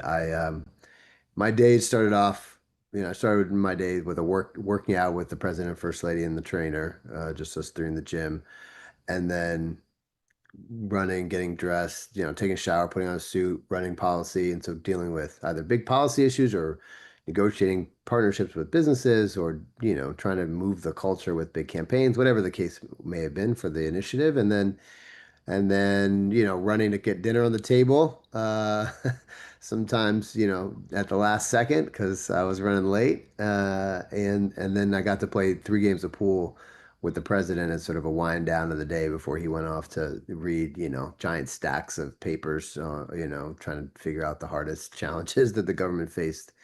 So I had a deep and very unique vantage point into the whole endeavor.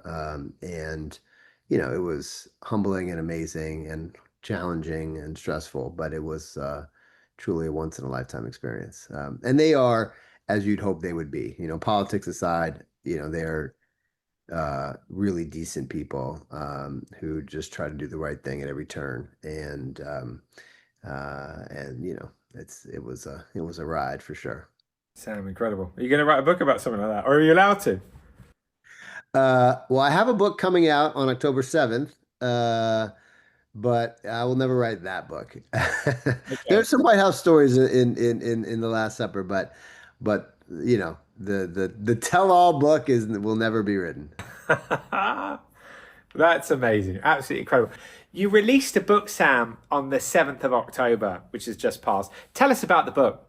Well, the book is titled The Last Supper, and it's based on a series of dinners that I started. The first one actually I did at COP21 in Paris. And it was an attempt to try to do 2 things. One, bring food into the climate change conversation in a way that back then it just simply was not at all. It's just basically never mentioned. And 2, help give the environmental community a tool through food to try to connect more emotionally with citizens who I think we've largely failed to help convince that climate change matters to them and have a sense of what the implications of it are. And it's a meal that is put on with all the ingredients that the models predict our kids and grandkids won't have as a result of climate change, or if they still exist, will be extremely expensive. Things like coffee, wine, chocolate, shellfish, crustaceans, nuts, fruit trees, etc. And it's like foods that we know and love and eat every day that are really an existential threat. And I think the thing that I've come to realize is that it's not a future state. Like, these things are happening now.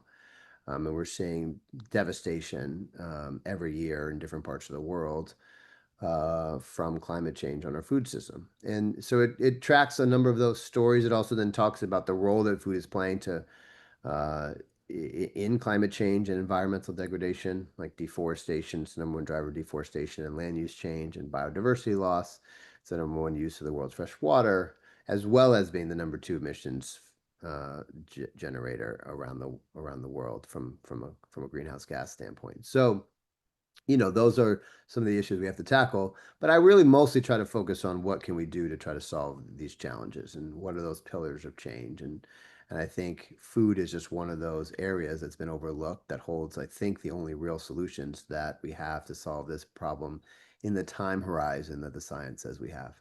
Sam, I want to ask you, I mean, being so close to Obama and having that experience of somebody who's really focused and gets things done, is thinking about humanity and the long-term vision, extraordinary.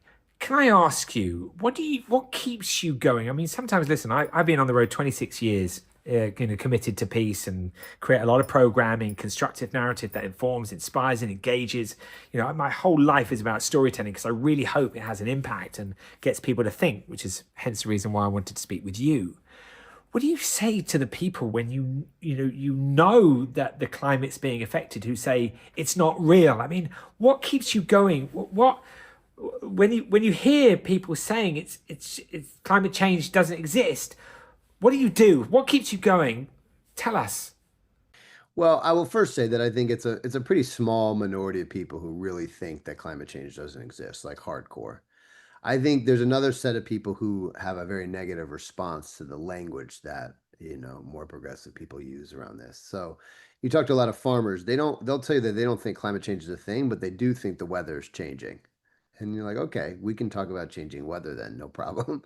Whether we call it climate change or changing weather, I don't care. So I think part of the challenge, for those who genuinely have no respect or interest in like data and science, I'm not sure there's that much we need that can be done.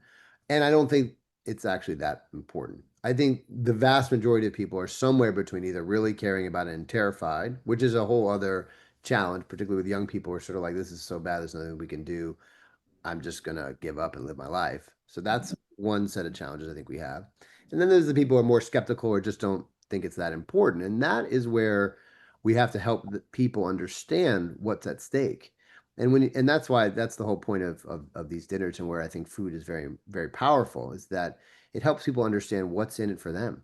Like and really what we're talking about here is our very way of life is really under threat, and our ability to pass down to the next generation the delicious lives that we've been able to enjoy is truly at stake. And that is something that I think touches all of us. There isn't a person across any political spectrum that isn't trying to leave their kids something better than what they found. I mean, that's sort of core to who we are as human beings.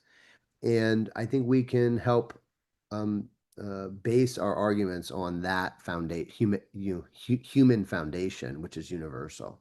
So I think we just have to keep finding the right language, speak to people's hearts as less than their minds, and keep rallying people to make progress here little by little. And I think the other thing that's going to help us is that every year things are getting worse and more visible.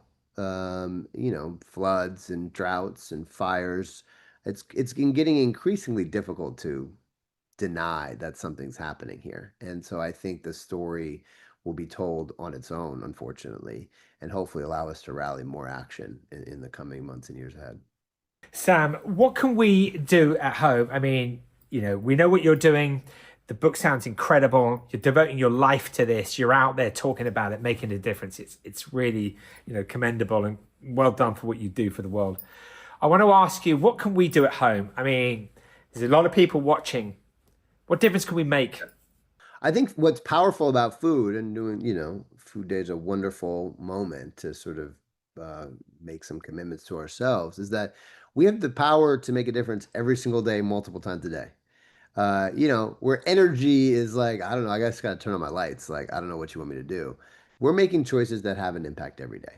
And that is a wonderful opportunity to, bring along your family and to trying to make some changes. I think if you just look at the data and you just had to decide, okay, what's the one thing that I could do to make an impact? It is eating less red meat, less animal protein overall, but especially less beef and less lamb. Those are the two biggest emitters, like pound for pound, in the world.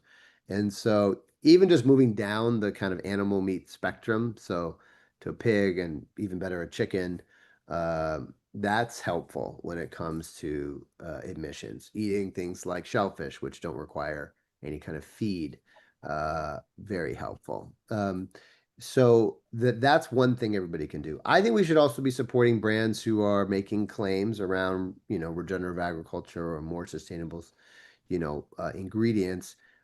There's plenty of greenwashing out there, and so we have to be, thoughtful about that. But I think that's up to the advocates to be pressuring these companies to make good on what they're saying, and government to regulate appropriately. But I think as consumers, if we see somebody who's putting some energy into that, and trying to put a better product that's produced more sustainably, we should be supporting them. And I think that sends a strong signal to businesses that this is where the future is. The last thing that's critical, and I don't care where you are in the world, if you are lucky enough to live in a democracy, you got to vote. And you got to vote every time in local elections, in national elections. Our leaders matter. And, we're seeing this in the United States. We voted for somebody who thinks this is a hoax, and it's insane. It's unconscionable, and it cannot stand. And so, we have a responsibility to put in positions of power leaders who understand science and data, don't politicize the facts, and who are thinking about the next generation. And if we don't, we are mortgaging their futures. And right now, their futures are really on the line. I have 2 young boys, Sai and Rafa, are age 8 and 6. And it's terrifying to think about the future we're potentially going to leave for them and the mess that they're going to have to clean up. And the young people are not going to save us. I cannot tell you how angry that line makes me feel, because essentially that's adults advocating responsibility for the mess that they've made and just saying their kids are going to clean it up. We have to take responsibility for the moment, and we have to make the necessary actions that are going to be tough, and investments that are going to be necessary right now to mitigate the worst of this and set our societies up to manage through a very volatile, challenging period. That's it. And so that's on us right now. And I'm excited. I think we have the potential. We have the tools. But we have to keep pushing forward and put leaders in place who care about and share those values that we do. Yeah. Sam, unfortunately, we have to end. I don't want to keep listening to you. But anyone who wants to find out more about you, how can they? Well, we love it if you buy the book. A shameless plug for the book called The Last Supper. And, I'm on Instagram and do various speakings and have a TED Talk, couple TED Talks, those kind of things. But we'll be out there pushing and encourage everybody to raise their voices in their families and in their communities. And I think we have a shot to make a real difference, even when things feel bleak at times. We have no other choice. Sam, incredible. Thanks a lot, mate. Good luck. Thanks so much. Thank you for all you do.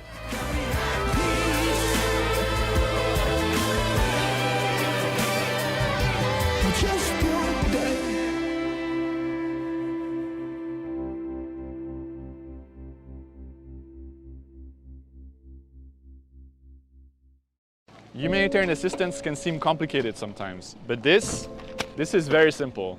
One box is 1 month of food for one person. There's oats, there's oil, there's meat, there's wheat flour, a lot of other good things that allow people to cook for their families. Most of it is bought locally. It supports the local economy. It costs us about $20 only, and it keeps people alive and well in frontline regions of Ukraine.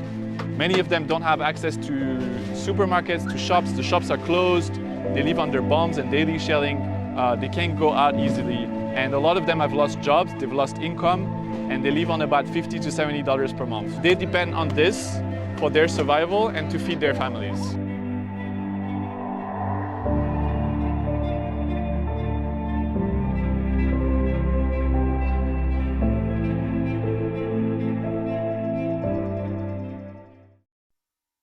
Zaritza, welcome to #World Food Day. Thank you, Jeremy. Zaritza, the first thing I wanted to ask you is, could you tell us a little bit about yourself and your journey to this point? Very difficult because I had several lives. So in this life, I am UN officer at the World Tourism Organization, serving people. And in doing so, we have come across and we are facing, as you all know, really a context in which you are evolving in polycrisis. And one of the crises and one of the aspects that is very worrying is issues related to climate change. And in the course of trying to support, on the one side, government, on the other side, private sector companies, because tourism is trade, and tourism is one of the main trade sector. It was the third export earning category on 2019, after fuels and chemicals. So it's a huge sector, but composed of many industries. So you have hotels, you have restaurants, you have recreation, you have national parks, you have as well travel, meaning that you have airplanes, you have trains, you have all kind of industries. We went through a huge crisis with COVID. And during COVID, we saw many people suffering for many reasons, because they were isolated, they were not having the means to sustain their livelihoods and so on. Now, all the combination come to some sort of a set of solutions that is related, on the one side, looking at the lens of reducing our impact on the planet, and on the other side, trying to support livelihoods and having a more humanitarian approach. We have found that because food and food waste in the tourism sector, because of this amplitude, is a great opportunity, because it allows us to act independently without a big knowledge. However, we know as well that 20 to 40% of food is wasted in the sector, but not all is waste. Part of it is definitely a surplus. So because it is a surplus, it deserves to be distributed with decency, and it can really support food security. So that path has led us to where we are today. Can I ask you, what's concerning you most around the issue of food? I mean, the World Food Programme, of course, one of your agencies, won the Nobel Peace Prize in relation to food. So clearly, food and peace go hand in hand. I want to ask you, in relation to food, what concerns you most? What are the great challenges that we face at this particular point? I think that food is maybe not where it should be. I explain myself. On the one side, we have an abundance of food and an excess of food, which is transformed and appreciated by many people. And on the other side, we have many people that don't have food. And when you speak about the connection of peace and food, it is exactly that. It's like, how can you possibly think about any global challenging issues when you are hungry? You're not going to speak and to think of climate change. You're not going to look into climate action. You're not going to look at biodiversity. You need to feed yourself. And I think that principle is a fundamental principle in the approach that we are trying to undertake. Can I ask you, UN Tourism, what kind of practical steps are you taking to be supportive of the issues that we're facing? I felt that it was not sufficient that we only call upon our sisters agencies such as United Nations Environment Programme, because it has to do with sustainable consumption and production. They as well working on food, or FAO, which is the organization responsible for production of food and agriculture, or IFA, that is the one on the humanitarian side. I think the combination and the responsibility lies in all of us. And this is the reason why I wanted to have a system mapping. And who better than the people I had the privilege of meeting on my journey of a daily life and daily work, the Cambridge Center for Resilience and Sustainable Development. I found that that was the perfect partner to start and build the initiative to transform food systems in tourism.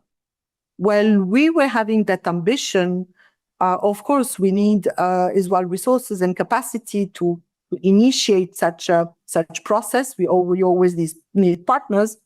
We reached out, and I reached out to the TUI Care Foundation, who was thrilled and very interested in supporting the initiative. So this alliance between the three entities, very different from their, I can say, scope and role. The ambition is really to co-create a sustainable and circular food system across the tourism value chain, which I was mentioning earlier, which entails really many different sectors. So we know that the tourism sector, holds a unique convening power to drive systemic change across the value chains. So this system mapping is offering us the opportunity to unlock the necessary policy on one hand, and to provide inspiration or a model for new business models. I explain myself, and I want to illustrate that. When we have planes landing in a country, and when they still hold an important amount of food which is not being touched, they are obliged to dump it. That is something that for some destination, when the plane arrive, is a total waste, because people are in need of food. Now, this is tied to health issue, to regulations, and to policies.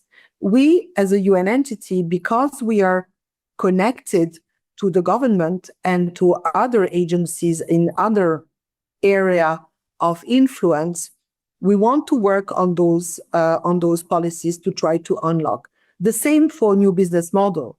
The way we produce food, and that is where we will be calling upon other partners which are more inclined and knowledgeable in the farming part, that food that is produced needs to reach the right place to be used. So the distribution between the producer and the consumer, which is a business, as well needs to be analyzed. In the same way, the processing of the food in hospitality, for example, or any business in tourism, needs to be as well very carefully looked at. And on the other hand, that is what I was mentioning earlier, as we estimate 20 to 40% of food waste in the sector. By the way, this number applies as well to private household. Part of that food can be redistributed. Again, there is a cost of redistribution, or there is as well regulation. So this enables as well the creation of more different social enterprises, but as well to use technology for being able to reach out the possible food surplus that is available. And then finally, we want to really reduce tourism food-related carbon footprint, because you all know that food is representing 1/3 of world's global emissions, and food requires about 70% of use of water of water that is available as well to be produced. So any reduction really has a huge impact on the reduction of the carbon footprint. Now, on the food security, this is as well the other pillar that we want to tackle, as I was explaining. But as well, there are as well opportunities on the bioeconomy, because the food waste that is remaining can be as well a very interesting component to produce des engrais. Sorry, the word is missing in English. Fertilizers or these kind of things, but as well to produce energy. For example, in island states, especially in the Caribbean, where the sargassum is important, some of the pilots have identified the opportunity to create energy by mixing food waste with sargassum. So these initiatives are singled out. But what we want to do is to really try to do a proper mapping so that we can prototype and we can have opportunities to scale up with other partners. So our main call is to really invite international organizations, government, businesses, but as well the civil society to join us on the journey. And I think there is no better forum than the World Food Day to do so. Thank you, Zaritza. Well, it's absolutely fascinating everything that you're doing at UN Tourism. Can I ask you, if people want to find out more information, where would they go? You can go on our website, UN Tourism, or you can go on the webpage of the Center for Resilience and Sustainable Development of Cambridge. Zaritza, we wish you the very best with your incredibly important work, and thank you for today. Thank you very much, Jeremy, and thank you for having us.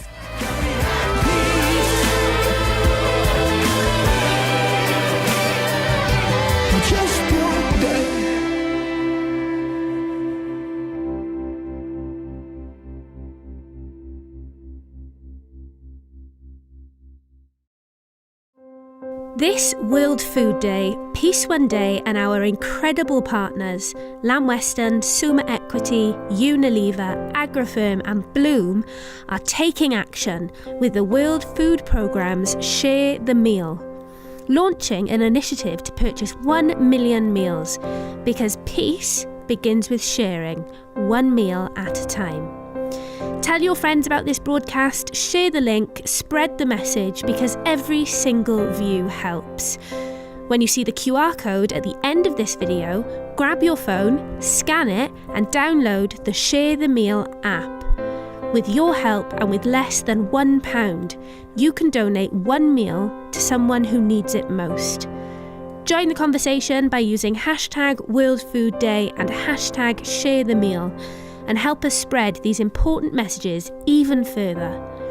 You can also subscribe to the Peace One Day YouTube channel to watch today's broadcast and 26 years of inspiring content. And to learn more about the campaign, visit peaceoneday.org. So get your phones ready, the QR code is coming up now.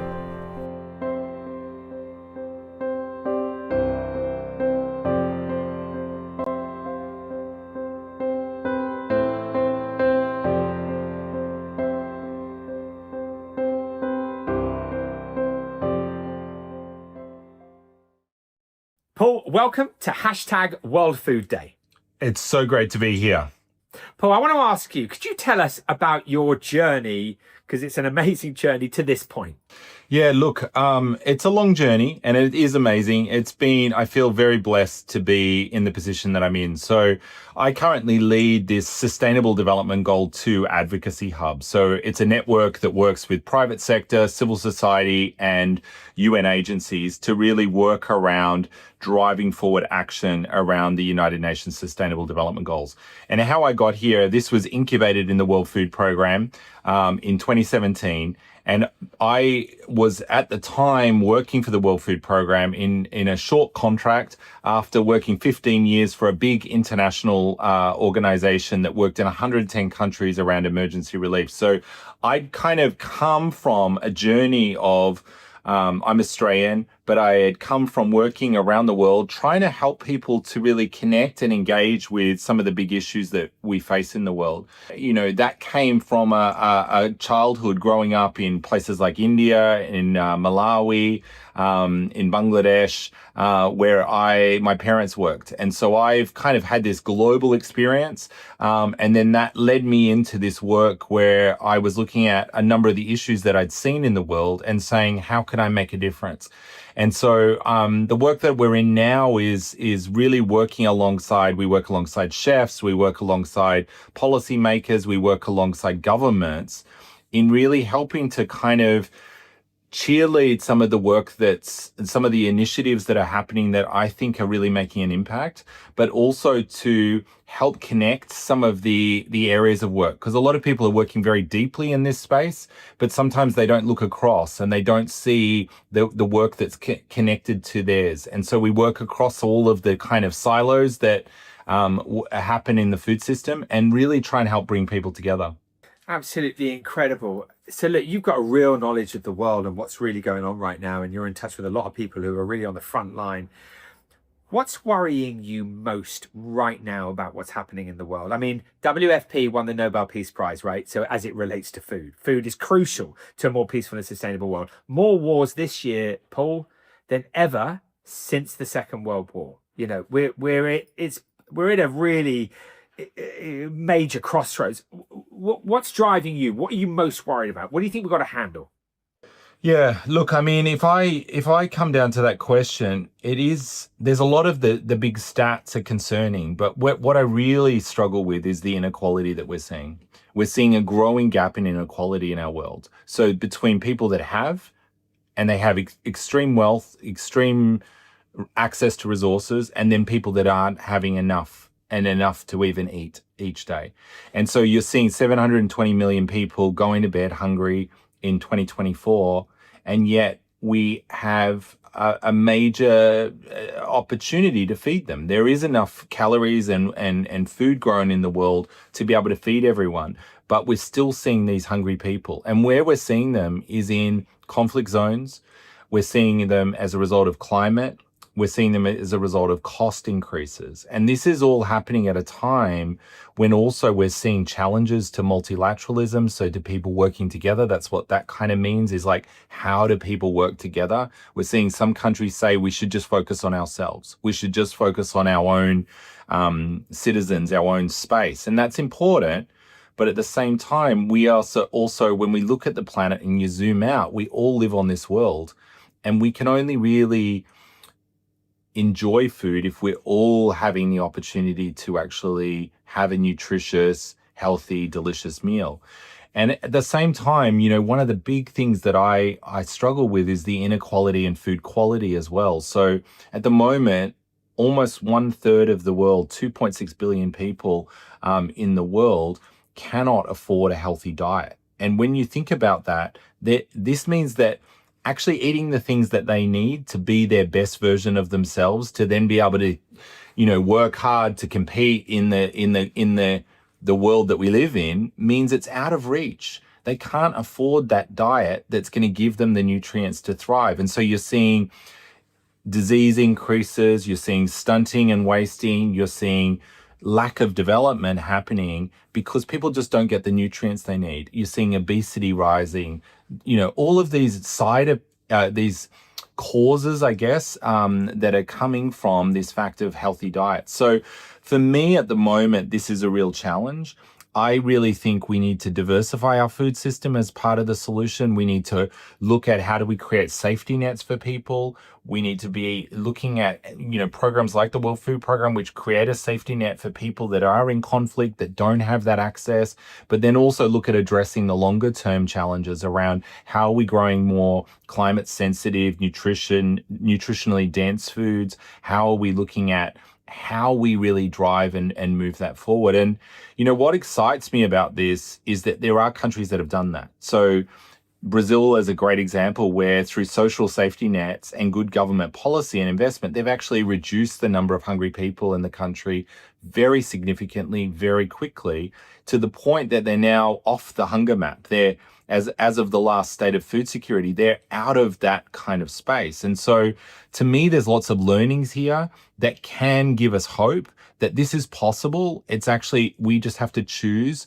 to, you know, put the right policies in and the right investments. Incredible, Paul. Amazing to hear you speak. Can I ask you, look, you know, you're a young man still, you got a lot of energy, and you'll be thinking that though. I mean, you're at this point where you've got a ton of experience and you'll be saying to yourself, okay, I've got the wisdom, I've got the experience, I've got the network and the connections, you know, where's your drive for the next, let's say, 10 years? What do you really want to focus on? What's Paul really want to achieve?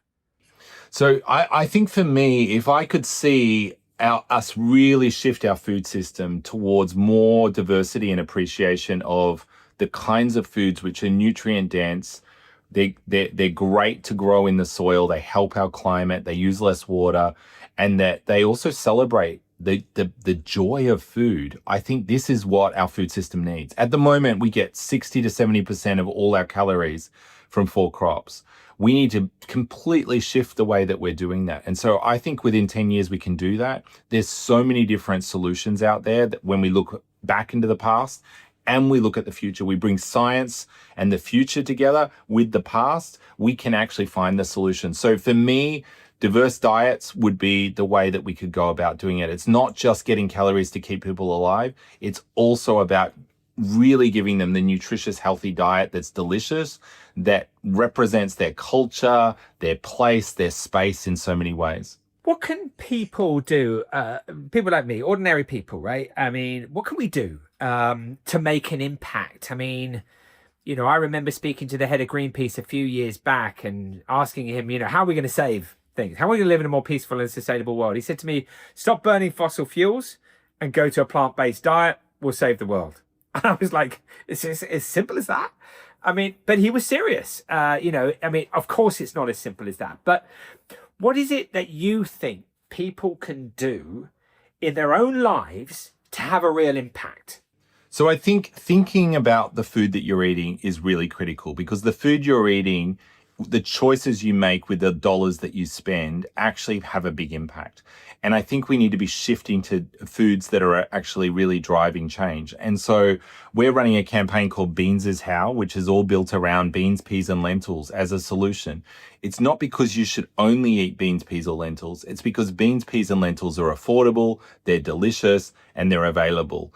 And if you think about just including a beans dish, more beans dishes in your diet, it will help you get the fiber you need, the micro and macronutrients. It also includes protein, but most people don't have a protein problem. It also has great impacts on soil. So beans help fix nitrogen into the soil. They also use less water. They can grow in all kinds of environments. They're an amazing crop for really restoring and for regenerative farming and really looking at building resilience in communities. And they also are incredibly diverse. And I think diversity is something that I just really think is critical for us to be able to face the future that is coming in our world with ever-changing climate, ever-changing challenges. We need that resilience, and I think it's so important. So for me, if you had to pick something, I would say eat more beans. Eating them with a whole grain is a really simple step everyone can take to actually really make a measurable impact. And it's affordable, it's accessible, and something you can do. That's interesting, especially the affordable part, right? Because, that it's so difficult for us all at the moment to kind of make it through. So, a suggestion which is affordable, that's good news. So, Paul, it's amazing to hear everything that you've shared with us today. For those at home who are watching this, is there something that we can watch? Can we support you? How can we find out more? Yeah, so I am so lucky to be able to meet and see so many heroes around the world that are making a real impact. And a year ago, I launched a podcast called Future Fork. And the reason I did that is because I really wanted to be able to share the stories of people that are on the front lines, scientists, chefs, people that are working in all kinds of ways, from UN agencies to business, that are on the front lines of really changing our food system. And so I sit down with them. It's called Future Fork, and you can find it across all the podcast channels, YouTube, and we have conversations. I just this week spoke to somebody running a school meals project in Kenya that is amazing and feeding 650,000 people a day. And they're growing, and their mission is to grow to 5 million meals by 2030. And this is a young person in Kenya who's doing this amazing program. So these are the kinds of cool people that I get to speak to. And they really inspire you because they're focused on a particular part of the problem and they're doing their bit. And so for me, I'd love people to listen to their stories. I'd love them to support those people and get behind them. Wow, Paul, that's amazing. Future Fork. Check out the podcast. Paul, listen, it's an absolute pleasure to speak with you. Good luck on what you're doing, and let's hope you're successful over the next 10 years. Amazing. Thank you so much, and really appreciate this initiative, and I hope everyone gets behind the goal that you have to really support and feed so many people through the World Food Programme. Amazing. Good luck, Paul. Thank you.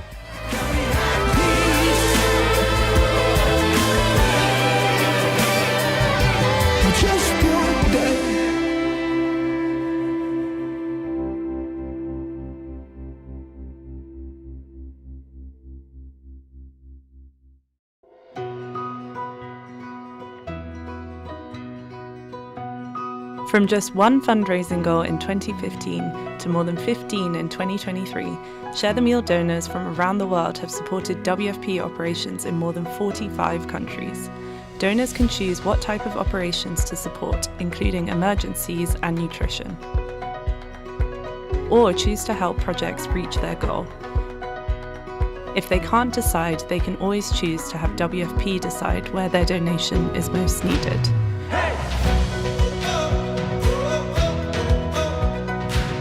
Donors can share just one meal or many, and even choose to make that amount a monthly donation.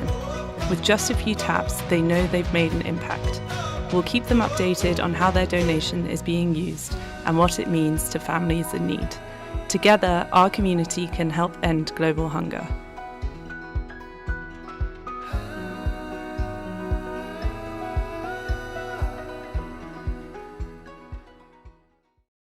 Corinne, welcome to hashtag World Food Day. Thank you, Jeremy. Happy to be here. Corinne, I want to start by asking you, could you tell us a little bit about yourself, your journey, and the Kofi Annan Foundation? Well, I was with the United Nations for over 30 years, and I had the immense privilege when I was there to work directly with Kofi Annan when he was Secretary General. And 5 years ago, I was also offered the chance to lead his foundation, which he set up after he stepped down from the UN. So this is a small foundation based in Geneva. And basically our mission is to carry forward his legacy for peace by looking at youth leadership, by looking at democracy, and also by looking at food security. Well, that's really interesting, of course, because it's World Food Day. What are the fundamental issues that we're facing in relation to food security? Well, you know, Kofi Annan once said that a hungry man is not a free man. And it means that, you know, no matter what progress we make in lots of other fields, the fundamental needs of people are first to survive and to eat. And you know, it's in the Sustainable Development Goals defined by the UN, the eradication of hunger is goal number 2. It's so important. It's really so core, so fundamental. But what we're seeing, unfortunately, is that we are moving away from that target, not making any progress, but actually moving away. So there are about nearly 30% of the world population today, which is food insecure. So that doesn't mean that people are starving, but they are food insecure. They don't all know on a regular basis whether they will have access to nutritious and sufficient food. So we're not in a very good place and far from where we thought we would be by now. That's the key overall message that we have. There are also what Kofi Annan always said, and which we found recently, the foundation ran a high-level commission on food security, is that it's not a technical problem. We have the technology, we have the land, the planet can feed 10 billion people. We are at 8 now, but it could feed more. So it's a matter of how we are organized, how the markets are organized, how people have access to food, how much food we waste. So these are, for me, the 2 key insights. People are hungry, and it's not because the planet cannot feed them. It's because we're not organized in the way that can deliver food to everyone. What's being done about that organization? If it's an organizational issue, are there steps being taken to organize it properly? Well, you know, there is an international architecture around food markets, around access to food for vulnerable populations. There are a lot of agencies, regional, international. Let me cite, for instance, the World Food Programme, amazing agency that delivers mostly to people in crisis areas. There's the Food and Agricultural Organization, both are based in Rome. So, you know, the World Bank tackles it, but it's just precisely, some of it is that they are a bit disjointed, a lot of efforts that are disjointed. And also at national level, the governments don't always make it possible for food to reach the most vulnerable. And what worries us is that people only start addressing the issue when people are already hungry. And we think we have to place much more emphasis on preventing people. We know that there are vulnerable people, poor people who are at the border. They could slide into hunger. We have to prevent these people from sliding into hunger. And there are some countries that have done amazing things, such as Brazil, that, you know, have social policies that will prevent the poor people from sliding into hunger. And it's a matter of applying the lessons learned in some countries elsewhere. It's amazing. You know, we're working with the World Food Programme on this programme today, and seeing if over the next year we can raise money for 1 million meals for the Share the Meal campaign that they have, which is incredible. So yeah, I mean, what a phenomenal organisation, which you just pointed out a moment ago. And I thought it was amazing that they won the Nobel Peace Prize. And I wonder if you could talk to us and perhaps explain to people at home, because when I tell people that WFP won the World Peace Prize, they're like, wow, that's amazing. Because of course, if we're hungry, we're going to fight. I mean, if we can't feed our children, we're not going to just sit there and watch them die. I mean, it's heavy, isn't it? Talk to us about the relationship between food and peace. Well, it goes both ways, because you said if you're hungry, you're going to fight. But if people are fighting, people go hungry. So it goes both ways. It's a very clear relationship. And we see, I mean, a perfect example today is Sudan, but of course Gaza as well. So we see that in many regions affected by conflict, access to food becomes very, very difficult for lots of reasons. I mean, people cannot cultivate. Anyway, if a country was importing grain, the grain will not arrive. People just are displaced. Massive displacement. More than 100 million people on the roads today in the world, Jeremy. So these people, it's very difficult to access food when you're not at home, when you're not sitting in your town, when you don't know where the shops is, when you don't have money. So there is such a clear relationship between peace, conflict, and access to food. There are also people who do not have access to food in peaceful situations, but there is a very clear causal relationship between the two. And it goes both ways, because of course, as you said, when you're desperate, you're going to take arms if you can't feed your family. What can individuals do, Corinne, around this issue of food? Is there anything that we can do in our lives to make a difference? Yes, I know that it seems so intractable. I mean, for many of us, we think, but what can I do here? I'm sitting here in Geneva, to solve hunger in Sudan. Sometimes it seems so intractable, but there are actually lots of things that we can do at the individual basis. One is to push our governments to promote policies that combat climate change, because climate change is also having a very bad effect on crops and on the ability of people to feed themselves. So that's one. Very simple at the local political level, push for politicians who believe that climate change is not a hoax, but that it's a real thing and that it must be effectively fought. So one thing. Two, combat food waste, because something like up to 30% of food goes wasted in many countries. So this is something that each individually we can fight. We all are guilty of food waste, and we must really stop it, because it doesn't make sense for our planet to produce food that is then, up to 30% is wasted. Three, support international organizations and NGOs. There are many, many wonderful. You cited the World Food Programme, which is really amazing for people in crisis. But there are many also large NGOs that work on helping the food producers, the small farm holders, produce for their family. And Kofi Annan was always determined to help those people, the small farm holders. They're the ones who are in the front line. They need to be able to feed their family first, and then their communities. And then things like trade across region, across countries, and so on, fade away, because they're able to feed their own people. So what about the Kofi Annan Foundation? It's incredible speaking to you today. And you know that Kofi Annan was a source of inspiration for me. He listened to me and he supported me. And so I'm just kind of it's always wonderful to speak to you and hear about the work of the foundation. Is there anything that anybody can do to support the Kofi Annan Foundation?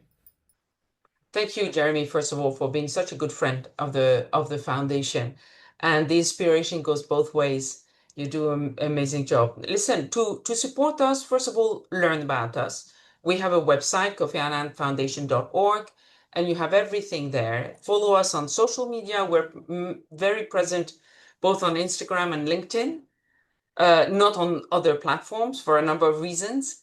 So follow us on social media and contact us. It's very easy. And we always respond, by the way. We always respond. So contact us if you have ideas. We want ideas. Yes, of course, we want people, to also direct donors to us because we're all in the same situation. But we want ideas. We just want people to be interested in what we do and to understand the legacy of our founder.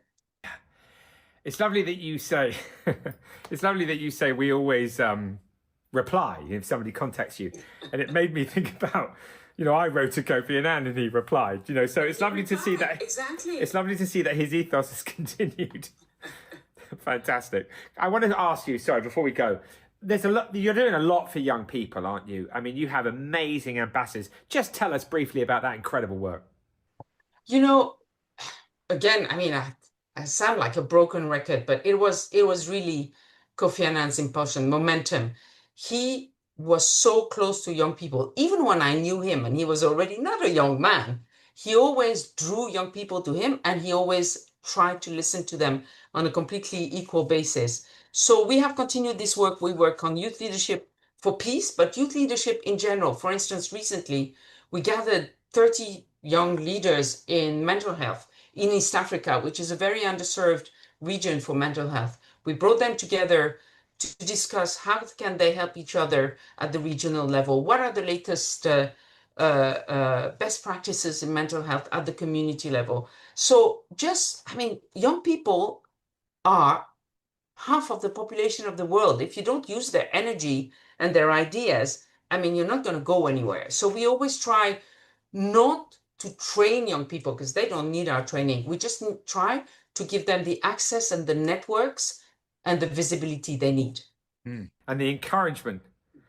And encouragement, of course. Which is exactly what Kofi Annan. It's so wonderful hearing all the different stories because it's kind of like, my whole relationship with him was about encouragement, was about being listened to, was about answering the email, or the letter in those days.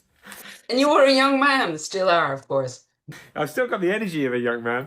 But anyway, listen, it's an absolute pleasure to speak to you. The foundation's amazing. He was just a visionary, and if only he were the Secretary General at this point. We need his leadership in a major way right now. But the foundation's still going. Thank you, Corinne, for everything that you do. Good luck with your work. Thank you so much, Jeremy. Pleasure to be here as always.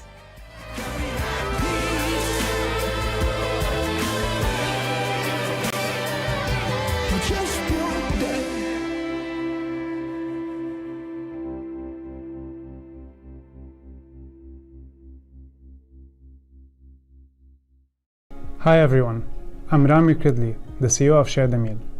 Share the Meal is an app by the World Food Programme that makes it simple to help a hungry child whenever you want, wherever you are. Now picture this, smartphone users outnumber hungry children by 20 to 1. That's the tool we all carry in our pockets. With our app, you can explore today more than 15 of the WFP's operations across the globe and choose where your donation goes. You can give to a single campaign or split your donation across several, making each meal a personal choice. It costs just 80 cents to feed a hungry child for a full day. Every donation is tracked on the app, so you can see your impact and how we are delivering it on the ground. The app runs in 14 languages, accepts 52 currencies, and is available worldwide in more than 200 countries. Together, our community has delivered close to 300 million meals, from school feeding programs in Malawi to emergency responses in Gaza and Sudan. This World Food Day, join us in the Peace One Day Challenge to raise 1 million meals and be part of our growing community of change makers. Happy World Food Day from all of us at Share the Meal.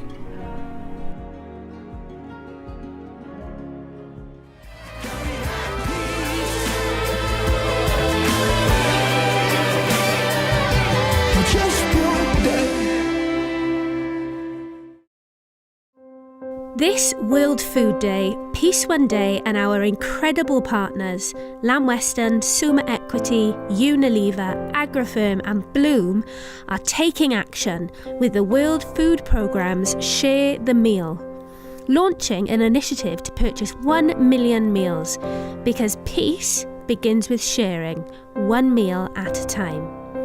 Tell your friends about this broadcast, share the link, spread the message because every single view helps.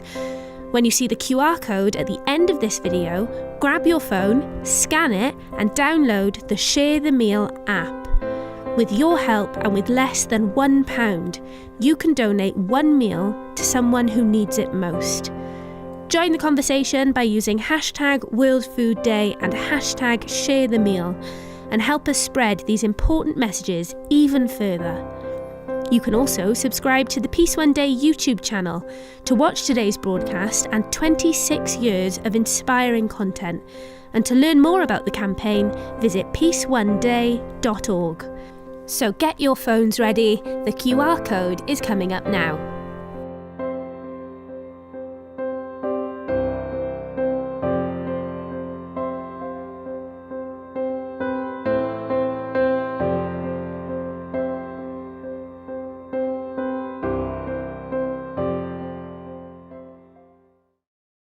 So we've come to the end of hashtag World Food Day. I'd like to take this opportunity to thank the World Food Programme for all your incredible support.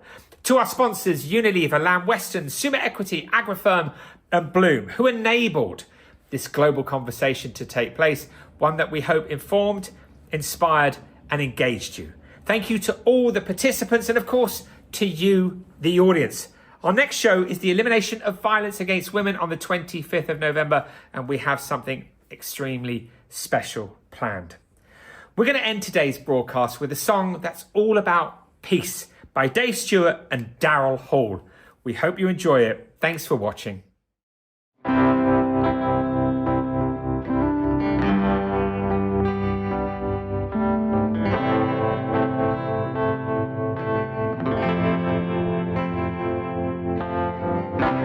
I can barely see through the smoke anymore.